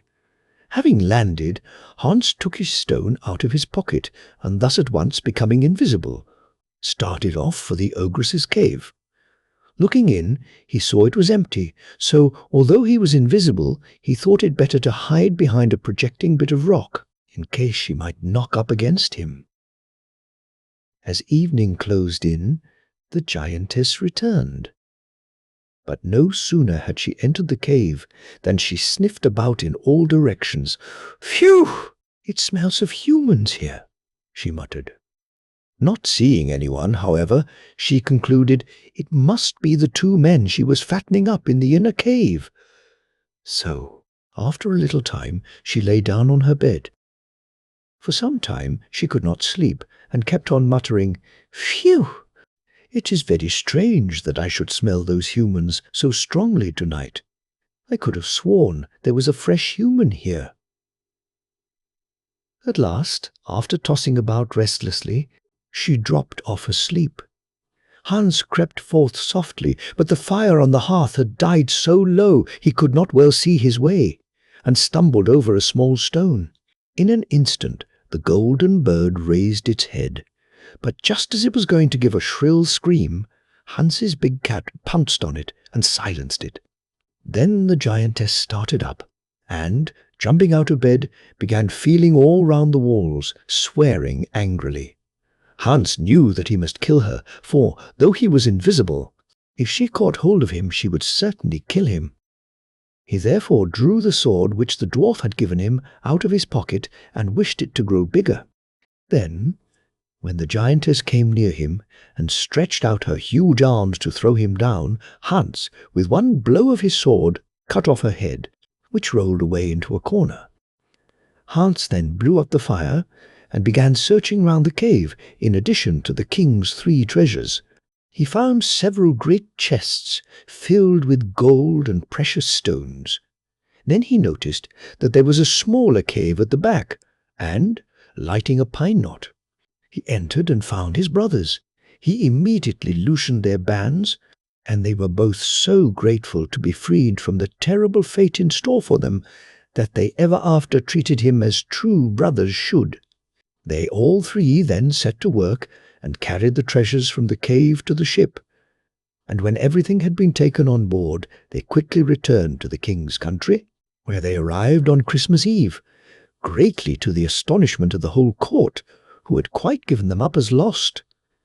But greater still was the surprise of everyone when Hans presented the king with the 3 treasures which had been so long lost and were now once again restored to the kingdom. The king was so delighted at having at last gained his wish and recovered the long-lost treasures that he told Hans he should always look upon him as a dear son, and that he should certainly marry his daughter. So Hans was dressed in royal robes, and very shortly after married the fair Princess Gerda, who had long secretly admired him. The wedding was held with all possible magnificence. No expense was spared, and gifts were given to all the poor in the land. The king then divided his kingdom in half, putting Hans in charge of one, whereupon he sent for his father and mother and gave them a good house and sufficient money to live in comfort for the rest of their days. And the 2 elder brothers were also provided for. Hans and Gerda reigned long and happily. Puss always had a place of honour beside his beloved master, and lived long enough to see Hans's children and even grandchildren. The Giantess and the Granite. Both once upon a time there lived a king and queen who were greatly beloved by all their people. They had only one son, named Sigurd, who, even as a boy, was distinguished for his marvellous skill and dexterity in all manly sports and pastimes, whilst his strength was only equalled by his wisdom and his handsome person. Years passed on. Sigurd had become a man when one day the king called him to him. "My son," he said, "it is now time for you to choose a fitting bride. I am getting old and cannot expect to live much longer. You must take my place in a few years and must try to gain men's respect and esteem by showing yourself capable of winning a princess worthy to share your throne. Visit first the country of Hardrada, my friend.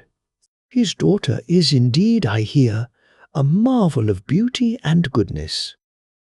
Sigurd at once prepared to start on his journey.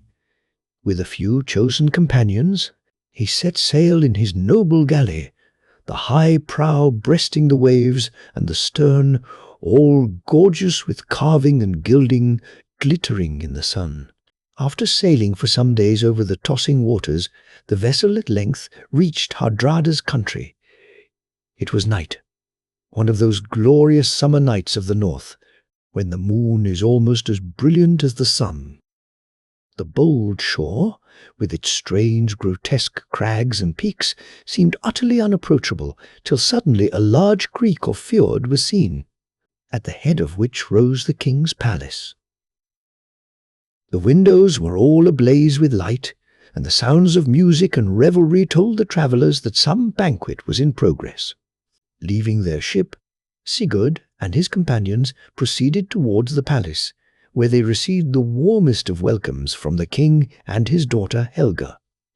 The princess was indeed all she had been pictured, tall and beautiful, and so gentle and charming that Sigurd made up his mind to win her. Next morning he acquainted the king with the object of his journey, and gained his consent. Hardrada was indeed anxious to have a son-in-law to share the cares of his kingdom, which, now that he was an old man, weighed heavily upon him. As a condition of his remaining with Hardrada, Sigurd only stipulated that he should return to his own country directly his father sent for him. So the marriage of Sigurd the Brave with Helga the Fair took place with great pomp and rejoicing, thanes and nobles coming from all parts to bring presents to the young people. Sigurd and his wife loved each other very dearly, and their happiness was completed when, after the lapse of a year, a son was born to them, inheriting the beauty of the mother and the strength and handsome form of the father. 3 happy years thus passed away, little Kurt being 2 years old, when Sigurd received the news of his father's death and a recall to his native land. It was a sad parting between Helga and her father, but Sigurd dared not linger, and once more the beautiful Viking ship started on its voyage through the sun-tipped waves, bearing the young king and his wife and child. For several days the wind was favourable, but when within a day's sail of Sigurd's country, the vessel ran into an extraordinary calm. Day after day, the sun blazed down fierce and strong. Not a breath of air was to be felt. In the forepart of the vessel, the men had all gone below. Sigurd's companions were also asleep, while he and his wife remained on deck beneath the awning, talking quietly, with little Kurt playing at their feet. After a little, a strange drowsiness seemed to overpower Sigurd himself, and, declaring he could no longer keep awake, he too went below and fell asleep like the others. Helga was now quite alone on deck with her boy. Suddenly, as she was playing with him, she saw a strange object moving slowly along the smooth surface of the water. Shading her eyes with her hands, she watched it, and as it came nearer, she made out that it was a boat, with a curious, ungainly form seated in it rowing. Nearer and nearer it came, with silent, swift strokes, and as it touched the vessel with a hard sound, the queen saw that it was very large and cut out of granite. With one spring, the terrible giantess who had been rowing it was on deck. Like one in a dream, the queen could neither move nor utter a sound to arouse the king or the ship's crew. She seemed held by an invisible power. The giantess came up to her and, snatching away the child, placed him behind her. Then she proceeded to take off all the young queen's beautiful embroidered robes, leaving her only a single linen garment. And as she herself put on Helga's clothes, she gradually also assumed her shape and likeness. Lastly, she seized the queen and placed her in the granite boat, saying as she did so, in a terrible voice, "Obey my words and my magic spell. Thou must neither rest nor pause on the way, till thou reachest my brother in the lower regions." The poor queen, half fainting and utterly powerless, sat still and silent in the boat like a statue. With a strong push, the giantess sent the boat from the vessel's side, and it was speedily lost to sight. Then little Kurt began to cry. In vain the giantess tried to soothe him. The more she attempted it, the worse he became, till at length, losing all patience, she snatched him up and carried him down to the king. Waking him roughly, she upbraided him loudly for leaving her alone on deck with the child. "It was most careless and negligent of you," she went on. "Someone ought to have been left on guard while you were asleep. No one can tell what may happen when one is thus left alone. As it is, I found it impossible to quiet the child. I have therefore brought him down here, which is the proper place for him. It is high time you roused your lazy crew. A favourable wind has at last sprung up, and we can have a chance of getting off this wretched ship." Sigurd was astonished at being addressed by his queen in such terms. In all their married life he had never heard her speak like that. He, however, decided to take no notice of it. She must be overtired with the heat, he thought, and, answering her very gently, he endeavoured to quiet the child. The little fellow, however, sobbed and cried as much as ever. By this time the crew were aroused, the sails hoisted, and, the wind freshening splendidly, they reached land the following day. Here the whole country was still in mourning for the late king, but the people rejoiced greatly when it became known that Sigurd had returned in safety. He was crowned amid universal acclamations, and at once took the reins of government into his hands. But ever since the strange calm at sea, the king's little son had never ceased crying and sobbing, especially in the presence of his supposed mother, while before that time he had been a remarkably happy, affectionate child. The king, therefore, chose a nurse for him from among the people at his court, and when he was with her, the little fellow seemed to be once more the bright, happy child he had been. The king could not, however, understand the change that had come over the queen ever since their journey. She, who formerly had always been so good and gentle, was now obstinate, cross, and untruthful, and ere long others began to notice the disagreeable, quarrelsome nature of the king's wife. Now, there were at the court 2 young men who were so devoted to playing chess that they would sit for hours over their game, instead of joining in the outdoor sports of the other young courtiers. As they were the king's cousins, their room was in the palace, and it happened to be next to that of the queen. She had been particularly rude and disagreeable to them ever since she came, and they would have been glad to revenge themselves upon her in any way. One day, hearing her moving about and talking angrily, they looked through a slit in the door, and distinctly heard her say, "When I yawn slightly, I grow small and dainty, like a young maiden. When I give a bigger yawn, I grow into half a giantess. But when I stretch out my arms and yawn with all my might, I return to my original size and become a mighty giantess." And as she said these words, she stretched herself, yawned frightfully, as if her jaws would break, and suddenly grew into a monstrous and terrible giantess. Then, stamping her foot, the floor opened, and up came a 3-headed giant, bearing a huge trough of raw meat. Greeting the queen as his sister, he placed the trough before her, and she devoured the contents, never resting till she had emptied it. The 2 young courtiers watched this strange scene, though they could not hear all that the giantess and her brother said to one another.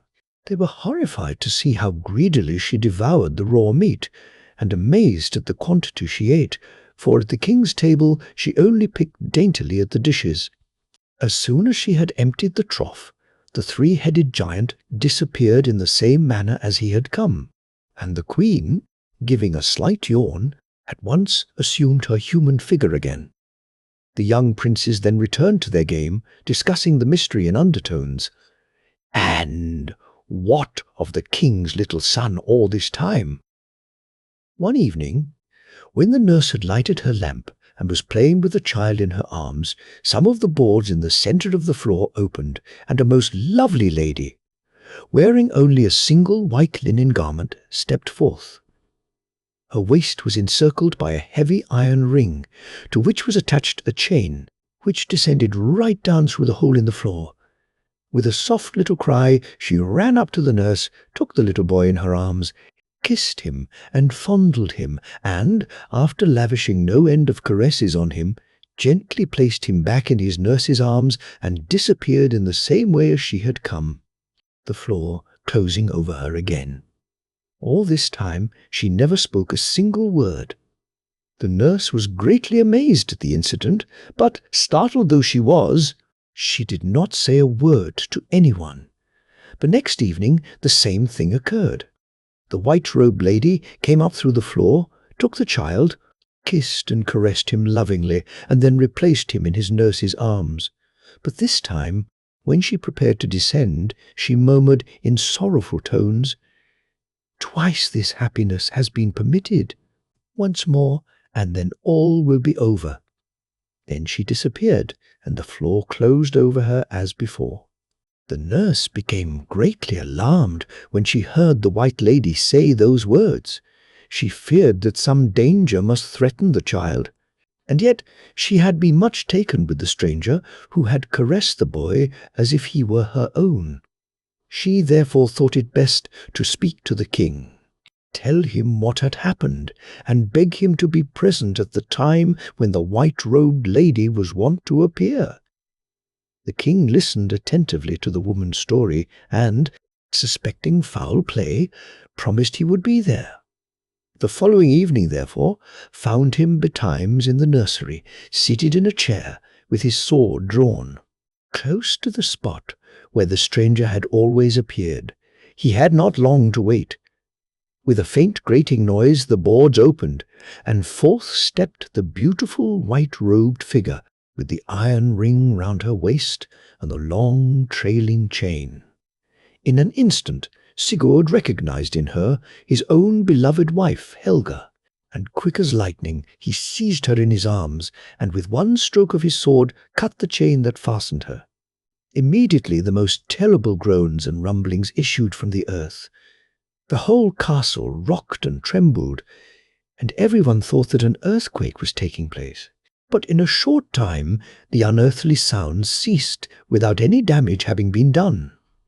Then Helga related to her dear lord all that had befallen her, how the wicked giantess had come to the ship in her granite boat when they were all asleep, and with her magic power had taken away all her clothes and put them on herself. When she had placed me in the granite boat, it floated on by itself, until the ship was quite out of sight, she continued, and then I perceived we were going towards a large, dark object, which, as we came near to land, I saw was a huge three-headed giant.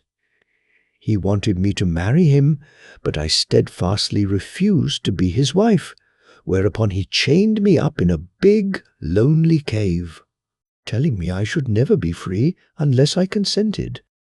Every second day he came, repeating the same request and the same threats.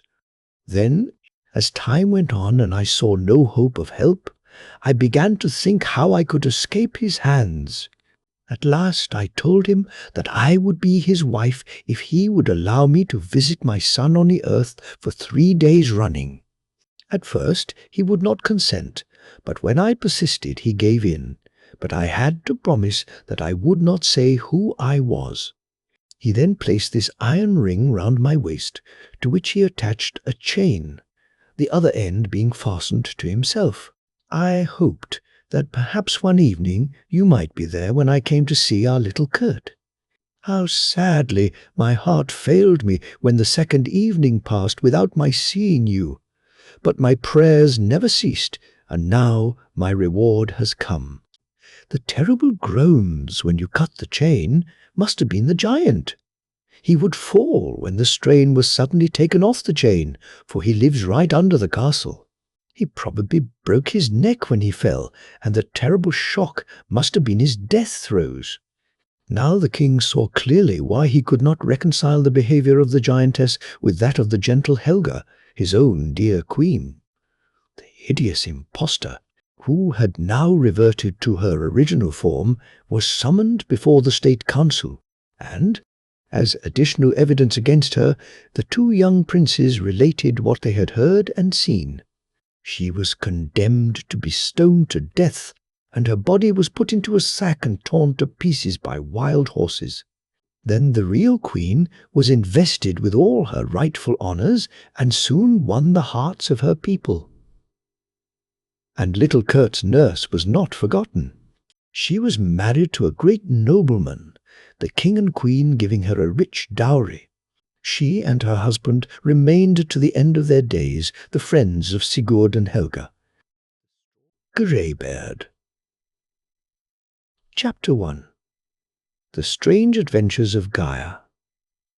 Once upon a time there lived a king and queen in a magnificent palace, surrounded by lovely gardens. Beyond them there stretched out great fields and meadows, in which grazed large flocks of sheep and herds of cattle, all of which belonged to the king, and beyond these again there was a beautiful big forest.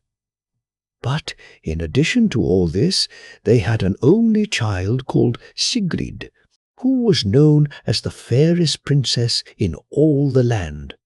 Now, the king of one of the neighbouring kingdoms wanted to marry the princess, and as he was very rich, her father and mother thought they could not do better than give him their daughter.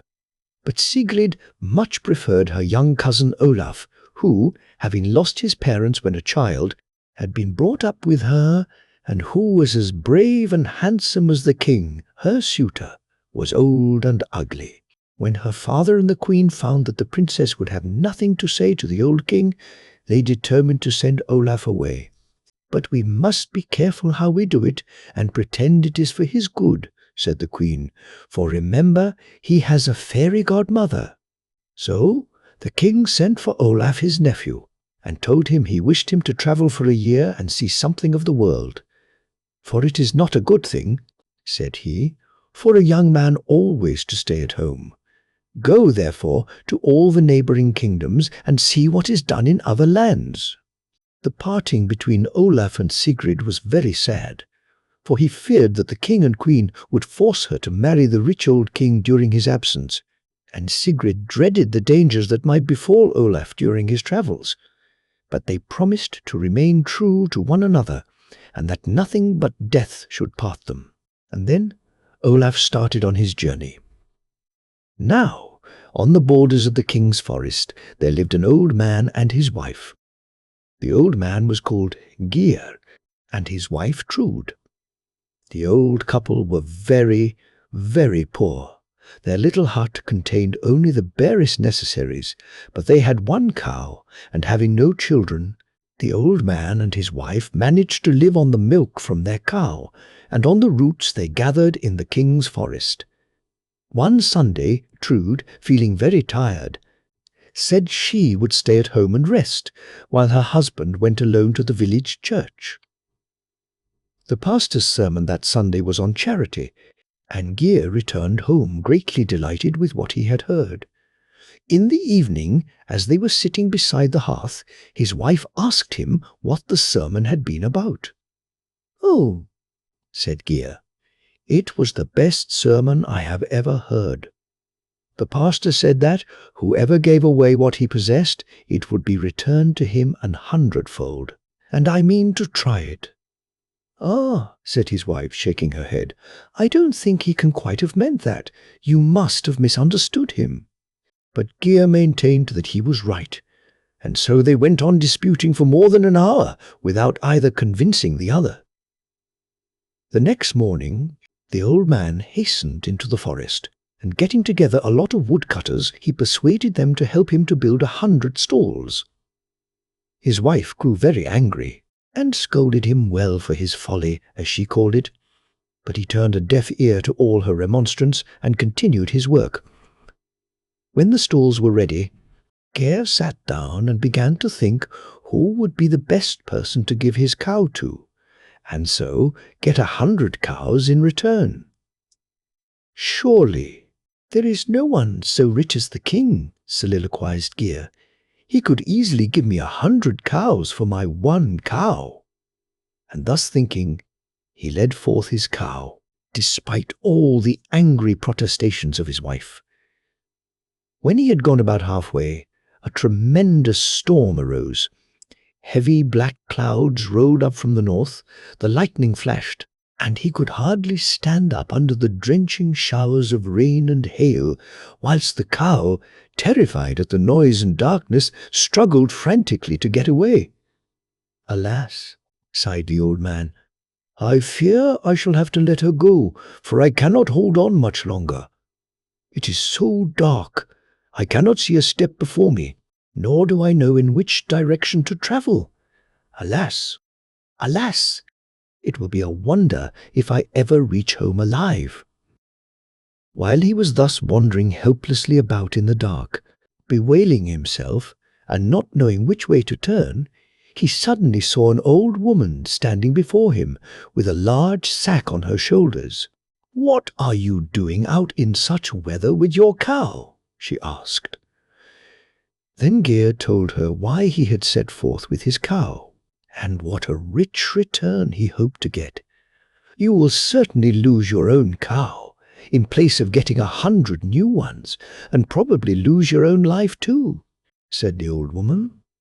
"You had much better give me your cow, which is leading you a fine dance, and take this sack in exchange. See, you can easily carry it on your back, and I promise you, you will find it contains good flesh and bones." At first Geir would not hear of the exchange, but finding the animal grow more and more restive and wild, he at last consented, and no sooner had the old woman got the cow than both she and it disappeared.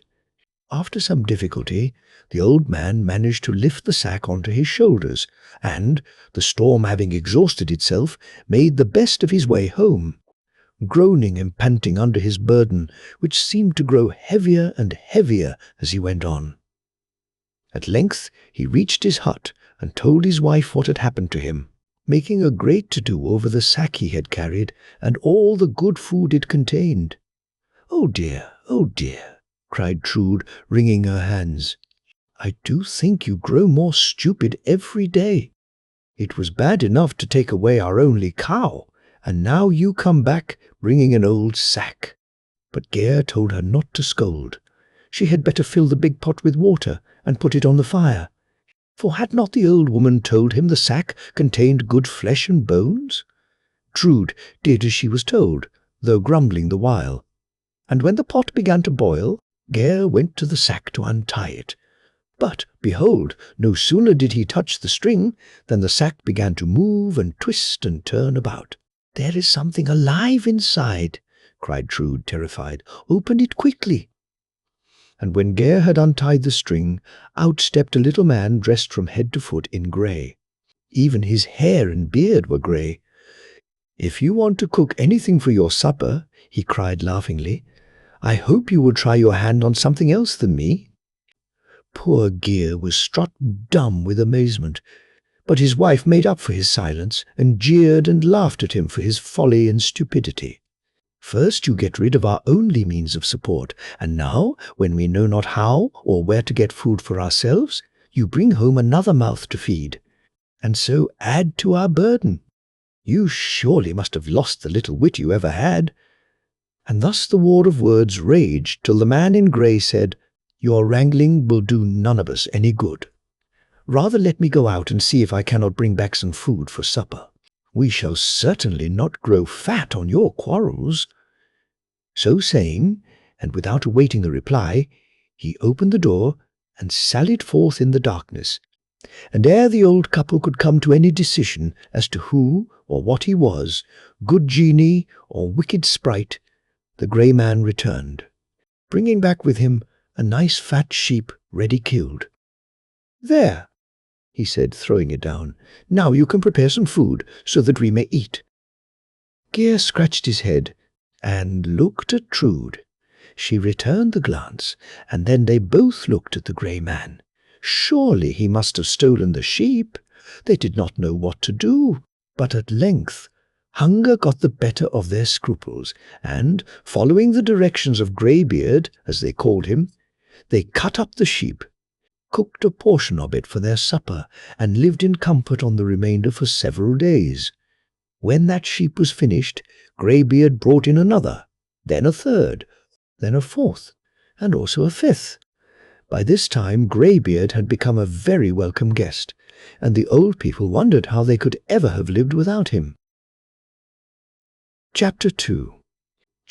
How Greybeard outwitted the king and won Princess Sigurd, and now we must take a peep at the king's palace.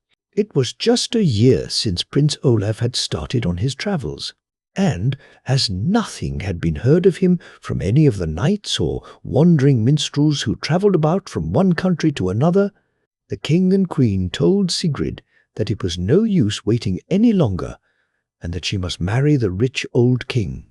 In vain she protested that she would rather not marry at all if she could not wed Olaf. But the king said that was all nonsense. Princesses must marry.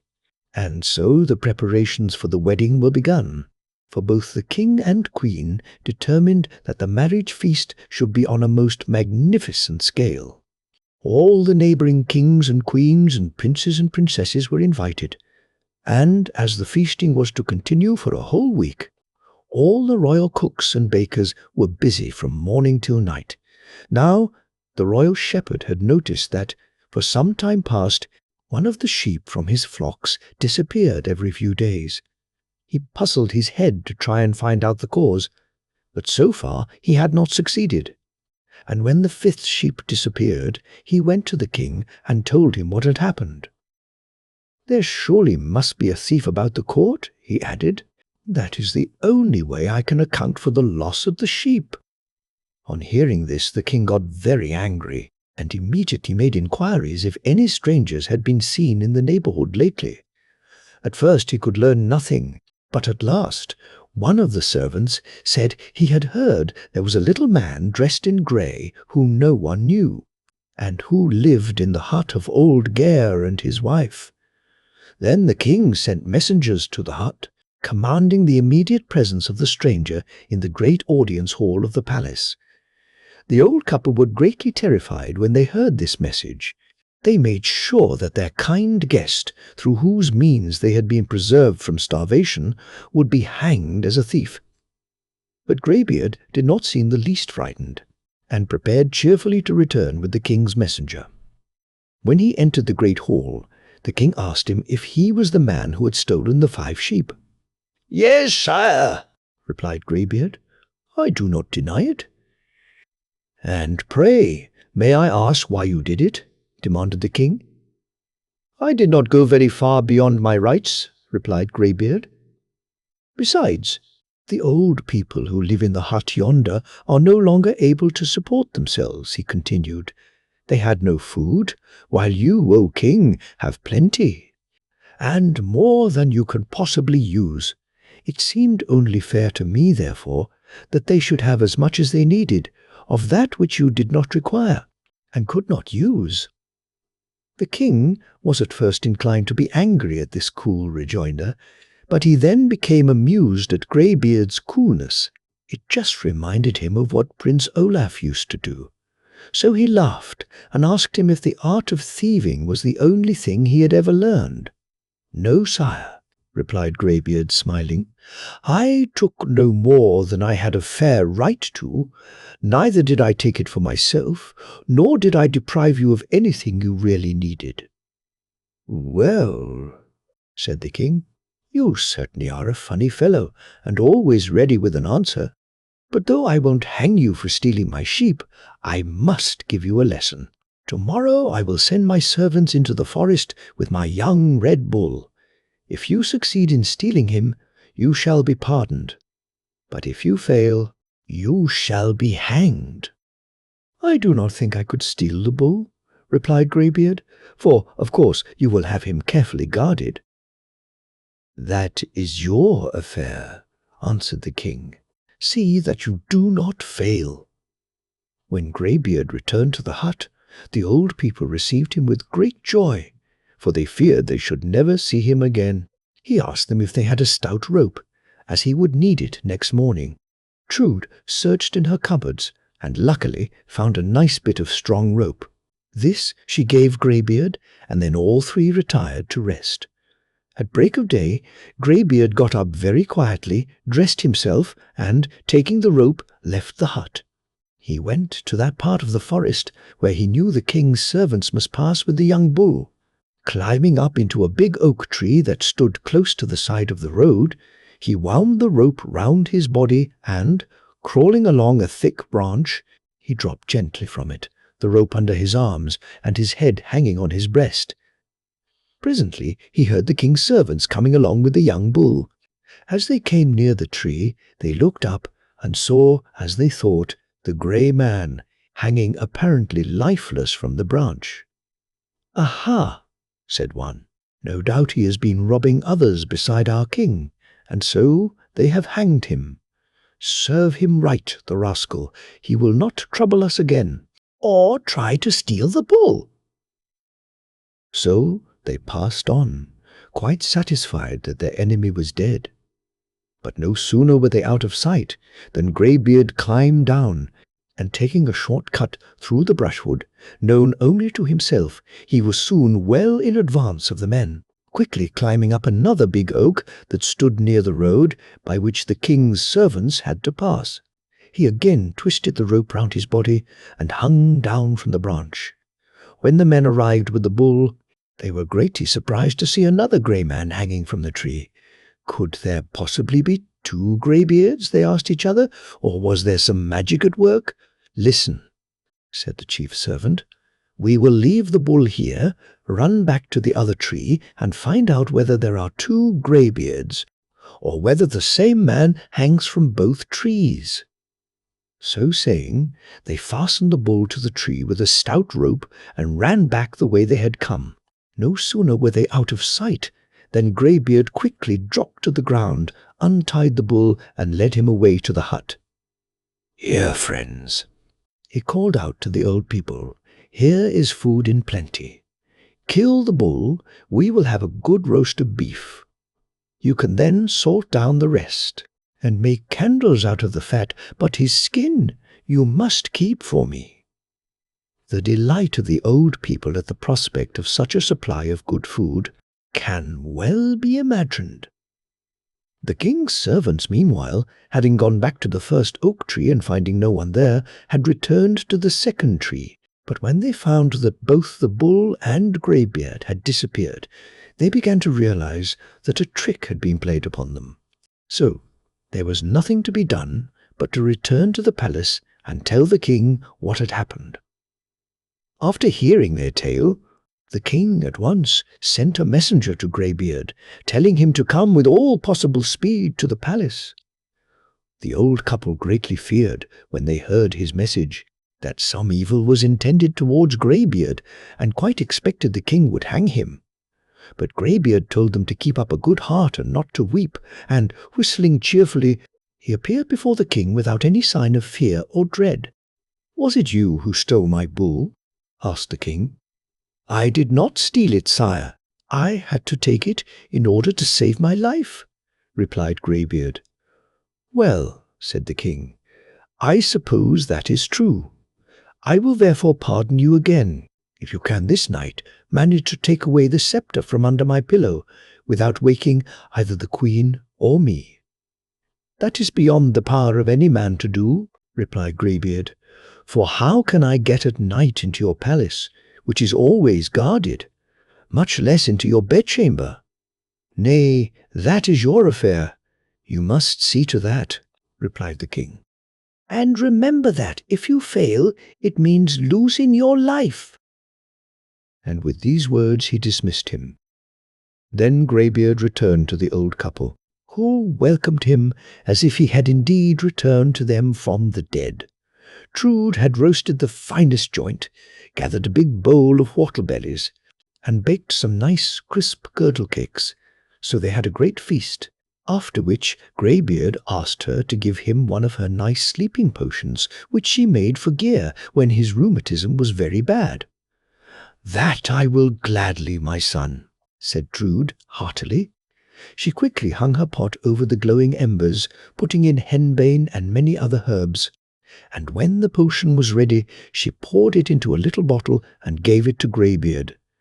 The sun had by this time set like a golden ball, tinting the great brown stems of the tall pines with a rich crimson glow, as Greybeard, with the bottle carefully placed in his coat pocket, made his way back to the castle.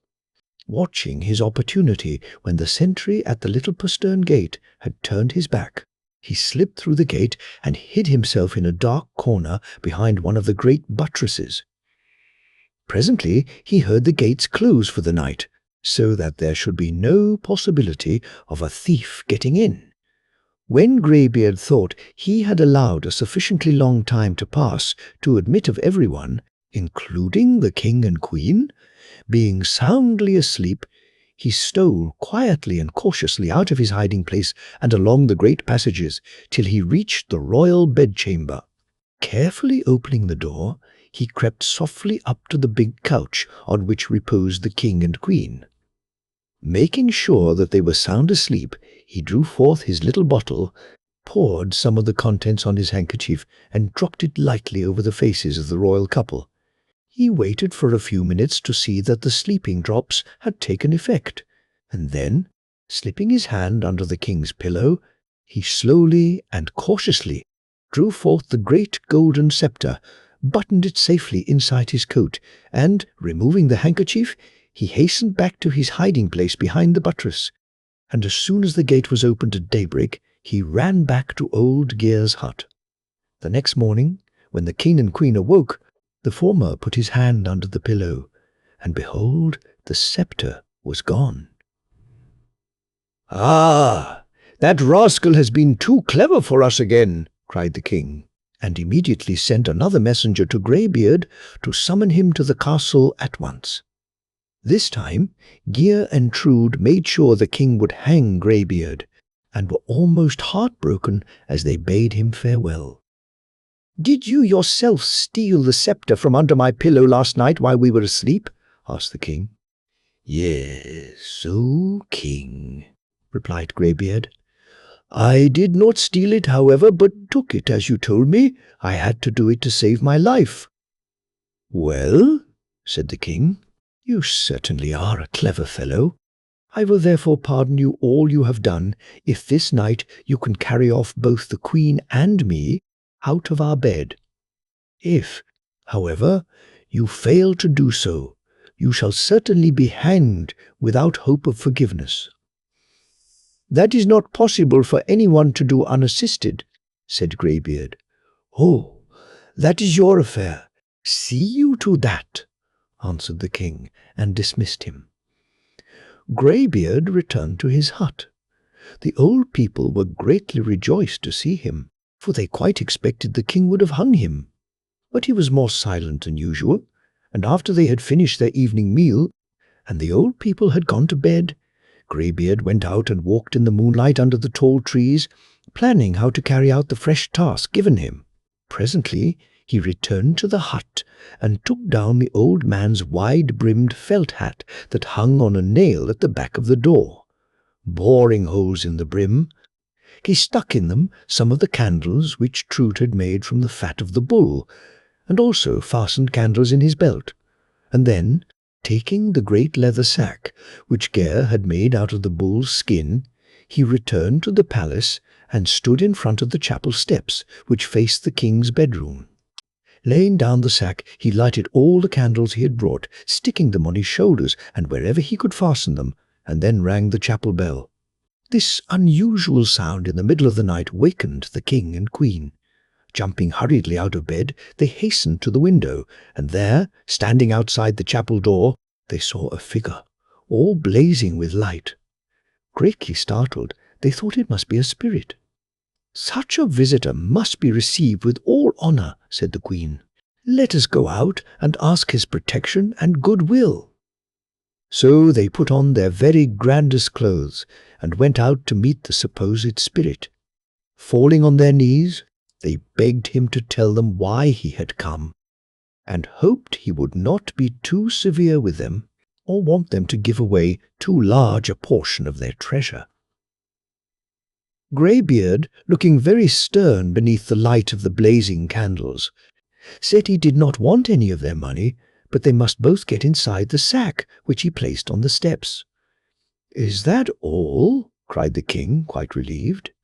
"Why, that is very easily done." And, helping the queen in first, he crept in after her.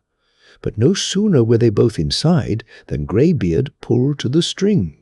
In vain the king kicked and threatened, the queen adding her cries and tears.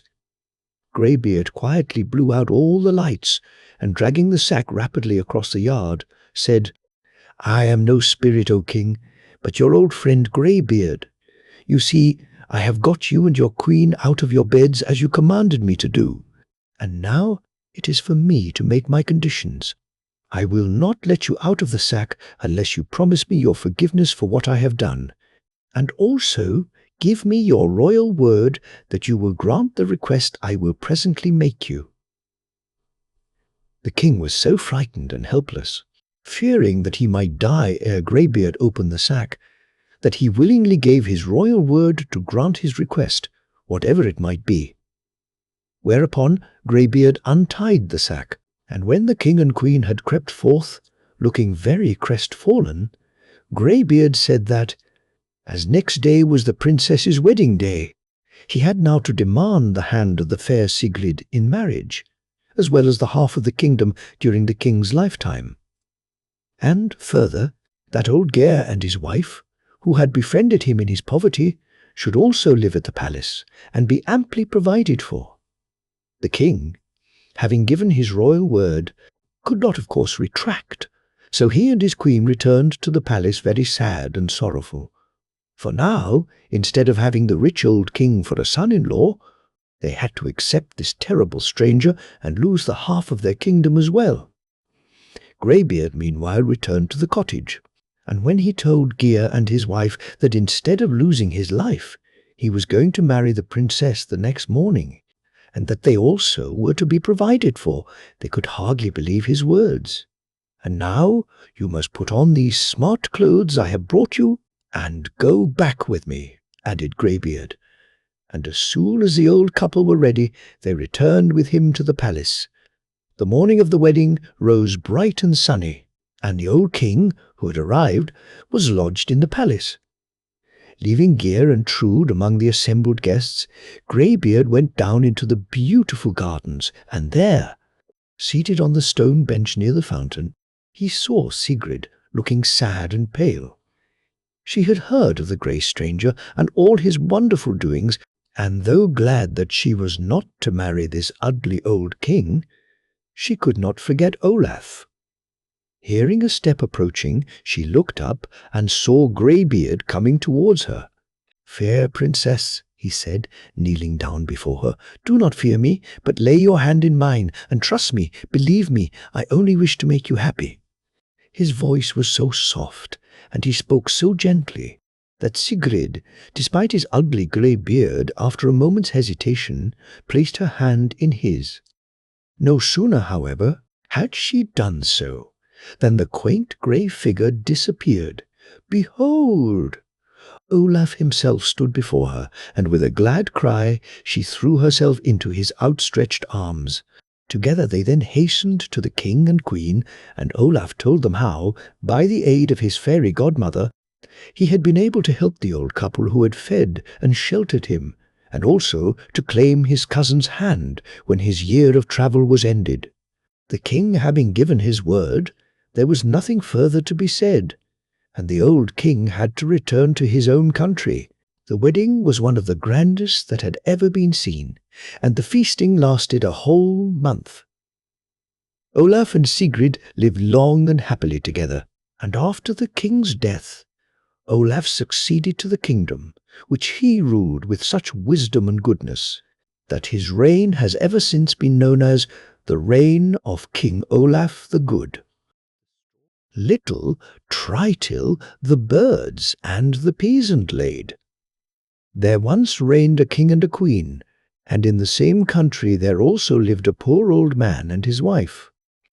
The king had an only daughter called Enid, who was greatly beloved by both her father and mother.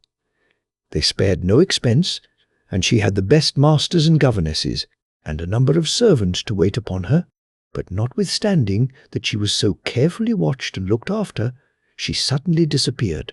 The head governess said she had left her in her room only for a few minutes practicing her harp with two of her maidens in attendance, and when she came back she found both the girls fast asleep and the princess gone. Inquiries were made of everyone, but nothing could be heard of the princess. No one had seen her. She had vanished in the most mysterious manner. The king, in despair, sent out messengers in all directions, and spent a great part of his treasure searching for her, but all in vain. Then, at last, he vowed that he would give the princess in marriage to whoever should be fortunate enough to find her, and also give him the half of his kingdom. But though many of the knights and nobles about the court, eager to secure so great a prize, went off in search of her, they one and all returned empty-handed. Now, the poor old man who lived outside the palace grounds had 3 sons. Their names were Osmund, Tostig, and Harold. The 2 eldest boys were greatly beloved by their parents, but Harold, the youngest and handsomest, was disliked by his father and mother, and both his elder brothers ill-treated him and made him do all the work, while they went out shooting and fishing. When the boys were grown up, Osmund came to his parents and said he would like to start off and see the world, and try to win fame and riches for himself. His father and mother were quite willing he should do so, and providing him with a new pair of boots and a large bag of food, he started off on his journey. After he had gone a long, long way, he arrived at a little hillock. Here he sat down to rest and unpacked his bag of provisions. Just as he was beginning to eat, a tiny little man, dressed in grey, came up to him begging for a morsel of food. Osmond angrily ordered him away, threatening to beat him if he did not go quickly. After he had rested, Osmond went on again, a long, long way, till he came to another hillock. Here he again sat down to rest, and began to eat, but he had hardly commenced than a still smaller and shabbier little man, dressed in green, came up to him and asked him for a morsel of food. Osmond spoke angrily to him, and sent him away with a volley of abuse. He then went on again, a long, long way, till he reached a large open glade in the wood. Here he sat down on the soft, mossy grass at the foot of a big beech tree, and thought he would eat another morsel. But no sooner had he opened his bag and taken out the food than a whole flock of birds flew down beside him. But he angrily chased them away, and then, having rested himself, went on his way, till he came to a big cave.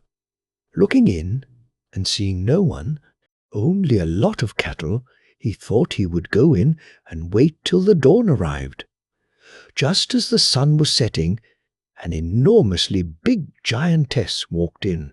Osmond was greatly startled, but, taking courage, he went up to her and asked whether he might stay the night there. The giantess said yes, on condition that in the morning he would do the work she would require of him. This he promised he would do, so she allowed him to remain the night, she herself retiring into an inner cave. The next morning the giantess told him that he must clean out the cave and put down fresh bedding for the cattle, and that he must have it all finished before the evening, else she would take his life. With these words she went away.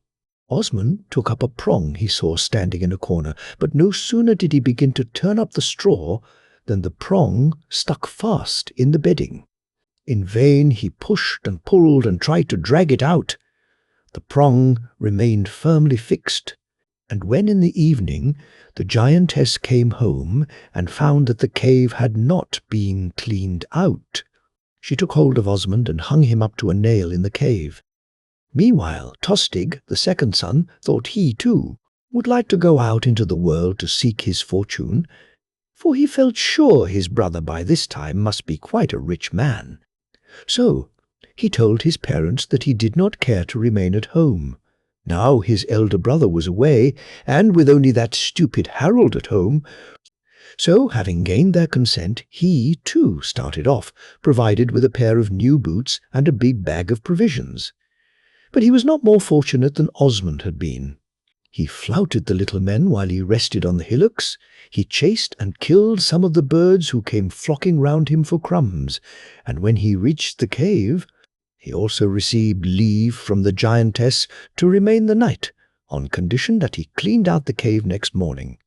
When he went and took up the prong to throw out the old bedding, it stuck fast in the straw, and no efforts of his could move it.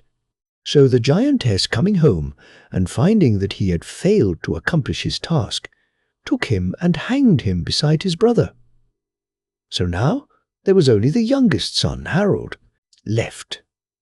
But though he was the only one at home, his parents did not love him any better, and the poor lad often felt that his presence reminded them of their lost sons, and that they regretted not having sent him away in their place. So he also decided to go away. I do not suppose I shall win riches and fame. All I hope is that I may be able to earn enough to support myself, and be no longer a burden to you."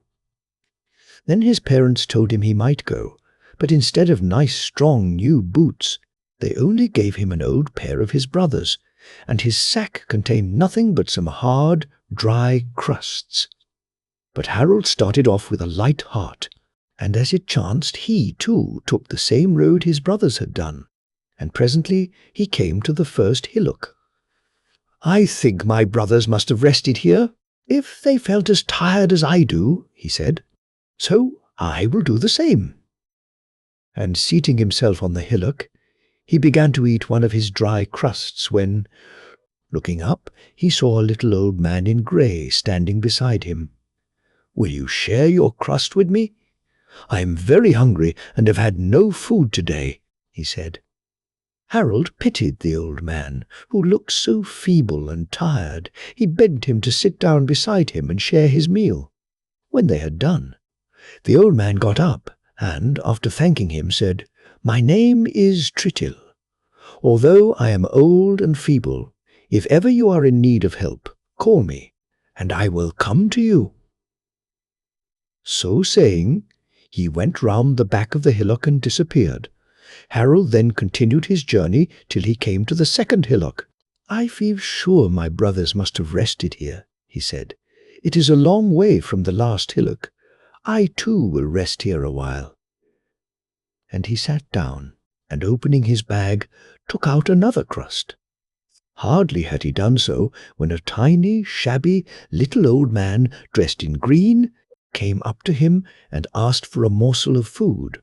Harold very good-naturedly asked him to sit down beside him and shared his crust with him. When they had finished eating, the little green man got up and, after thanking Harold, said, "Call me if ever you think I can do you a service. My name is Litill." And he too went away, and was soon out of sight. Harold then continued his journey until he came to the large open glade in the wood. "I am sure my brothers must have rested here," he thought. "I will do the same." And he sat down and took out another crust. No sooner had he done so than a great flock of birds came down. They circled round and round him, and seemed so hungry and fought so eagerly over every crumb he threw them, that Harold's heart was filled with pity. "Poor little things," he said, "they need it more than I do." And he broke up the remaining crusts and threw the crumbs among them. When they had eaten up every crumb, the biggest bird alighted gently on Harold's shoulder and whistled softly. "If ever you think we can do you a service, call us. We shall hear you wherever we are, for we are your birds."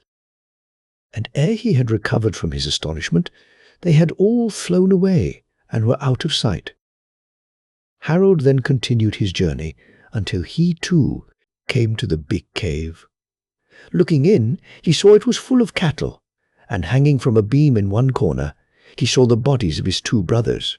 Startled at the sight, Harold's first impulse was to go away, but he thought he must first bury his brothers. So he took down the bodies, and seeing a spade near the entrance, he speedily dug a grave and buried them in the sand outside the cave. Just as he had finished, the giantess arrived. Harold, who was very tired, asked her if he might stay the night there. "You may do so, if you will promise to do what I tell you in the morning," answered the giantess. This Harold agreed to, and he slept that night in the cave. Next morning, the giantess, who had slept in an inner cave, told him that he would have to clean out the cave and put down clean bedding for the oxen. "But remember, if your work is not finished when I come home, I shall hang you the same as I did your brothers." And so saying, she went away. Harold took up the prong standing in the corner and began his work. But no sooner had he pushed the prong into the bedding and tried to lift it than it stuck fast to the ground. In vain he used all his strength. The prong remained firmly fixed. In his despair he called out, "Oh, dear Tritill, come and help me." No sooner had the words passed his lips than he saw Tritill standing beside him, who asked what he could do for him. Harold showed him the difficulty he was in. Then Tritill called out, "Brit prong and shovel spade." And immediately the prong pricked up the bedding, and the spade shovelled it away, till in a very short time The cave was all cleaned out and fresh straw put down. Harold thanked him warmly for his help, and Tritill went away. When the giantess came home in the evening and saw that the work was done, she said to Harold, "Oh, man, you have not done this by yourself, but I will let it pass." And she retired into the inner cave. The next morning, the giantess told Harold that she had some fresh work for him to do. He was to carry her own bedding outside the cave, take out all the feathers, spread them out in the sun to air, and then put them back again. "But remember, if, when I come back in the evening, there is a single feather missing, I shall hang you as I did your brothers." And with these words she went away. Harold carried out the great feather bed and the big pillows, and as the sun was shining warm and bright, and there was not a breath of wind, he ripped open the seams and spread out the feathers in the sun. No sooner had he done so than a strong wind arose, and in one moment all the feathers were whirled away, not a single one remaining. In despair Harold called out, "Dear Tritill, dear Litill, and all my dear birds, oh, come and help me if you can." And almost before the words had passed his lips, Tritill, Litill, and the whole flight of birds came bringing the feathers with them. And while Tritill and Litill helped Harold to fill the bed and the pillows, and sew them up again, the birds flew round, picking up all the stray feathers, so that none were missing. But out of each pillow they took one feather and, tying them together, told Harold that when the giantess missed them and threatened to kill him, he was to tickle her nose with the feathers. Thereupon Tritill, Litill, and the birds all disappeared. When the giantess came home in the evening, she went up to her bed and threw herself down on it so heavily that the whole cave shook. Then she began carefully feeling all over the bed, and when she came to the pillows she cried out, "Ah, man, I have caught you. There is a feather missing in each pillow. Now I shall hang you like your brothers." But as she took hold of him, Harold quickly pulled the 2 feathers out of his pocket and tickled her nose with them. In an instant the giantess fell back on her bed, looking terribly white and frightened. But Harold laughingly gave her back her feathers, telling her he did not want to keep them. "Ah, man, said the giantess, "I know you did not do this alone, but I will let it pass this time."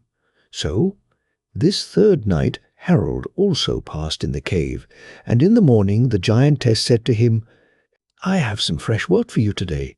You must kill one of my oxen. Then you must scrape and clean the skin to make a leather bag.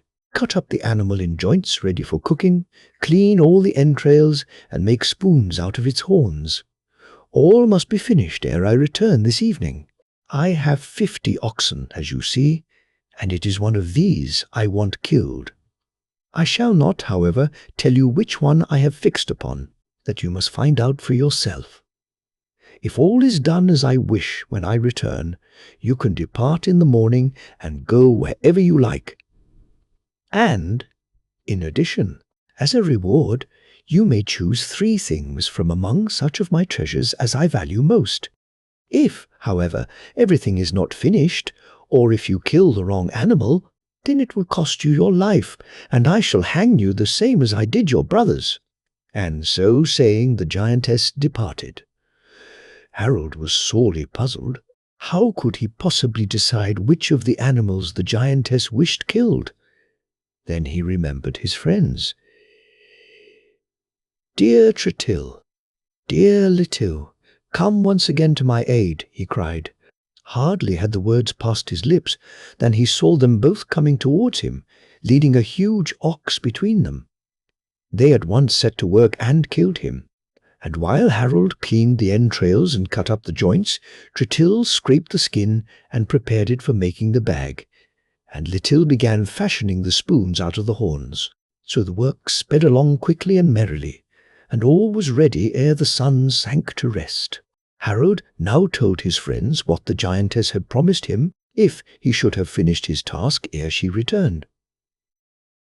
"Can you advise me what to ask for?" he said. Then they told him he should first ask for that which was over her bed, then for the chest which stood beside her bed, and lastly for that which was behind the wall of her bed. Harold thanked them warmly for all they had done for him, and said he would do as they had told him, whereupon the little men disappeared. When the giantess came home in the evening and found that Harold had finished all the tasks she had set him, she exclaimed, "Ah, man! You never did all this alone, but you have conquered, so I must let it pass." And so saying, she retired to rest. The next morning, the giantess called Harold into the inner cave and told him he might choose the reward she had promised him, and that then he might go where he liked. "Then," said Harold, "if I may have whatever I like, I choose, first, that which is above your bed, then the chest which is beside your bed, and, lastly, that which is behind the wall of your bed." "Ah, man!" cried the giantess. "You have not chosen these things by yourself, but I cannot refuse you. You are too strong for me, and you have conquered, and I must give you the reward you claim." So saying, she mounted some steps above her bed, cut into the rock, and, opening a secret door, she led forth a beautiful maiden. This was none other than the fair Princess Enid, who had disappeared so mysteriously some time ago. "Take her back to her father, and he will reward you as you deserve," said the giantess as she placed the princess's hand in that of Harold. She then opened the lid of the chest beside her bed. This was filled with gold, pearls, and precious stones, and then moving aside the bed, she touched a secret spring, and the wall sliding back, they saw the blue sea, and anchored close to the cave lay a beautiful ship, completely fitted out, her sails all set, and her pennant flying, and possessing the power of sailing wherever its owner wished, without aid of either captain or crew. When the giantess had handed him over these gifts, she told Harold that he would henceforth be one of the happiest and luckiest of men. Harold then carried the chest containing the gold and precious stones on board ship, and then, having arranged some soft cushions for the Princess Enid in the stern of the vessel, they quickly departed and reached her father's country. The delight of the king and queen on recovering their long-lost daughter can be more easily imagined than described.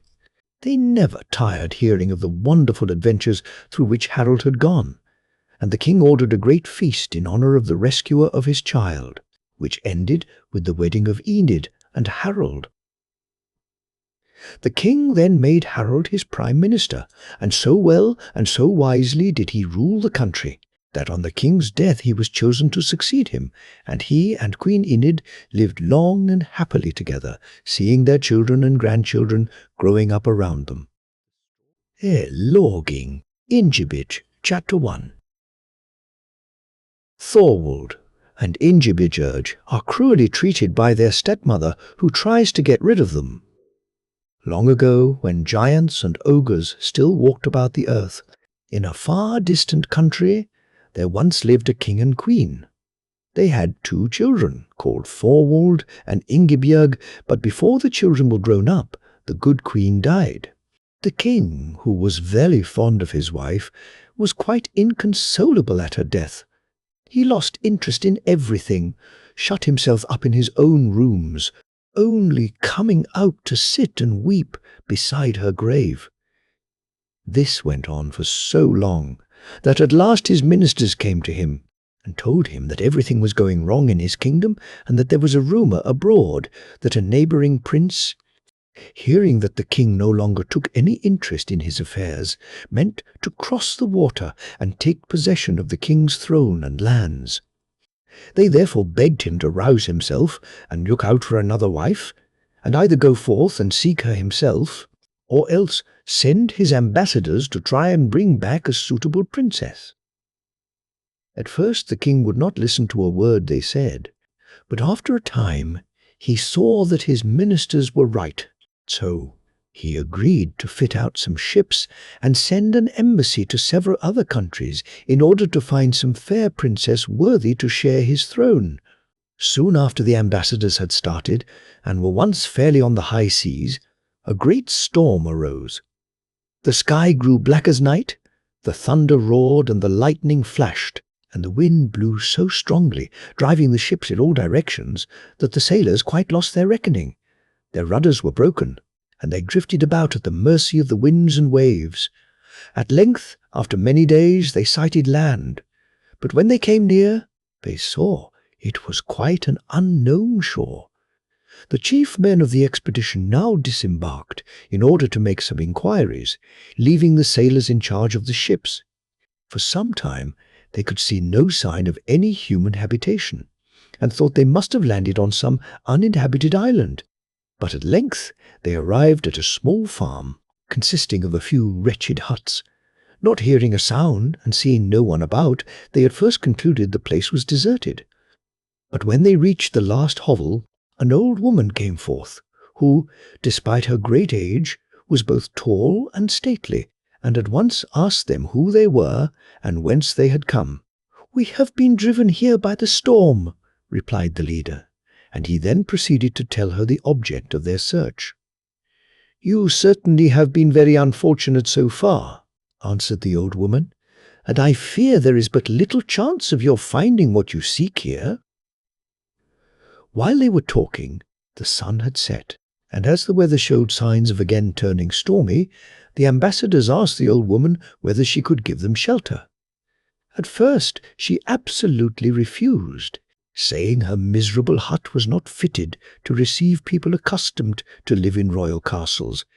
But, as the storm increased, they continued to urge her to let them stay, till at length she consented and bade them enter.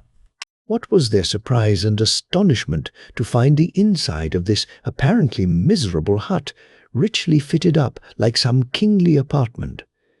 Handsome skins covered the floor, soft couches ran round the walls, which were ornamented with richly chased shields and arms, and a bright fire burnt cheerily on the hearth. As soon as the men were seated, the old woman laid the great oaken table which stood in the centre, and served the strangers with such dainty dishes as might well befit a royal table. "And do you mean to say that you live here all alone?" asked the chief ambassador during the meal. "I might almost say that I do," replied the woman, "for besides myself there is no one here but my only child Guda." "And, pray, may we not see the maiden?" asked the ambassador, for they were all wondering what the girl, living alone with her mother in these strange surroundings, would be like. Again the old woman demurred, but the more she pretended to hesitate, the more the ambassadors urged her, till at last she consented, and said she would bring her daughter. When at last she entered by her mother's side, the ambassadors were almost startled by her marvellous beauty. Tall and fair, like a stately lily, with a perfect wealth of golden hair falling in shining masses to the ground, Guda appeared before them like the goddess Freya. Surely, they thought, nowhere could they find a lovelier maiden to fill the vacant seat beside the king's throne. So, without further hesitation, they at once solicited her hand in marriage in the king's name. The old woman pretended to think they were only joking, and laughed at the idea of the king seeking a wife in a peasant's cottage, adding that poor girls like her daughter had better remain at home, for such grandeur was not for them, and their ignorance of the ways of the world only brought them to shame instead of honour. The king's ambassadors, however, would not be put off, and the more the old woman declared she could not part with her daughter, the more determined they were to take her away with them. At last, seeing the men would take no refusal, she consented to let the girl go, on condition that they would bring her back again, if, on seeing her, the king did not wish to marry her. To this the ambassadors agreed, and then they all retired for the night. Next morning the men prepared to return to the ships, and the old woman said her daughter would be ready to accompany them when she had got her things together. Then, to their surprise, they found she had so many packages that it needed all the ship's crews to carry them to the shore and put them on board. The mother and daughter now went down to the beach together, talking earnestly, but in such low tones that no one could make out what they were saying. But one man heard the old woman say, "Remember, you must send me back the big stone. I will manage the rest." And then they reached the shore, where the old mother kissed her daughter and, bidding her goodbye, wished her all good luck and prosperity. Then the anchors were weighed, the sails were hoisted, and the vessels put out to sea, reaching their destination without any mishaps. When the king heard that his ambassadors had returned, he went down to the shore, accompanied by all the chief officers of his court, to bid the travellers welcome. And when he saw the young girl whom the ambassadors had chosen for his queen, he was greatly delighted, for she was more beautiful than any maiden he had ever seen, and seemed as sweet and good as she was lovely. He conducted her back to the palace in great state. There a magnificent banquet had been prepared, and soon after the wedding was celebrated, amid the rejoicings of the whole island.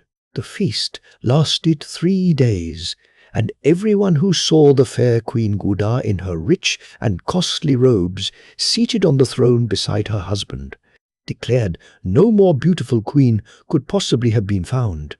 And though the king had loved his first wife, he soon became so completely wrapped up in Guda that her word was law in everything. Some months after the wedding, a war broke out in a neighbouring kingdom belonging to a cousin of the king, who had, therefore, to start off and help him, as his enemies were too strong for him to fight them alone. The king, therefore, ordered out his war galleys, and, as he expected to be away some time, he, at the queen's request, handed her his royal signet ring, begging her to rule the kingdom during his absence, and be a kind and loving mother to his 2 children, Thorvald and Ingibjorg. This Guda promised she would do. So the king took a tender farewell of his wife and children, and, getting on board his ship, followed by his men, a strong wind rapidly carried the vessels out of sight. For some little time after the king had left, Queen Guda was very kind to the children. She had them to dine at her own table, gave them fruit and sweets and toys, and often took them for drives in her beautiful chariot with the cream-coloured horses. Then one day she asked them to go down to the shore with her and play some games. It was a beautiful morning. The sun shone warm and bright. The blue sea was smooth and glistening like a great sheet of glass, and as the tiny wavelets receded, the golden sands were strewn with lovely pink and violet shells and glistening feathery weeds of every hue and shade. "Oh, Thorwald!" cried Ingibjorg, running up to her brother and laughing merrily, her arms filled with long trails of crimson and green seaweed. "Look how beautiful they are! Let us play at being king and queen, and I will make 2 lovely crowns." "No." "Come here, children," said the queen. She had walked some little distance along the shore, and now stood beside a big square stone. Then, as Thorwald and Ingibjorg came near her, she muttered, "Open, O stone!" And at these words, the great square stone parted asunder, showing a large cavity inside, and before the children knew what had happened, Queen Guda had pushed them both in. The stone closed with a snap, and, giving it a strong shove, she rolled the stone into the sea. She then returned to the castle weeping, telling her attendants that the children had run away, that she had called them to come back, but all in vain. They would not obey. So she now sent out messengers in all directions, pretending terrible grief at their supposed loss. Chapter 3. How the Wald and Ingibjorg found themselves at the witches' island, and what they did, the 2 children. Meanwhile, when they felt the stone closing, tried their utmost to force it open. But all their efforts proved fruitless. The stone remained shut, and the children soon felt, by the rapid motion, that they were fairly out at sea. For, being a magic stone, it floated on the surface of the water instead of sinking to the bottom. The waves tossed it about for many hours, but at length the children felt the motion getting less and less, until at last the stone lay perfectly still. "I think we must be near land now," said Thorwald. "There is no motion at all." "If you think that, why should not you say the same words the Queen did?" replied Ingibjorg. So Thorwald waited a little longer in order to make sure it was not merely a temporary lull, and then he called out loudly, "Open, O stone!" And immediately the great stone parted asunder, and Thorwald saw they were close to the shore. The two children then slipped out and paddled through the shallow water to the land. But though they wandered along the fine dry sand for some distance, they could see no sign of any habitation. They therefore determined to try and build a little hut for themselves. Now, Thorwald, although but a young lad, had always gone out hunting with his father, who had given him a small gun and hunting knife. These and his flute, on which he played wonderfully well, the boy never parted with, and he therefore had them with him when he and his sister had gone out with the Queen in the morning. Fashioning a rough wooden spade out of some driftwood for Ingibjorg, he used his knife to such purpose that a large hole was soon dug in the dry sand. This he then covered over with branches cut from the brushwood on the rocks, and leaving his sister to collect dry wood for a fire, he went in search of some birds for their supper. But although successful in shooting a couple, there was, alas, no fire to cook them, and poor Ingibjorg, who was getting very hungry, looked sadly at the food they could not eat. "You pluck and prepare the birds," said Thorwald, "and I will go further inland and see if I cannot get some fire." So saying, he went up a narrow valley instead of, as heretofore, keeping along the shore, and after he had gone some little distance, he came to a small, miserable-looking farm. He could see no one about, so he climbed up the steep slanting roof of the centre hut and peeped down the hole which served as a chimney. There he saw an old, very ugly and dirty woman, busily engaged raking out the ashes from the hearth. But he noticed that half the cinders tumbled down among her feet, instead of into the ashpan she held in her left hand. So Thorwald made certain that the old woman must be blind. He determined, therefore, to enter quietly into the house and carry off a few live coals. First slipping down the roof, he crept slowly in at the low door, and then, watching his opportunity, he crawled along the wall till he reached the hearth. Then, seeing a small iron cup, he carefully pushed some glowing coals into it, and seeing no one else about, he made sure the old woman was alone, and while she was still busy raking, he crept out of the hut and, much pleased with his success, hastened back to his sister. Ingibjorg was delighted when she saw him arrive, and, the fire being already laid, a bright flame soon shot up, the birds were roasted, and the two children made a hearty supper, Ingibjorg's merry laugh sounding again as gay as ever. Thorwald, somewhat tired with his day's work, asked his sister to make up a good fire ere they went to sleep, so that it might last all night. But, alas, when they woke next morning, the fire was out, so he had to go again to the old woman's farm to fetch more coals. This time he begged Ingibjorg earnestly not to let the fire out, but, alack! The little princess, though very willing and anxious to please her brother, had not been accustomed to attend to fires, so, though doing her best by making up a huge fire ere she went to sleep, it was out in the morning. Ingibjorg even tried to wake up very early in order to put on fresh wood, but, despite all her efforts, each morning the fire was out, and Thorwald had to go every day to fetch fresh fire. Chapter 3. There for the adventures and escape. Thus, the brother and sister lived for some time on the birds and game that Thorwald killed.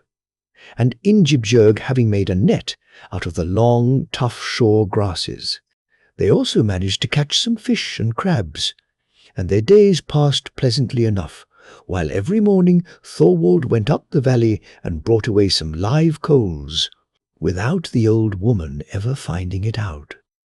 Once, after he had taken away the coals, he heard her mutter, "Ah, those devil's children!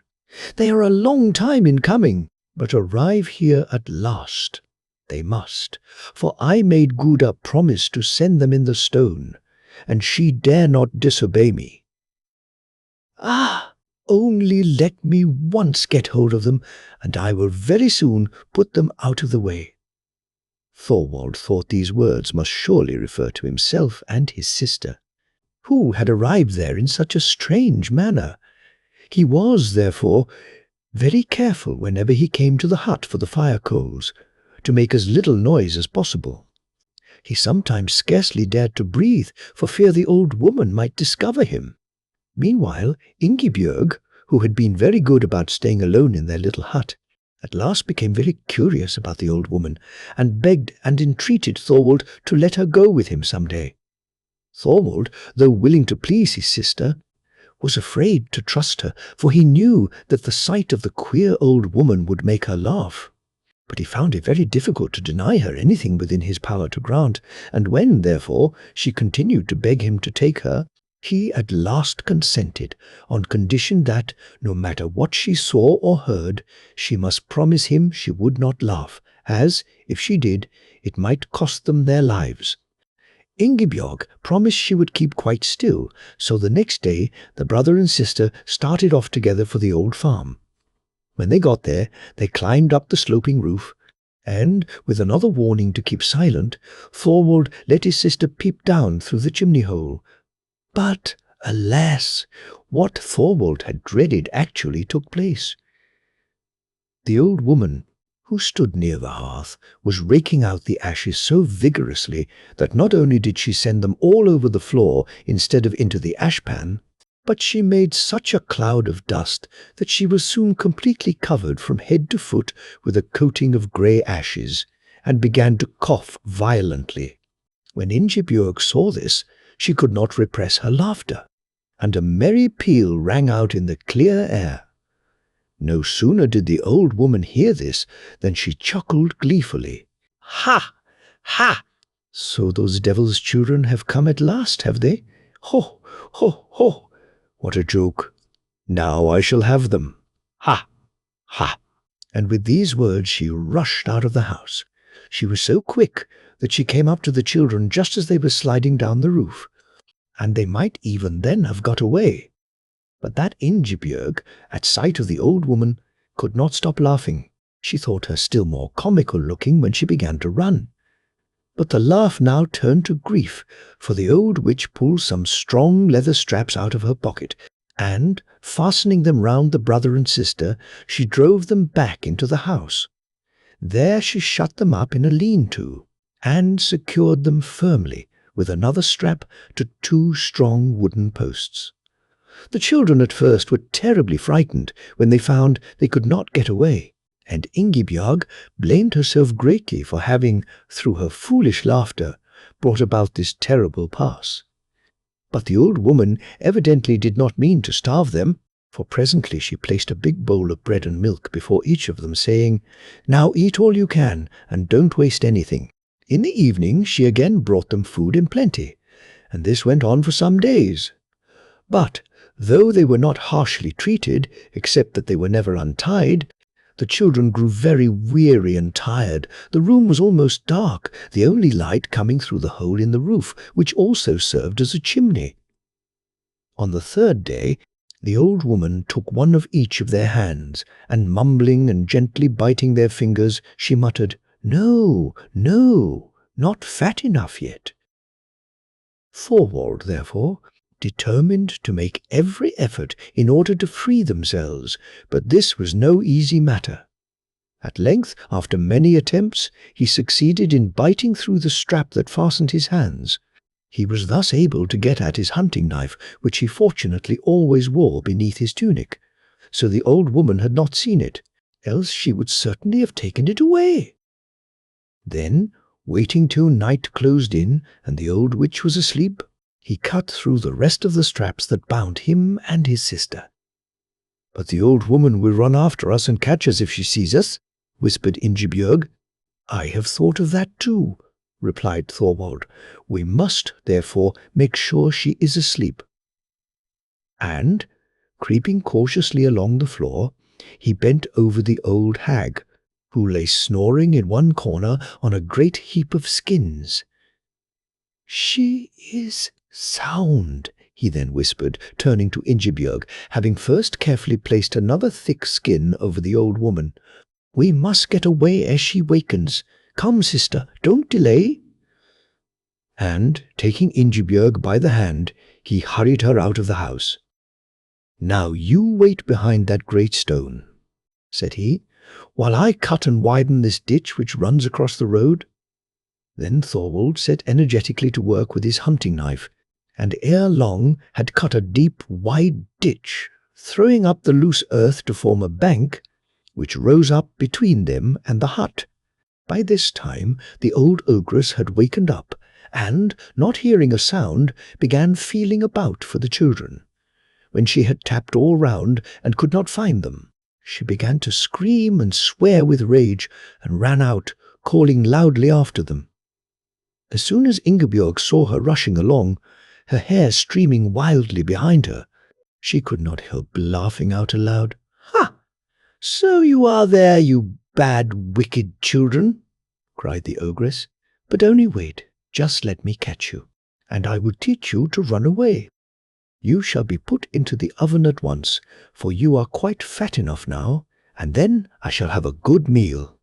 So saying, she ran along the path to where she heard Ingebjorg's voice, but, unable to see the ditch, she fell in headlong and broke her neck. Thorwald did not wait to learn what happened, but as soon as he saw the ogress run after them and fall into the ditch, he took hold of Ingebjorg's hand, and together they raced back to the shore, very thankful that they were now safe from the old witch's clutches. Chapter 4. The King's Return, and Queen Guda's release from the witch's thrall. Several weeks now passed. Each morning, Thorwald first gave a look across the sea in hopes of seeing a ship or boat, and would then start off in search of birds and game, while, strangely enough, after the old witch's death, their fire never went out, and Ingibjorg, by carefully attending to it, was able to keep it burning both day and night. Sometimes, when no food was needed, the children having laid in a sufficient supply of game and fish, Thorwald would take his flute and play, while his sister plaited mats and baskets out of the long rushes that grew near the shore. Thus it happened that one day, while the two children sat on the shore, they saw several ships sailing slowly past the island. Thorwald, who had just put down his flute, now took it up again, and began playing as loud as he could. The ships came gradually nearer. "Oh, Thorwald," cried Ingibjorg, clapping her hands, "see, they are coming nearer. Oh, play louder, louder." And she joined her voice to his flute. And sure enough, ere long, the largest of the vessels cast anchor close to the shore, the other ships still keeping out to sea at some distance. And then, to the children's great joy, they saw their father standing on the deck. A boat was lowered. The king and one of his followers were quickly rowed to shore, and in a few more moments Thorwald and Ingibjorg were clasped in their father's arms. Great was his surprise to find them on this lonely island, for he had heard nothing of what had happened in his own country during his absence, and it was only by chance that he had sailed close to the island, none of his people caring to come near it, as it was supposed to be the home of evil spirits. And when they heard the sound of the flute, they thought it must surely be the song of some mermaids, wiling the king's fleet to destruction by their soft, sweet melodies. But the king, for some reason, felt he must find out what it was, so had ventured near the land, the rest of his fleet keeping out to sea. The king then asked his children how it was they were there, and when he heard what had happened during his absence, he grew very wroth. He at once took the children on board his own ship and commanded his people under pain of instant death not to breathe a word to any one of what had occurred. The fleet was then ordered to set sail and return home with all possible speed. Arrived near his own island, the king chose a quiet and retired part of the shore, and there he landed the children in charge of his own attendant, telling him to keep them hidden till he sent him word to appear with them at court. The fleet then departed and cast anchor at the usual landing place. Here the queen, arrayed in her richest garments and attended by all her maidens, came down to welcome the king, expressing great joy at his return. The king appeared well pleased to be at home again. "But where are the children?" he asked, "and why have they not come to meet me, as they always do?" "Alas, alas!" cried the queen, putting her handkerchief to her eyes as if to hide her tears, but really because she was afraid to look at the king. "Poor, poor children! Pray do not speak of them." Soon after you went away, they suddenly got very ill, and though I watched and nursed them myself, the poor little things both died. And Gudda began to sob and cry in reality, for she greatly feared what the king might do if he ever heard the truth, and no one dared say a word, for during the king's absence, Gudda, urged on by fear of her mother if she did not get rid of her stepchildren, and also thinking that she could only govern by making herself feared, had ruled the kingdom with great severity, so no one dared say a word against her, believing that the king was still devoted to her. The king, wishing to get at the truth of the strange tale, pretended great sorrow at the news of the children's death. "And where are the poor little things buried?" he asked. "I should like to see their tomb." The queen tried to persuade him not to go. She said she was sure it would only increase his sorrow, and entreated him to desist. But the more she urged him not to go, the more determined he was to see their tomb. So at length Gudda yielded, and herself accompanied him to the wood at the back of the palace, where, in a pretty open glade, she had caused a handsome mausoleum to be erected. He greatly admired the beautiful carving on the stone, but he never shed a tear, which somewhat surprised the queen. Soon after, they both returned to the palace, where the queen had had a banquet prepared to welcome home the travellers. All during the feast, the king still remained very silent and preoccupied, and next morning he again went to the mausoleum, and then said he meant to have the children's coffins taken out. When the queen heard this, she threw herself on her knees before the king, and begged and entreated him not to thus further increase his pain and grief. But the king remained firm. The door of the great mausoleum was thrown back, and two small coffins, handsomely ornamented with gold and silver, were brought forth. But, behold, when at the king's order these were opened, instead of containing the bodies of the two children, they were filled up with stones. The queen gave a great cry when she saw her wickedness had come to light. She fell down at the king's feet, and, sobbing and praying for mercy, she confessed what she had done, adding that her mother, the old witch, had forced her to do it. But the king was so angry that he would not listen to her words, and ordered her to be shut up in the castle donjon till the Volkthing decided what her punishment should be. Meanwhile, Thorwald and Ingibjorg arrived at the palace, the king having sent a messenger for them, and great was the rejoicing among the people when they learnt their young prince and princess, whom they thought dead, were alive, and once again among them all. The children then told their story before the assembled nobles and Vikings, and when Ingibjorg related how Thorwald had killed the old ogress, who had only been fattening them up in order to eat them, there was a flash of lightning, and a loud crash of thunder resounded through the great hall. The door at the lower end opened, and, to the surprise of everyone, the queen, draped in a long, glistening white robe, walked up the hall and falling down at the king's feet, she raised her clasped hands towards him. "Pardon and forgiveness, O king," she cried. "The spell that has nearly cost me my life is at length broken. That terrible old ogress was not my mother, but a wicked fairy who, because she thought my mother had not treated her as well as the other fairies at my christening, condemned me as soon as my mother died, to serve her and obey all her behests as long as she lived. Now that your brave boy has killed her, I am freed from her wicked spells. And now, O my king, punish me for the harm I have so unwillingly done, but, oh, let me live to prove my gratitude to you and yours." Great was the surprise of everyone at the Queen's story, and the ambassadors then recalled to mind how silent and grave the young Queen had been when they first saw her, even while she did all the old witch ordered her to do. Thorwald also added his entreaties to those of the Queen, and when Ingibjorg with a merry laugh threw one arm round her father and the other round the Queen, the king relented. And thereupon the interrupted feast was renewed amid general rejoicing, the Queen seated at the king's right hand with Thorwald beside her, and Ingibjorg on his left hand. There was no happier family in all the land. Queen Gudar, having no children of her own, lavished all her affection on Thorwald and Ingibjorg, whose entreaties had restored her to her husband, and the reign of the King and Queen Gudar was ever after cited as one of the longest and happiest ever known. The Three Peasant, Maidens.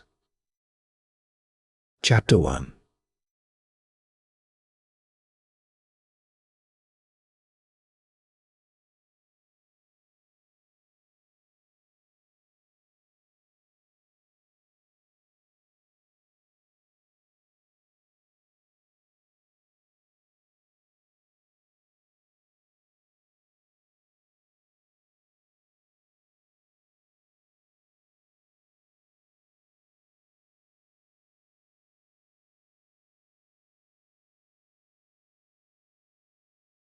Truda and Hertha. Alitair and Truda were both fine, handsome girls, but Hertha, the youngest, was by far the loveliest of the three. Their house was not far from the king's palace, and one day, when the three sisters were out walking, they met the king, attended by his secretary and his valet. "Ah," sighed Alitair, the eldest sister, "how happy I should be if I could only marry the king's valet. I should then be able to see all the grand feasts that are held at the palace." "And I should like to marry his secretary," murmured Truda, the second sister, "for then I should both hear and see all that was going on." "Oh, if I had to marry anyone," cried Hertha, the youngest sister, "I should like to marry King Leofric himself. See how young and handsome he is." The king, who had noticed the whispers and eager glances of the girls, said to his attendants, "I wonder what those pretty maidens want. Let us go to them and find out what they are talking about. I thought I heard them mention my name." The secretary tried to dissuade the young king from speaking to the girls, saying he was sure their chatter was not worth listening to, and that his majesty had better not attend to them. But King Leofric would not be put off, and it ended in their all three going up to the young maidens. Then the king asked them what they had been talking about when he and his attendants came in sight. Now when the girls saw the king come up to them, they were rather frightened, but he spoke so kindly and pleasantly that their fears soon vanished, and when he insisted on hearing what they had said, they at last confessed the truth.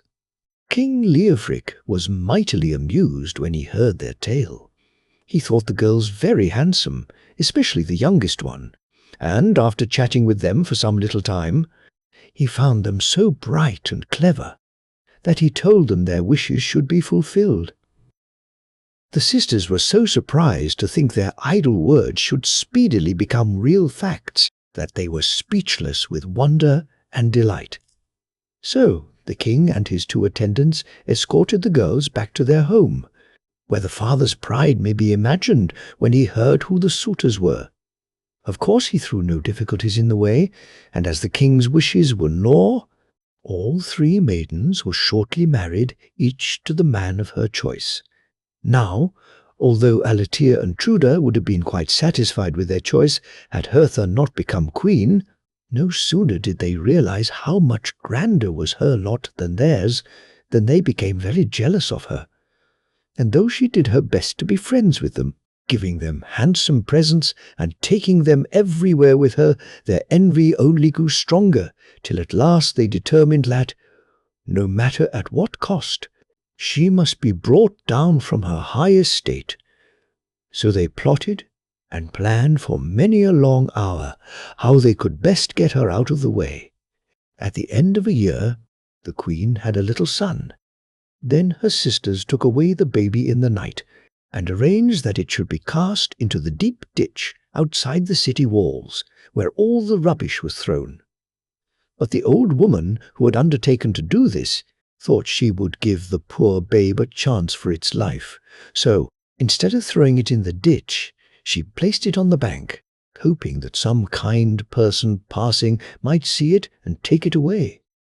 And this actually did happen, for Osric, a poor old woodcutter, on his way home, seeing the pretty babe lying there crying helplessly, took it up in his arms. "This is a strange thing," he said. "Someone surely must have put it here purposely, but I cannot leave the poor bairn crying here." So saying, he carefully wrapped it in his old coat and took it home, where he fed it as best he could.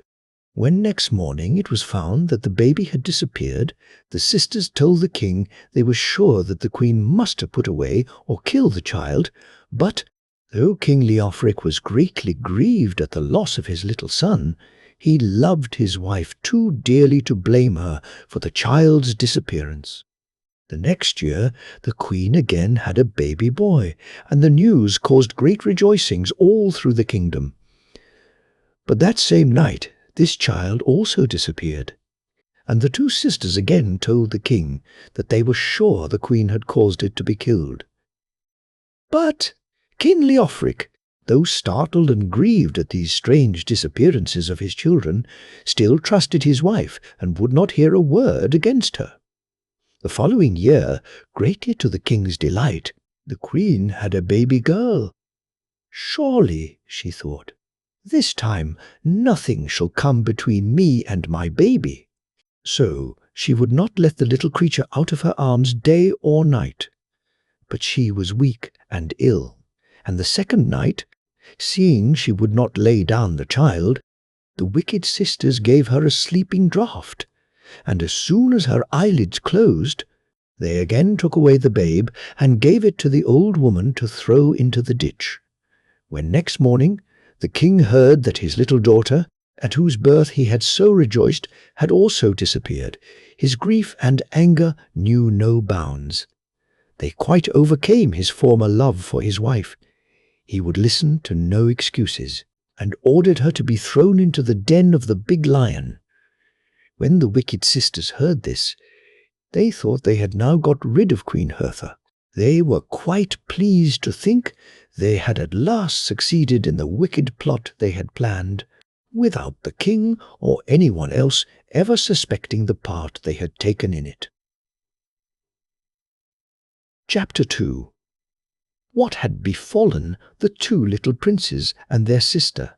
But Queen Hertha was not dead, for the lion, so far from hurting her, laid himself quietly down at her feet, and when his food was brought to him, he would never touch it till the queen had taken her share. So, while everyone thought she was dead, Queen Hertha lived beside her powerful friend. At first she had been terribly frightened, but she speedily grew almost to love the huge beast, who, when the king and her sisters had been so cruel, had befriended her in her hour of need. Still, it was at best but a dreary existence, and many times, and often she wished she could but know what was happening outside the lion's den. As for the children, the same old man, Osric, who had picked up the first baby, had fortunately also found the other boy and the baby girl, and had taken them home to his own little cot near the woods, where he brought them up as well as he could. He called the elder boy Wilhelm, the second one Sigurd, and the little baby girl Olga. He had tried at first to find out whose children they could possibly be, but one night he dreamed that a beautiful fairy came to his bedside and said, "Osric, if you love the children, don't ask any questions about them, but bring them up as your own. Their enemies will else destroy them. Let them wait till they are grown up." So he had kept his own counsel and did the best he could for them.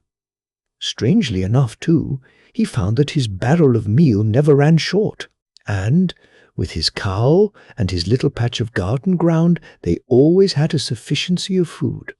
So the children grew up strong and healthy, the boys helping the old man in his forest work and fetching the wood and water that was wanted, and as for Olga, she soon became quite an expert little housekeeper.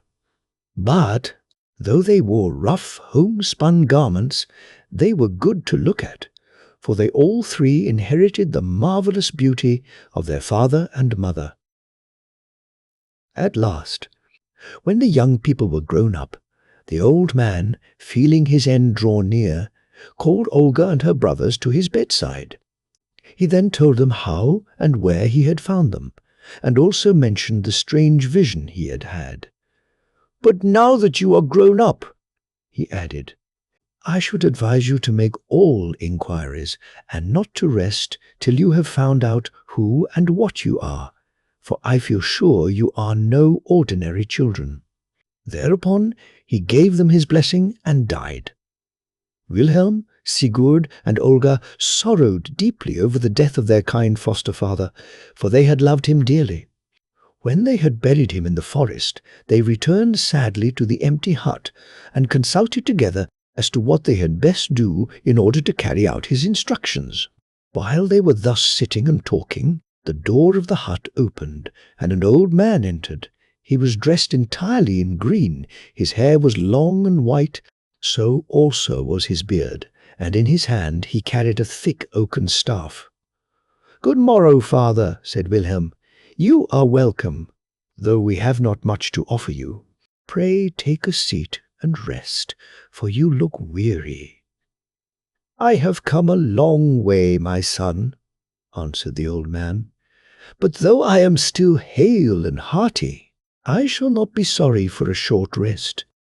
But you seem in sorrow or trouble," he added, looking from one to the other. "Perhaps I might be able to help you, for I have travelled far and seen many strange and wonderful things." "We shall indeed be glad of some advice," said Sigurd, while Olga hastened to place a bowl of new milk and some oatcakes before the traveller. "Sir, we are sadly perplexed as to what we ought to do." And the brothers then proceeded to tell the stranger their story and the advice their foster-father had given them. When he had heard their strange tale, the old man said, "I fear I cannot help you myself, but I think I know someone who may be able to advise you. You must know that about 3 days' journey from here there lies a valley full of strangely shaped stones. In the middle of this valley there is a rock on which a large bird sits who is very wise, and understands and speaks the human language. Now, I think you should go and see this bird, though I will not conceal from you that there is very great danger attending such a visit. Many people have gone to consult him, but so far no one has ever returned. He is, however, so wise that he can both foretell the future and also reveal the past. Many princes and others have gone for advice to this wonderful bird, but one and all have failed in carrying out the conditions which can alone ensure success. You must know that whoever mounts the rock on which the bird sits must be so brave and have such strength of will that, no matter what he may see or hear, he must not turn round or look back, for if he does, even for only a second, he will at once be turned into stone. So far, no one yet has possessed the required purpose and unswerving staunchness," continued the old man. "But it is not difficult to mount the rock, provided you have the necessary determination. Then, when you have mounted, you will have the power to restore to life all those who, through lack of will and strength of purpose, were turned into stone. For on the summit of the rock there is a huge jar filled with magic water, and he who safely reaches the summit may take some of this water and sprinkle it over those who have been turned to stone. They will then awake to life and regain their form and figure." Both brothers thought the task by no means a difficult one, and declared themselves quite ready and willing to undertake the journey. They thanked the old man heartily for all his information and advice, and then sped him on his journey. Next morning, Wilhelm said to Sigurd that he would start forth in search of the rock. But before he left, he said to his brother, "If at any time you see 3 drops of blood on your knife when you are at dinner, you must get up and follow me, for you will then know that I have failed and have been turned to stone, and that you must then try your best." So Wilhelm went forth, followed by the good wishes of Sigurd and Olga. But after 3 days, when the brother and sister sat down to dinner, behold, 3 drops of blood were on the blade of Sigurd's knife. Hastily starting up, he told Olga he must be off at once in search of their brother. "And remember, Olga, though I hope I may be successful, if at the end of 3 days you see 3 drops of blood on your knife, you will know that I too have failed." He then bade her a loving farewell, and Olga saw him start on his way, with many fears and prayers in her heart for his safety.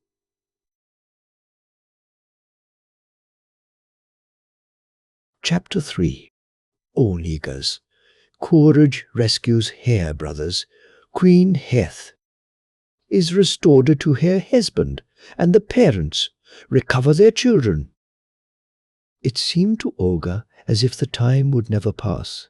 Each day seemed longer than the last, and when the morning of the 3rd day arrived, she had scarcely courage to look at her knife as she sat down to her breakfast. But, oh joy! The blade was bright and clear, and with a light and happy heart she went about her daily tasks.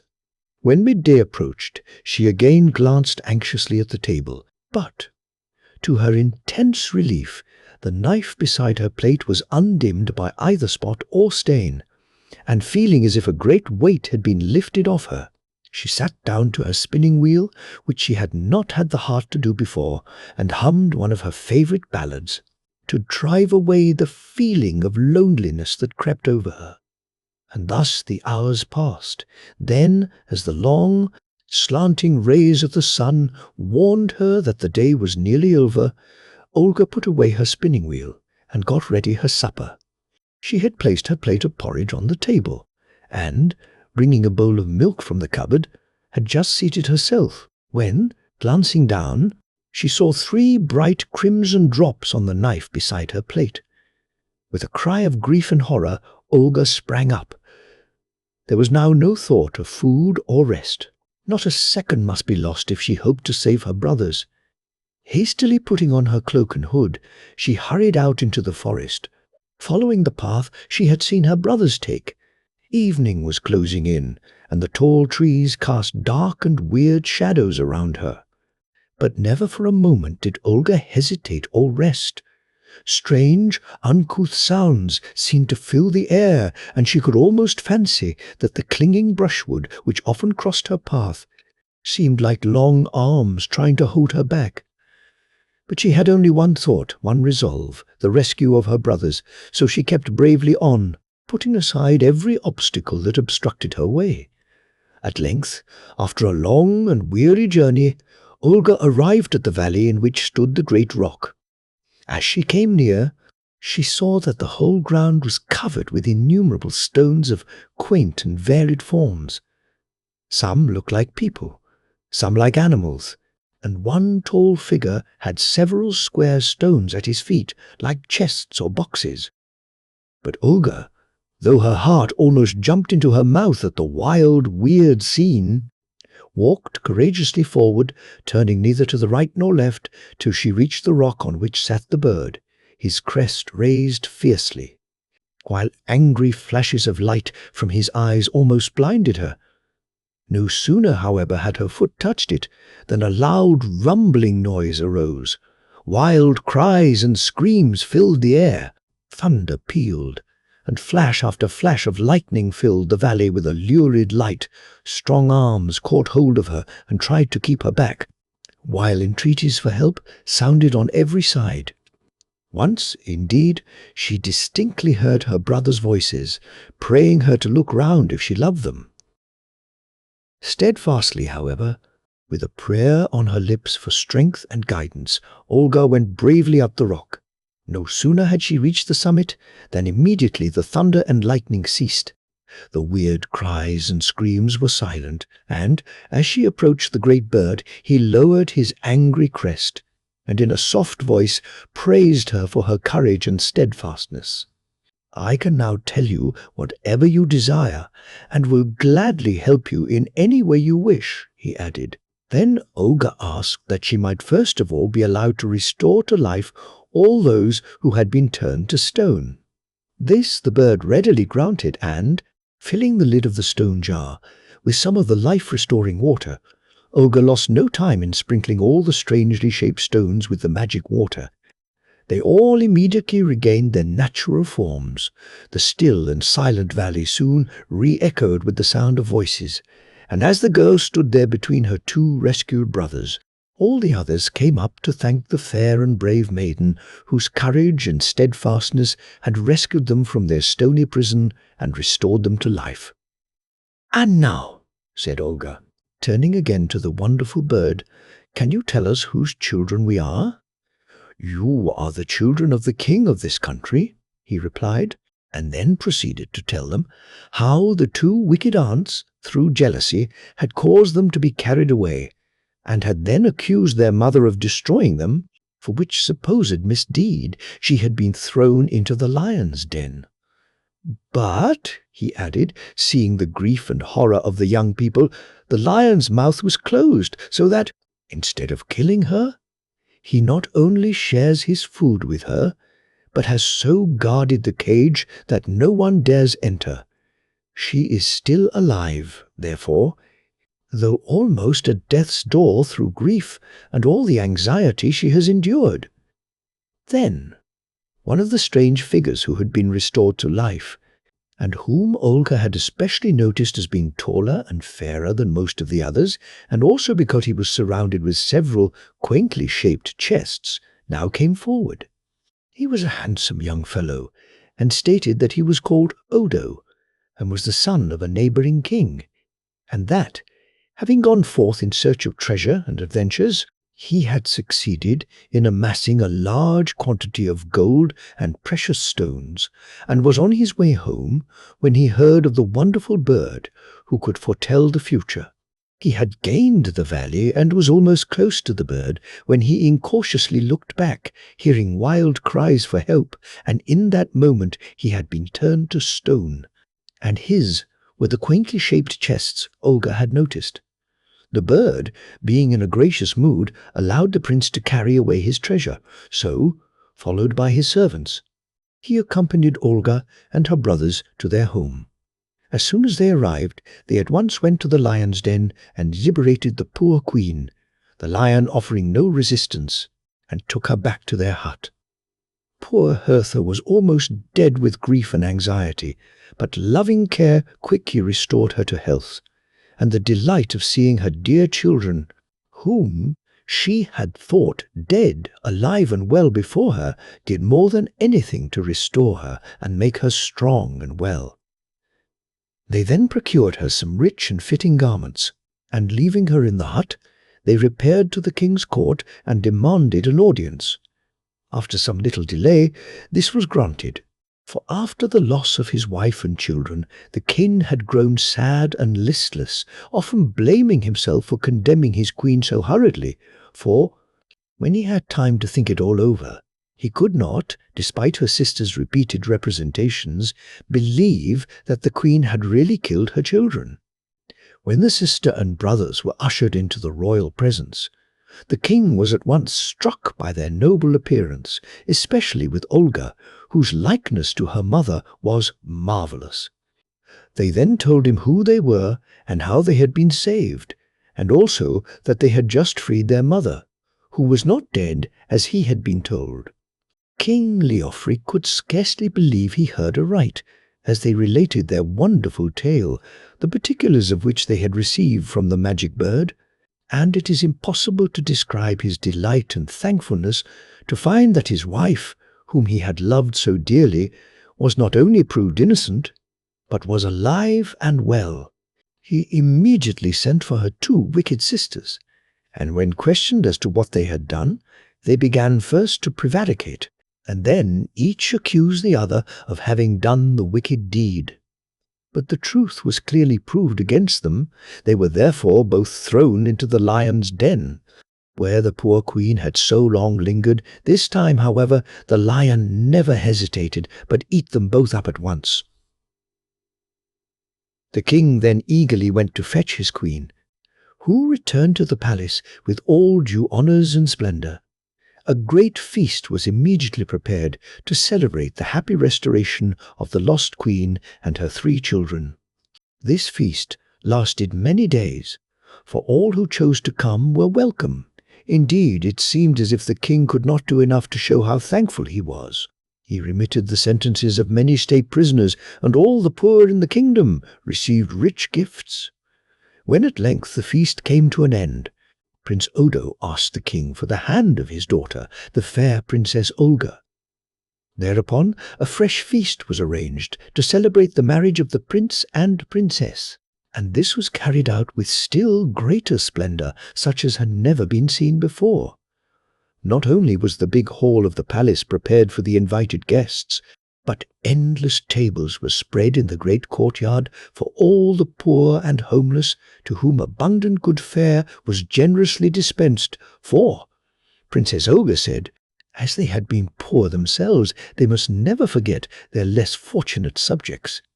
Then, when it was over, Prince Odo returned to his own kingdom with his wife, where they reigned in peace and happiness for many years. Wilhelm married a beautiful cousin and succeeded to the throne at his father's death.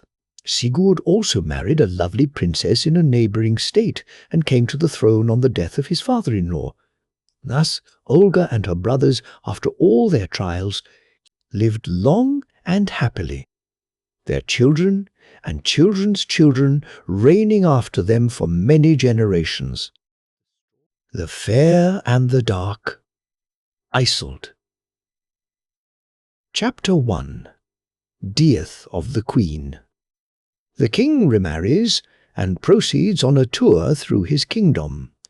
There once reigned a king and queen, and they had one little daughter called Isolde. She was the loveliest little maiden ever seen. Her skin was white as the driven snow. Her cheeks looked as if pink rose petals had fallen on them. Her lips were the colour of the reddest cherries, and the deepest blue of the summer sky seemed reflected in her eyes, while her long fair hair, reaching almost down to the ground, glistened like gold when touched by the sun's rays. Having no son of his own, the king had adopted his nephew Fertram as his heir to the crown. The boy was as handsome as the little girl was lovely, and his father and mother being both dead, he was brought up at his uncle's court. He was 2 years older than Isolde, but the children were devoted to each other, and the parents often looked forward to the time when they would be old enough to be betrothed and married. But the truth of the old saying, "The best laid plans of mice and men gang aft agley," was once again to be verified. For when Isolde and Fertram were respectively 16 and 18, and there was talk of a great betrothal feast shortly, the good queen, who had gone out bathing in the sea on a raw autumn morning, took a severe chill and shortly after died.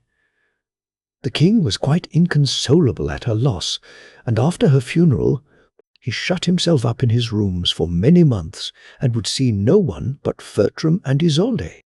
Even when at length he again came forth, He seemed to take no interest in anything.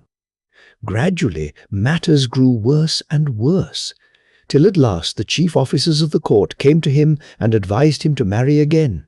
For a long time the king would not listen to them, but at length, wearied out with their importunities, he said they might go and see if they could find anyone worthy to succeed his late queen.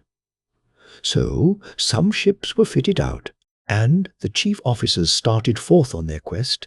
They sailed on for many days without seeing any land, but at length they saw some rising ground on the horizon, which, as they came nearer, proved to be a rocky island surrounded by a low sandy beach. Here the men landed, and following a narrow road which led them up a thickly wooded valley, they presently arrived at the gates of a fine castle. They looked to see if the warden was there, for the drawbridge was down, but no one was on the walls, so they crossed the bridge and blew the horn which hung near the gateway. Immediately the great doors flew open, and they entered. Still there was no one about, so they walked up a wide flight of stairs, and presently they came out on a broad terrace. Here a handsome, tall, and stately woman, dressed all in black, came forward and bade them welcome. She then clapped her hands, and a pretty dark-haired maiden appeared, bearing a silver tray with flagons of rich wine and fruit. The ministers were invited to sit down on one of the big stone benches, and while they were partaking of the fruit and wine, which was very welcome after their long walk, the lady told them that her husband had died in battle, most of his followers having also been killed, and that she was now living there alone with her daughter. Then she brought out her lute, and sang to the men while they rested, and entertained them so well that they all agreed they need go no further to seek a lady worthy to fill the late queen's place.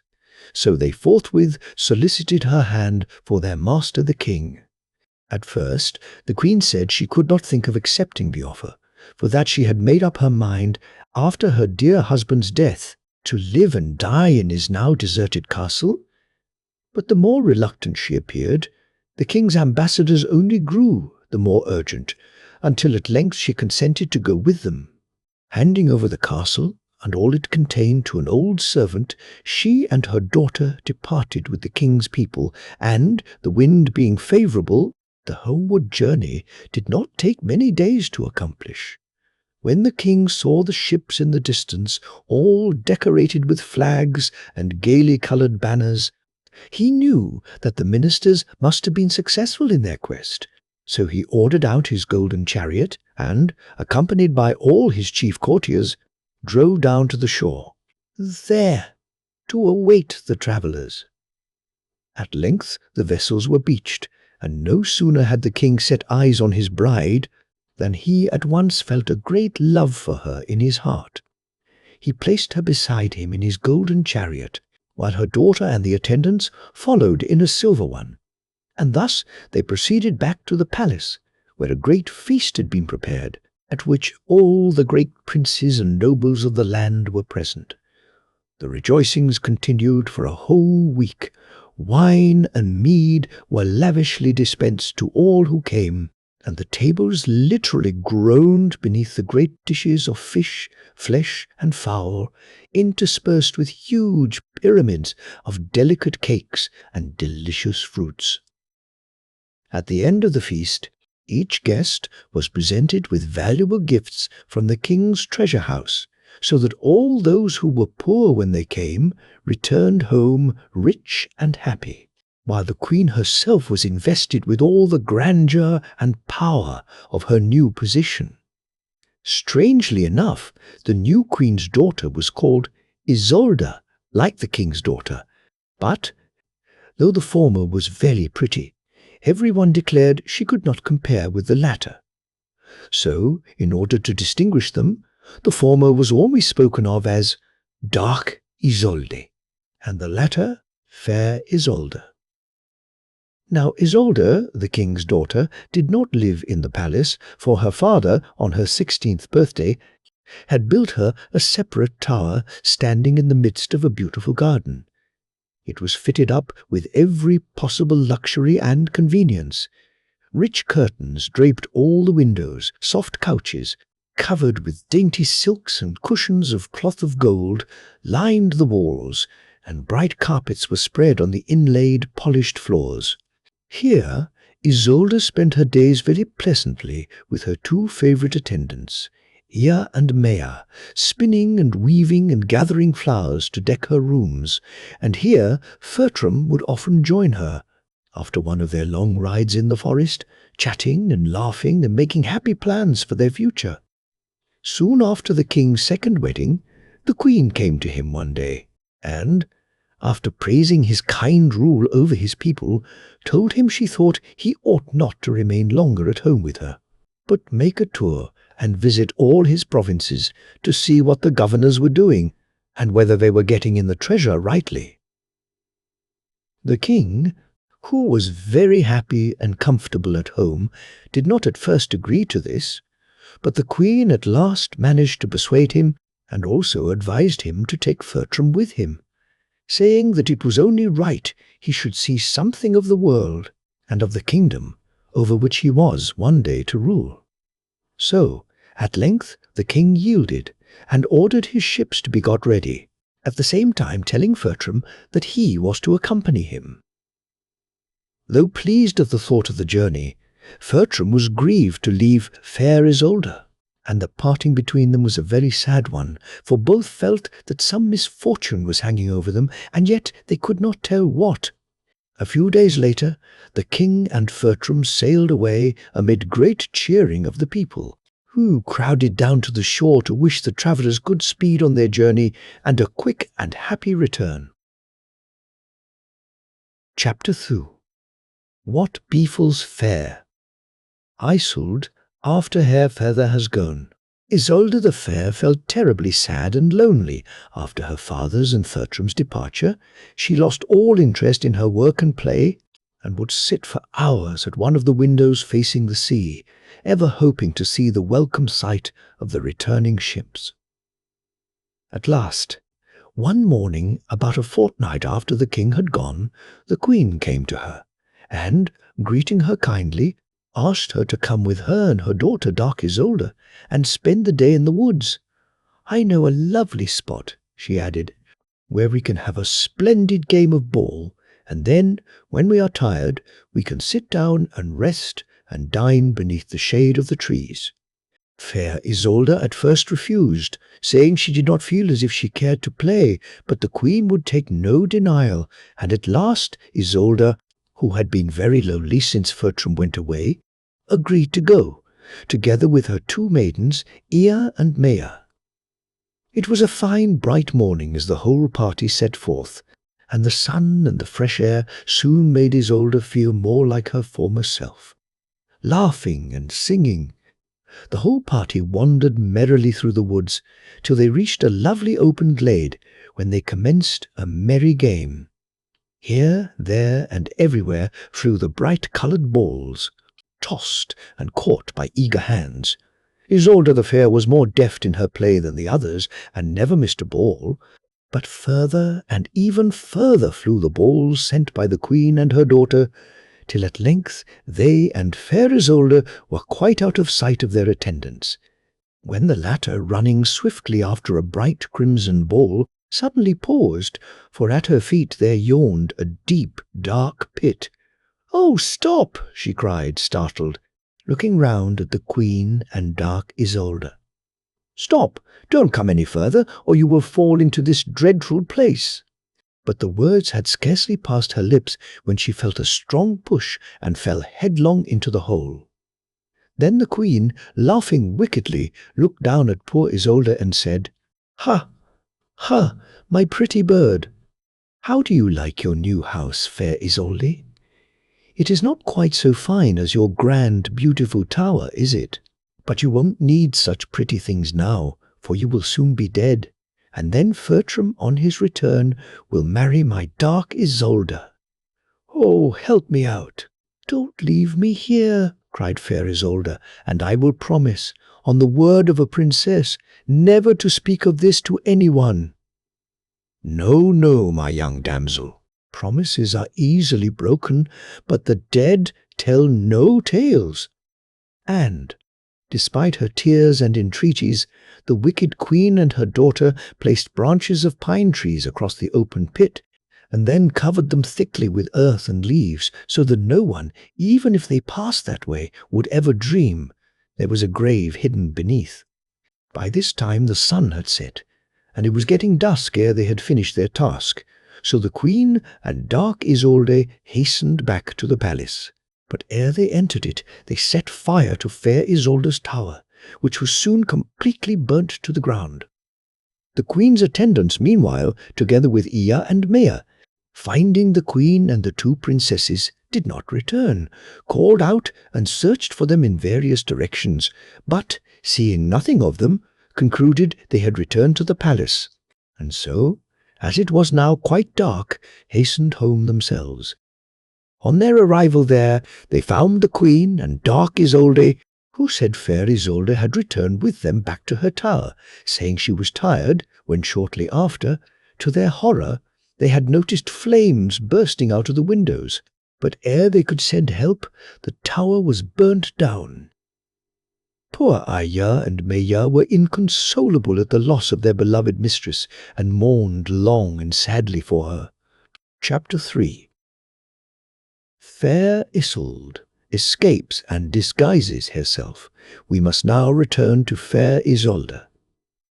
When she heard the queen's words and knew that they did not mean to help her, but intended leaving her there to die, she wept long and bitterly.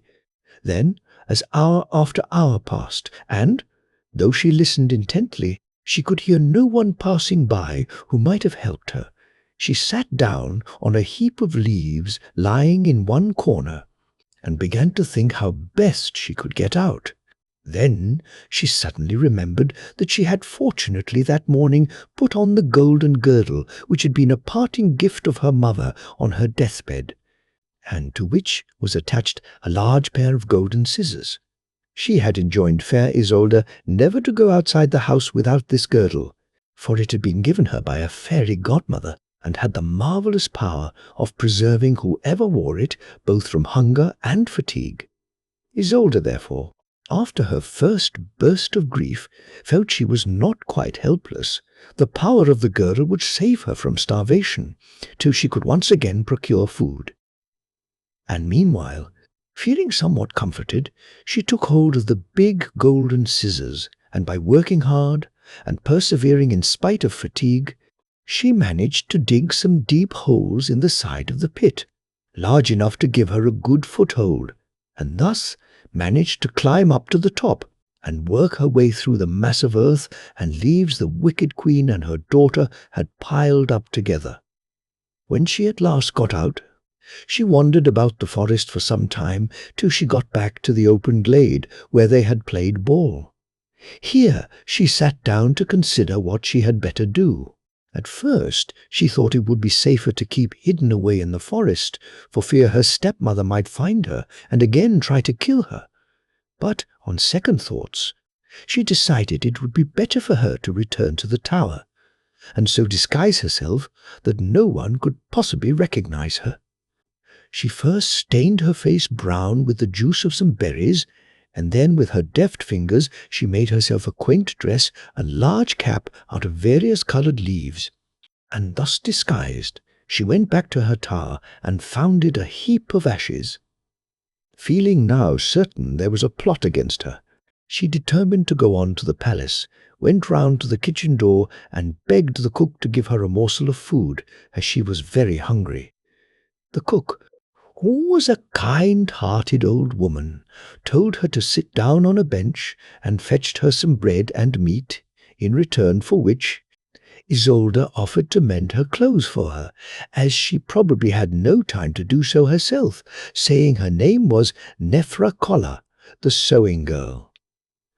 The old cook, who, although good at her own work, was no great hand with her needle, was delighted when she heard this, and told her she was welcome to stay as long as she liked, more especially as the king would soon be back, when there would be plenty of work for everyone.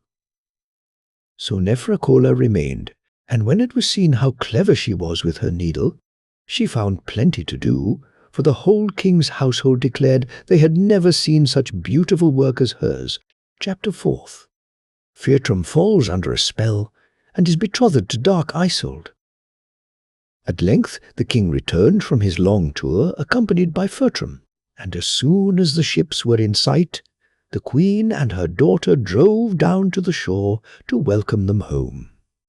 When they were all four seated in the golden chariot on their way back to the palace, both the king and Fertram were greatly surprised not to see fair Isolde, and asked why she had not come down to meet them. Then the queen, pretending to weep, and putting her handkerchief to her eyes, said that some time after the king's departure, the tower in which Isolde lived had been burned to the ground. No one could find out how the accident had happened, but they thought the princess must have carelessly left a light near some of the curtains. This terrible calamity was a fearful blow to Fertram, so, instead of joining in the festivities to celebrate the king's return, he shut himself up in his own rooms and would see no one for several weeks. At last the queen herself came to his door, and as she would take no denial, he was at length obliged to open it. When she entered, he saw she held a golden goblet in her hand filled with wine. At first he would have none of it, but as she continued to press and urge him, if only just to taste it, hoping by so doing to get rid of her, Fertram took the cup and drank a little. But no sooner had he swallowed the first mouthful than he fell into a deep sleep and lost all consciousness. When at last he awakened, all remembrance of his love for fair Isolde had vanished. The queen, seeing the satisfactory effect of her magic draught, lost no time in sounding the praises of her own daughter, until at length, after much persuasion, Fertram consented to marry her, and a day was fixed for the wedding. Ere this could take place, however, the future bride had, according to the custom of the country, to embroider and make up both her own and the bridegroom's wedding garments. Now, dark Isolde was not good with her needle. She was very lazy, and much preferred idling about and gossiping in the stables and kennels to sewing or spinning indoors. In her perplexity as to what she had better do, for she wanted to marry Fertram, she sauntered across the stable yard to the kitchen, where the old cook was sitting on a stool shelling peas, and asked her what she would advise her to do. "You ought to be ashamed of yourself to be so helpless," answered the cook crossly, for she had no love for the new queen and her daughter. "It is all very well for a poor old woman like me not to be able to use her needle, for I have always had to work hard for my living, and my hands soon got too rough for sewing much. But for a young princess like you not to be able to embroider her own wedding dress, why, such a disgrace will be handed down for generations. But there, as you are so stupid, I suppose I must try and help you. Fortunately, there is a young girl here, called Nefracola, who sews as beautifully as any princess. You tell her I sent you, and I dare say she will help you." When dark Isolde heard this, she was greatly pleased, and at once ran up to her room and brought down the various pieces of silk and twists of gold and silver thread, and brought them to Nefracola, begging her to make up the garments. This Nefracola promised to do, and her clever busy fingers finished both the bridal garments the evening before the wedding. Chapter 5. The spell is broken, and the wicked queen's designs are frustrated. The following morning the sun shone out bright and clear, and everyone declared no happier omen could usher in so auspicious a day. But when the queen went to her daughter's room to waken her, in place of dark Isolde, there lay a hideous dwarf in the bed. "Oh, Isolde!" cried the queen, wringing her hands. "What can we do? How was it possible that we both forgot that this is the one morning in the year on which you must resume your own form? Oh, This is terrible. We must put off the wedding and say that you are ill." "No, no," croaked the misshapen figure. "If we once let Fertram off, I know he will never marry me." The queen remained lost in thought for a few minutes. Then she exclaimed, "I know what we will do. I will get Nefrakolla, the sewing girl. She is just your height and size. I will dress her as the bride, and under the thickly embroidered veil no one will notice the difference. Then, after the whole party come back from their ride, you will have resumed your own pretty face and figure. You can then change with Nefrakolla, and none will be any the wiser." "But will not Nefrakolla talk about it or object?" asked the dwarf. "Neither she herself nor anyone else will know anything about it," replied the queen. "You leave it all to me." In a short time the queen went to Nefrakolla's room and brought her a hot cup of coffee. "Drink this," she said. "I am sure you must be wearied out with all the work you have done, and this will be a tiring day for you."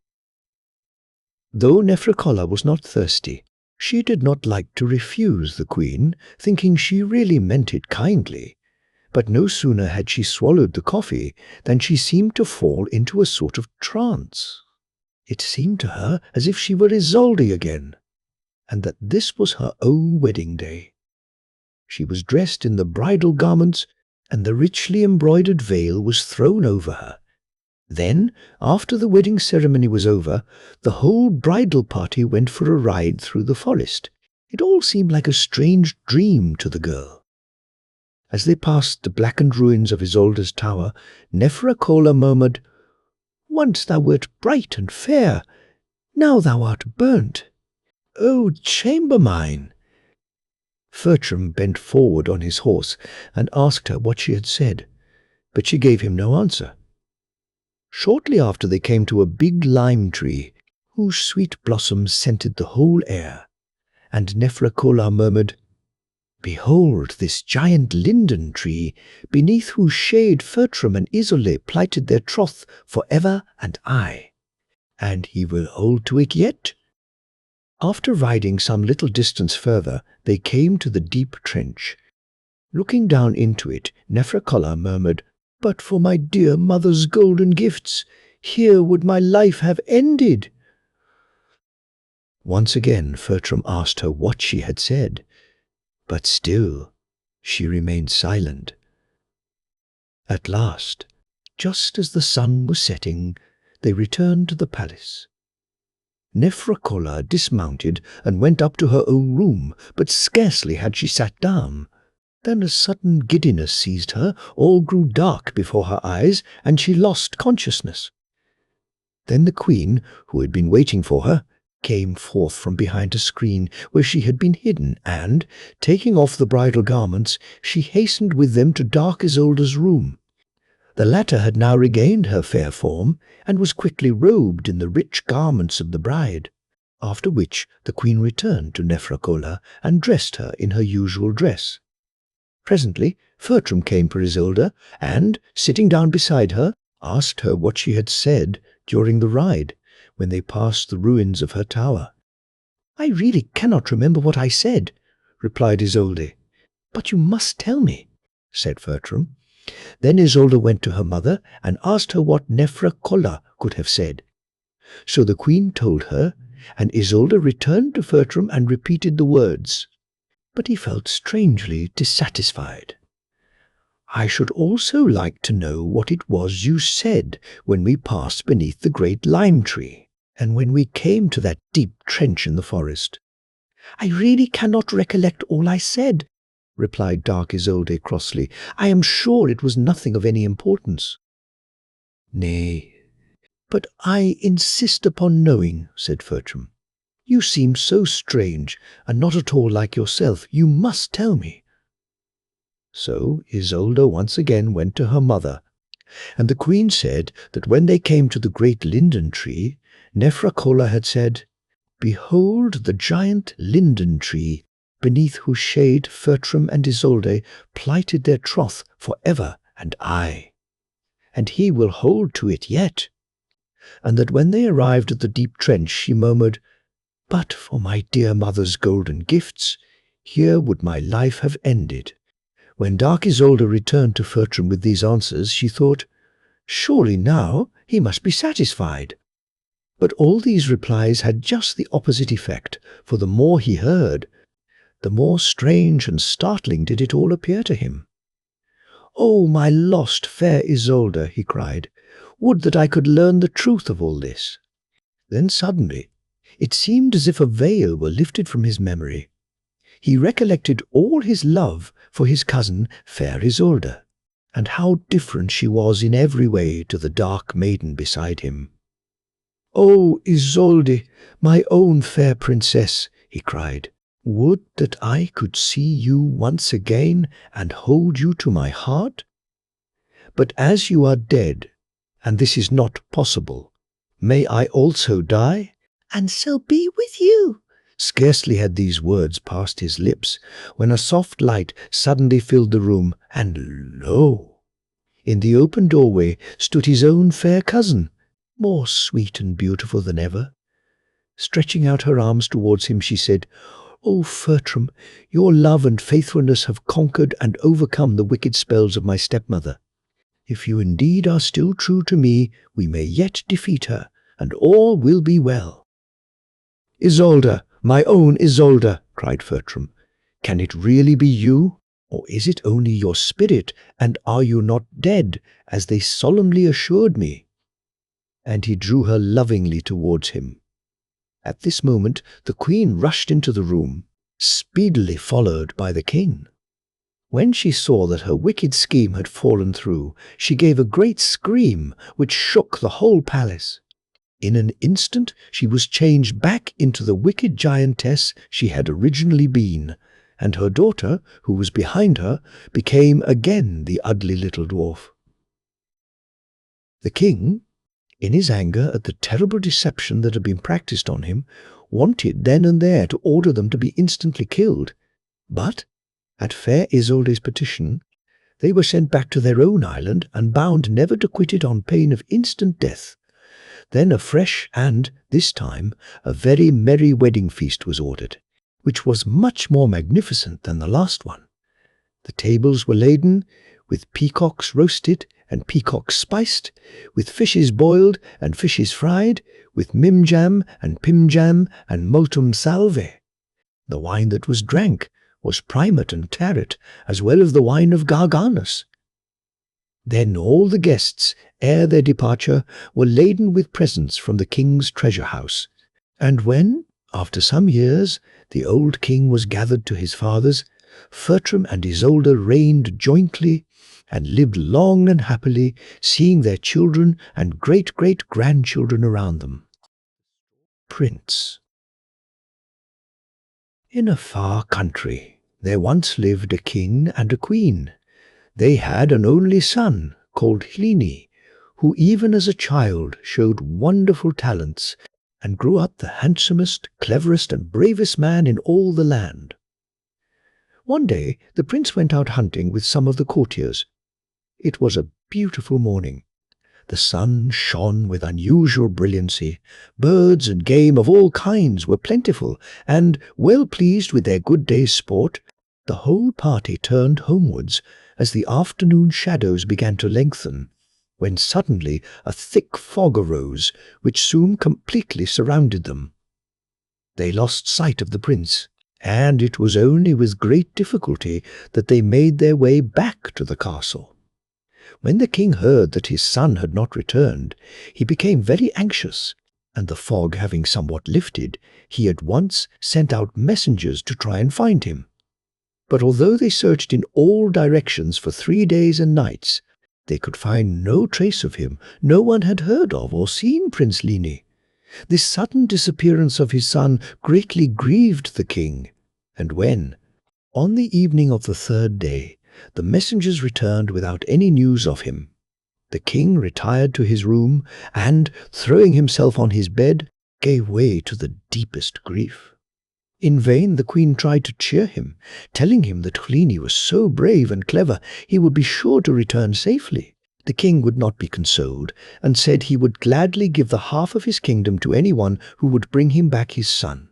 Now, not far from the palace, in the middle of a wild moor, covered with yellow gorse and purple heather, there lived an old man in a little cottage with his only child, a daughter called Signy, who was both beautiful and clever. They were very poor, but lived happily and contented on wild honey and the berries that grew on the moors. When Signy heard from the shepherds that the prince had disappeared and that the king had offered the half of his kingdom to whoever should find him, she begged her father to let her go in search of him. At first he was very unwilling to part with her, dreading the dangers she might have to encounter. But Signy said she felt quite sure she would succeed in her search. All she wanted was a pair of new shoes and some food. And so, after a little more persuasion, her father gave her his blessing and started her on her journey. Signy wandered on for several days, resting in the evenings in some sheltered nook and ever going towards the north. It was now midsummer. The days were long, in fact. There was scarcely any night. And on the fourth evening, just as the sun, like a huge red ball, was setting in a bed of crimson and gold, only to rise again, Signy saw some rocks in front of her, in one of which was a huge cave. Listening carefully for a few minutes and hearing no sound, Signy entered very softly, and there she saw two beds. One was covered with a beautiful blue silk quilt embroidered with gold. The other had a crimson velvet quilt embroidered with silver. Going cautiously forward, she saw the prince lying fast asleep on the bed with the golden quilt. Signy was delighted with her discovery and went up to him to waken him. But though she shook him, at first gently and then more roughly, she found she could not rouse him. Looking up, she saw some strange letters or runes cut into the wooden headboard of the bed. Now, though her father, who was a learned old man, had taught Signy to read runes, she could make nothing of these. She therefore determined to wait and see who the owner of the cave was, and discovering a narrow recess near the opening, she crept quietly in. Hardly had she got safely into her hiding place than she heard a terrible noise, like a peal of thunder. The earth began to quake, and presently two frightful giantesses entered the cave. As they came in, the taller and elder of the two cried out angrily, "Pah! I smell the smell of a human being here." "Of course you do," replied her sister, "seeing that Hlini the king's son is asleep here." They then went to the bed on which Hlini was lying, and moving the headboard on which the runes were carved to one side, out came two beautiful silver swans. "Sing, my beautiful swans, sing and waken Hlini," cried the giantesses. And as the swans, obeying, sang a lovely sweet song, the prince awoke. The younger giantess then brought him a silver tray laden with delicious fruit and wine, but the prince would not touch anything. "Will you marry me now?" then asked the giantess. "No, no, and again no," cried the prince. "Then sing, sing, my beautiful swans, that Hlini may go to sleep again," she called out angrily. And as the swans raised their voices in a sad, plaintive melody, the prince fell back on the bed, and was soon in his magic sleep again. The two sisters then lay down on the other couch with the silver-embroidered quilt. In the morning they again wakened Hlini in the same manner, and offered him food, which, however, he angrily refused, whereupon the younger giantess again asked him if he would marry her, and when he refused, as before, the sisters put him to sleep by the song of the swans, and then left the cave, closing it as they went out. After waiting a little while to make sure that the wicked sisters were not coming back again, Signy came out of her hiding place and moving the headboard of the bed. As she had seen the sisters do, she called to the swans, and as they sang their song, the prince awoke. He was greatly surprised to see Signy in place of the hideous giant sisters, and thanked her warmly for her help, asking how she had come there. Then Signy told him how much his father sorrowed at his mysterious disappearance, and that she had determined to try and find him. Hlini was very grateful, and told Signy that, after he had got separated from his friends in the fog, he had suddenly encountered the giant sisters, who, having their swans with them, put him to sleep before he had time to fight them or get away, and that they had then forcibly carried him off to their cave, and that the younger sister, as she had no doubt heard, wanted to marry him. But this he had steadily refused to do. As long as he remained firm, they could only keep him there asleep, but, he added, he would rather remain thus for ever than marry the ogress.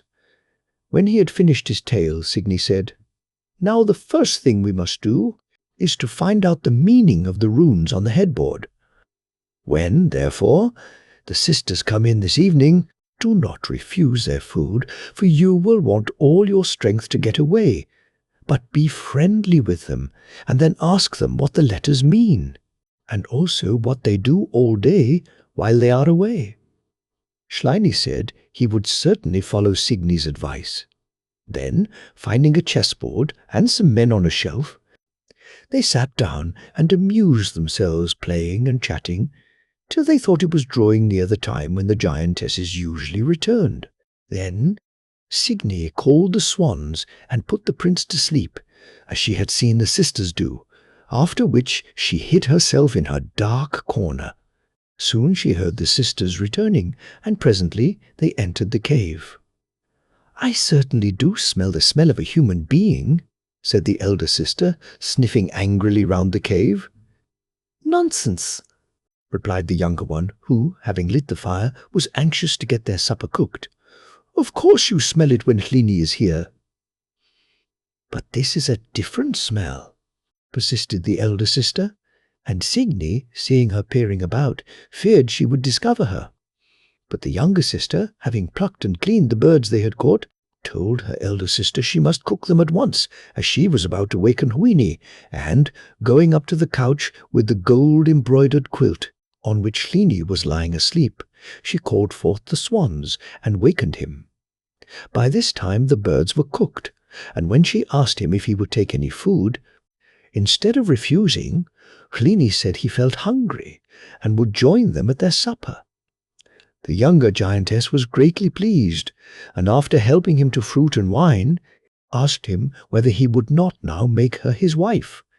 But Hlini said he must first know more about her and her sister before he could decide. "What, for instance, is the meaning of those runes carved on the bedhead?" he asked. "Oh," replied the giantess graciously, "the words are 'Fly, fly, O bedstead mine, and carry me whither I will.' You have only to sit down on the bed and repeat those words, and immediately you are carried to whatever place you wish to go." The prince was delighted when he heard this, as he hoped it would enable him and Signy to escape. "And what do you and your sister do all day when you are out?" he asked.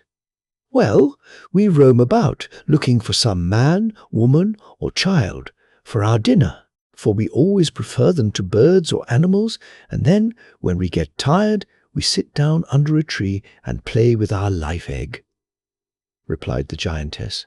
"I suppose you have to be very careful when you are playing with your life egg?" asked the prince.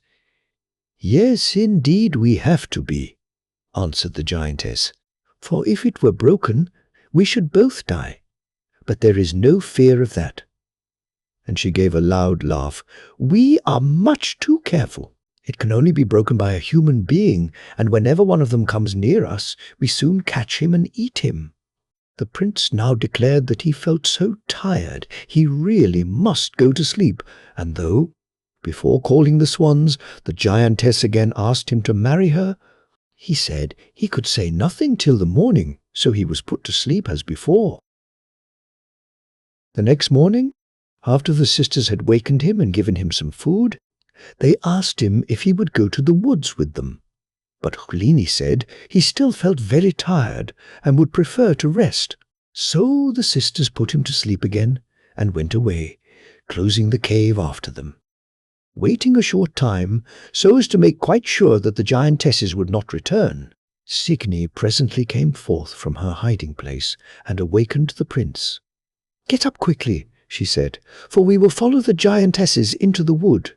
Take with you your hunting spear, which stands beside the bed, and when they begin to play at throw and catch with their life ball, you must throw your spear at the egg, but keep a clear eye and a firm hand, for remember, if you miss, both your life and mine will be forfeited." "Never fear," said Hlini. "There is too much at stake. I will be careful." Then they seated themselves on the couch, and both repeated the rune, "Fly, fly, O bedstead mine, and carry me whither I will." And immediately the bed rose up, the wall of the cave opened, and passing swiftly through the air, it landed them amid the leafy branches of a huge oak tree. Peeping cautiously down, they saw the two giantesses sitting at the foot of the tree. One was holding the golden life egg in her hand, ready to throw it at her sister, and both were laughing loudly as the egg flew backwards and forwards between them. Watching his opportunity, Hlini threw his spear just as one sister was poising it in her hand, and as the point of the spear hit the egg, it broke in half. At the same instant, both giantesses fell back dead. A stream of dark-coloured poison poured from their lips, and huge, deadly black and yellow fungi sprang up and speedily covered them completely. Hlini then seated himself beside Signy on the couch, and immediately they were carried back to the cave. Here they found, on searching round, an immense quantity of gold, silver, and jewels, and having laden both beds with these and the two silver swans, they each sat down on one, and, repeating the runes, were speedily transported to the hut of Signy's father, who was delighted at his daughter's safe return, and made Hlini very welcome. The next morning Signy went to the king's palace and demanded an audience, and the king, having admitted her, asked her who she was and what she wanted.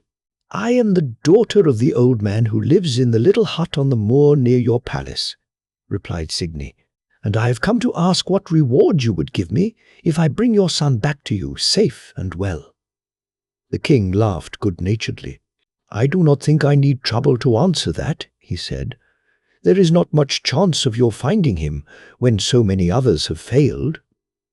"But if I succeed," persisted Signy, "will you give me the same reward as you have promised to others?" "Certainly," replied the king. "If you succeed in bringing back my son safe and well, I will not go back from my word." Then Signy returned to the hut and begged the prince to return with her to the palace, and together they entered the great audience hall.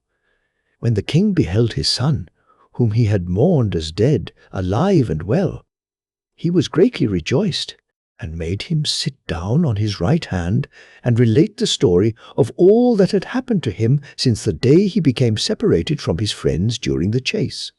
When Hlini seated himself beside the king, he begged Signy to take the seat on his other hand, and then began the relation of all his adventures, telling of his imprisonment in the cave, and how Signy had freed him and saved his life by rescuing him from the hands of the wicked giantesses. When he had finished, he rose from his seat, and standing before his father, asked his permission to take Signy as his wife. To this the king willingly assented, saying that no reward could be too great for her, who had restored his son to him. So orders were at once issued for the preparation of a magnificent wedding feast. All the great nobles of the kingdom were invited, neither were the poor forgotten. There was ample provision made for all, and everyone praised the king for his right royal hospitality, for each one received rich gifts ere they returned home. Signy's father was made the king's librarian, and put in charge of the royal manuscripts, and Hlini and Signy lived long and happily together, surrounded by their children and grandchildren.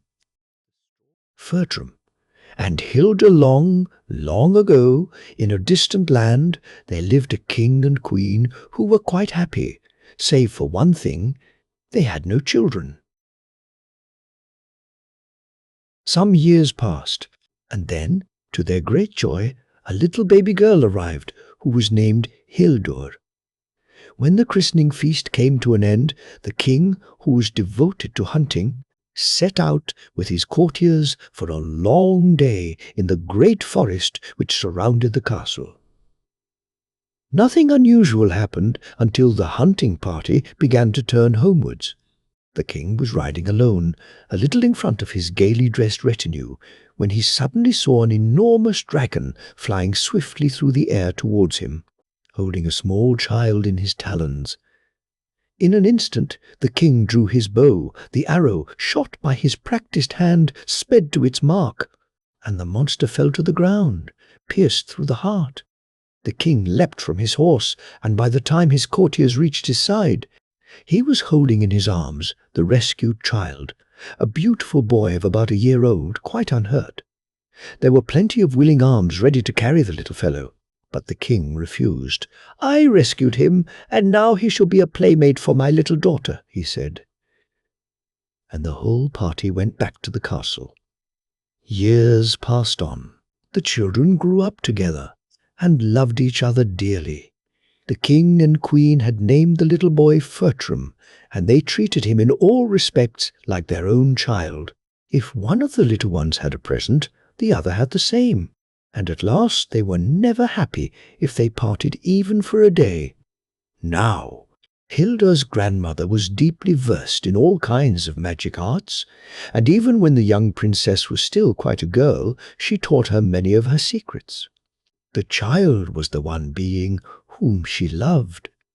On the other hand, she had an unreasoning dislike to the boy who had so strangely become part of the family, and when she saw the affection of the young people for one another, she determined to poison Fertram. "Never shall my beloved grandchild wed this foundling boy," she said to herself. "The son of one of our rich neighbours is the mate I destine for her." So she waited for an opportunity. One day, Fertram came in very hungry from a long day's hunting. The grandmother caused a dainty dish to be set before him and begged him to partake of it. But Hildur, who had noticed her grandmother's dislike to the young prince, came in at the moment and, seeing the dish was poisoned, prevented his eating it. Another time the grandmother attempted to kill him as he lay asleep in his bed, but Hildur again divined her intentions. She warned Fertram, and they placed a log of wood in the bed. When night came, the old woman entered, and with a dagger pierced the figure in the bed, as she thought. But, to her surprise, the weapon remained firmly fixed in the log, whilst her hands were fastened to the handle, and she had to remain thus until morning broke, when the spell gave way. Twice had Hildur thus been able to save Fertram, but they both saw that he was no longer safe. At any moment, the old woman might exercise some magic art and prevent Hildur saving him again. They decided that they must take some other course. One morning early, before even the sleepy guards at the gate were awake, the young princess and Fertram passed through and turned their steps towards the unknown world lying beyond their own grounds. At first they wandered through fields and found the way easy. "It was the only way, Fertram," said Hildur. When the young man regretted leaving without a word of thanks or love to those who had cared for him through the long years since his childhood, "it was the only way. Nowhere in my father's castle would you have been safe, and my grandmother would only have vented her anger upon my parents if they had known of our flight." At length a small river stopped their way. In an instant Hildur changed herself and Fertram into trout, and, glittering in the sunlight, they leaped into the water. Hardly had they got below the surface when they saw the grandmother walking along the bank of the river. She had tracked them at once, and now used her spells to try and catch them in their present form. The day wore on, but her art was useless. Nothing would entrap the wary trout, and at last, filled with rage, she retraced her steps to the castle. It was sunset now, and the two young people, having resumed their natural shape, pursued their way into the forest. "We must no longer take the form of fish," Hildur said. "Even now grandmother will be weaving a magic net, out of which no fish can possibly escape." And up in her tower, the grandmother went on weaving. At first the work went smoothly, but soon the netting became entangled. The knots no longer held together, and her spell showed her that the fugitives were no longer fish, but had resumed their own forms. "Go forth immediately," she said to her servants. "Take everyone who can be spared, search all through the forest, and kill every living thing that you see." So the servants searched all day in every direction, but not a creature was to be seen. At last, as night drew on, they met two beautiful dogs. They were the most magnificent animals they had ever seen. But, although they were quite friendly with the servants, they did not allow themselves to be touched. The men therefore returned to the castle and told what had happened. The wrath of the grandmother was terrible to see. She knew at once that the dogs were Fertram and Hildur, and she commanded the servants to be thrown into the dungeons for not carrying out her orders.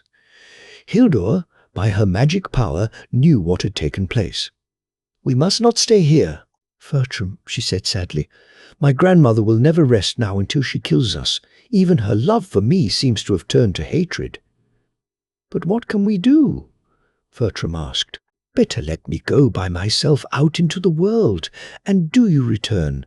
Then all will be well." But Hildur made no answer. Presently she unfolded a square of green cloth. "Sit on this beside me," she said. In a moment they were floating high up in the air. The day wore on. Sometimes they were borne along swiftly by a strong breeze. Then a soft, gentle wind would come and seem almost to rock them to sleep, till just as the sun was setting, and the sky was one blaze of gold and crimson, Hildur made the cloth descend slowly to the earth again, and they found themselves in a great flowery plain. Magnificent trees shaded it here and there. A beautiful river wound its way gently through luxuriant banks covered with ferns, and in the distance rose the tower of a great city, surmounted by a magnificent castle, standing out distinctly against the sky. "Fertram," Hildur said in a low voice, laying her hand on his arm, "this is your native land. You are the son of the king who once reigned here. Now he has been dead for some years. When you were only a year old, your mother carried you into the beautiful orchard which lies at the foot of the castle, when suddenly a great dragon swooped down, tore you from her arms, and she saw you no more. Your father grieved even more for you than your mother. You were his only child, and the loss preyed upon him, till at length he died of grief. The kingdom will soon have no ruler, for your mother, who hid her grief for your father's sake, is now pining away, and they fear for her life too. Now, Fertram, you must go to her, tell her your history, and receive the kingdom from her hands." "Hildur, dear Hildur, can it be true? Have I really a mother of my own, as you have? It is almost too delightful to believe." "Come, let us hasten to her," cried Fertram. "No," Hildur answered, "I must not go with you. You must go alone. But I will remain quietly in that small hut which is under the great tree yonder, until you come for me.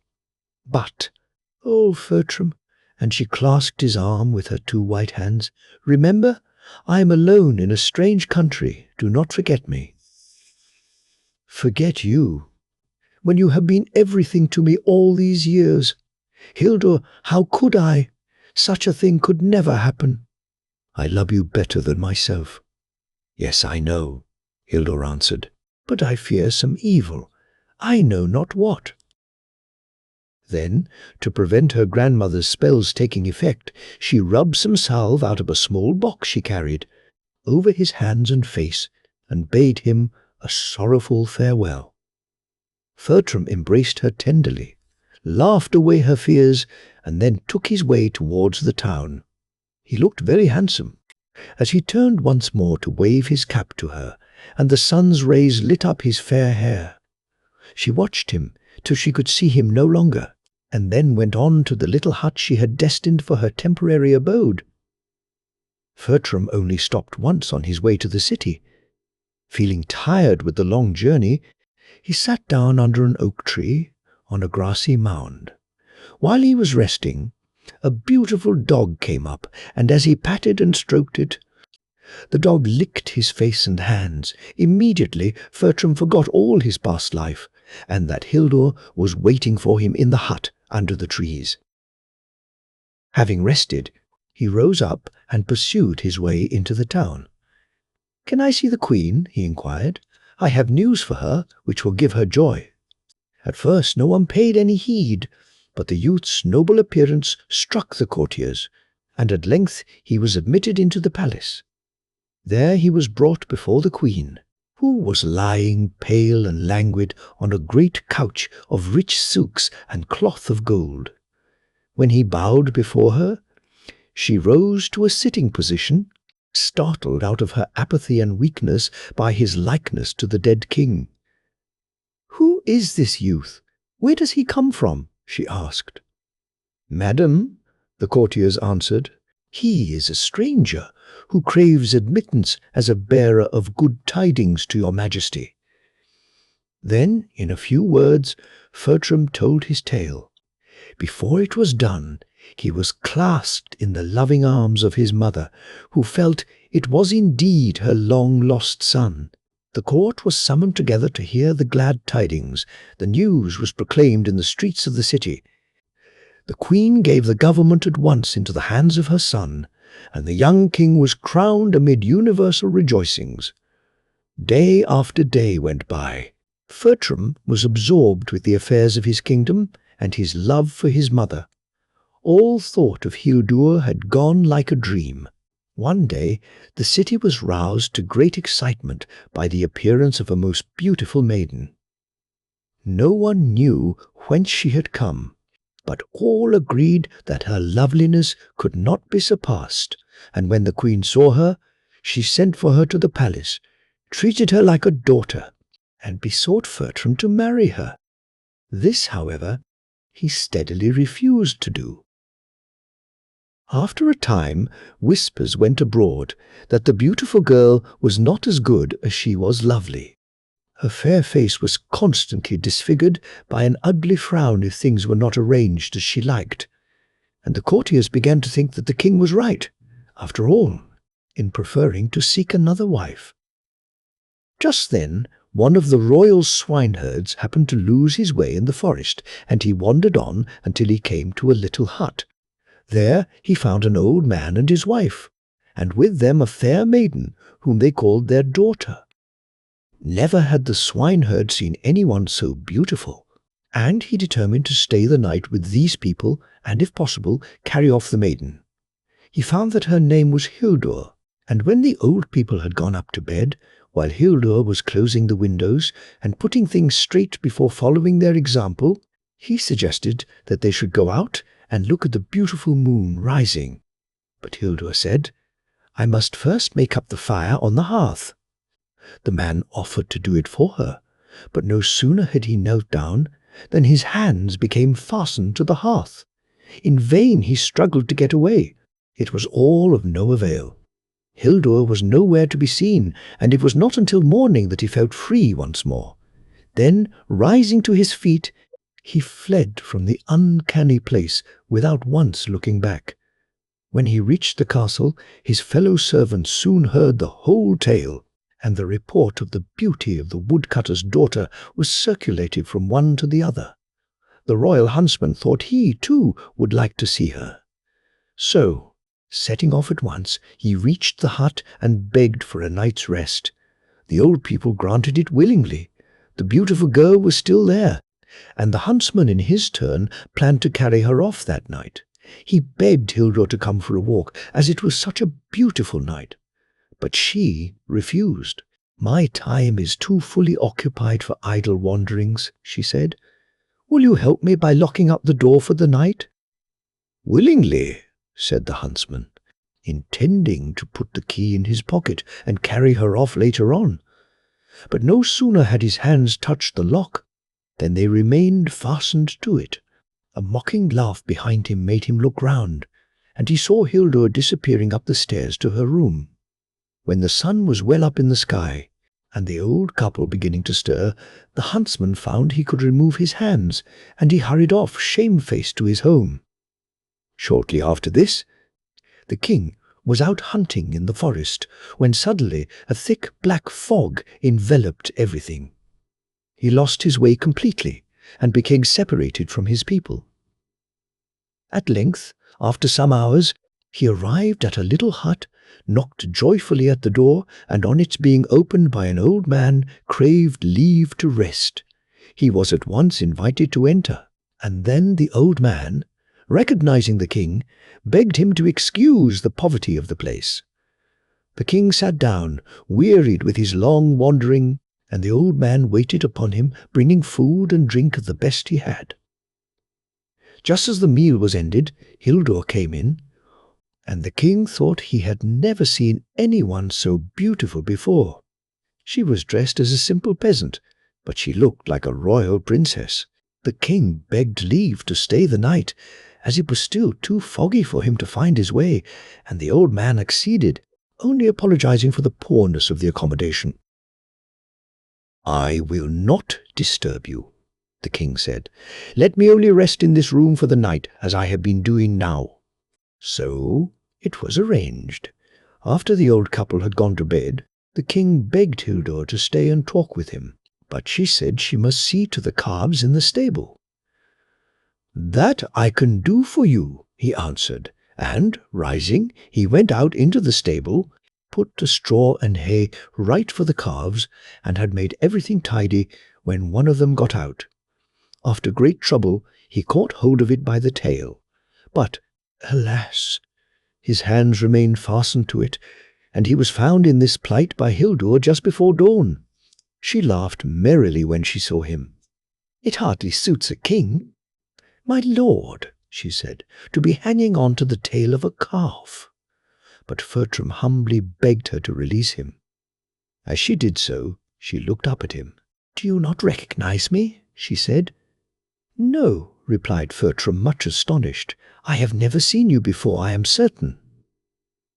"Perhaps, then, I remind you of someone?" she asked again. "Of Hildur, the king's daughter, who brought you back to your kingdom." "No," he said again, more puzzled still. "I never even remember hearing the name of Hildur."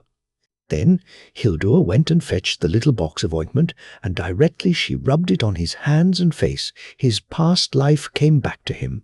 He embraced Hildur again and again, thanking her for all she had done for him, and asking her to forgive his apparent coldness and forgetfulness. "You, and you alone, have had my love all this time at any rate," he said, "for I could love no one else, and you alone shall be my queen."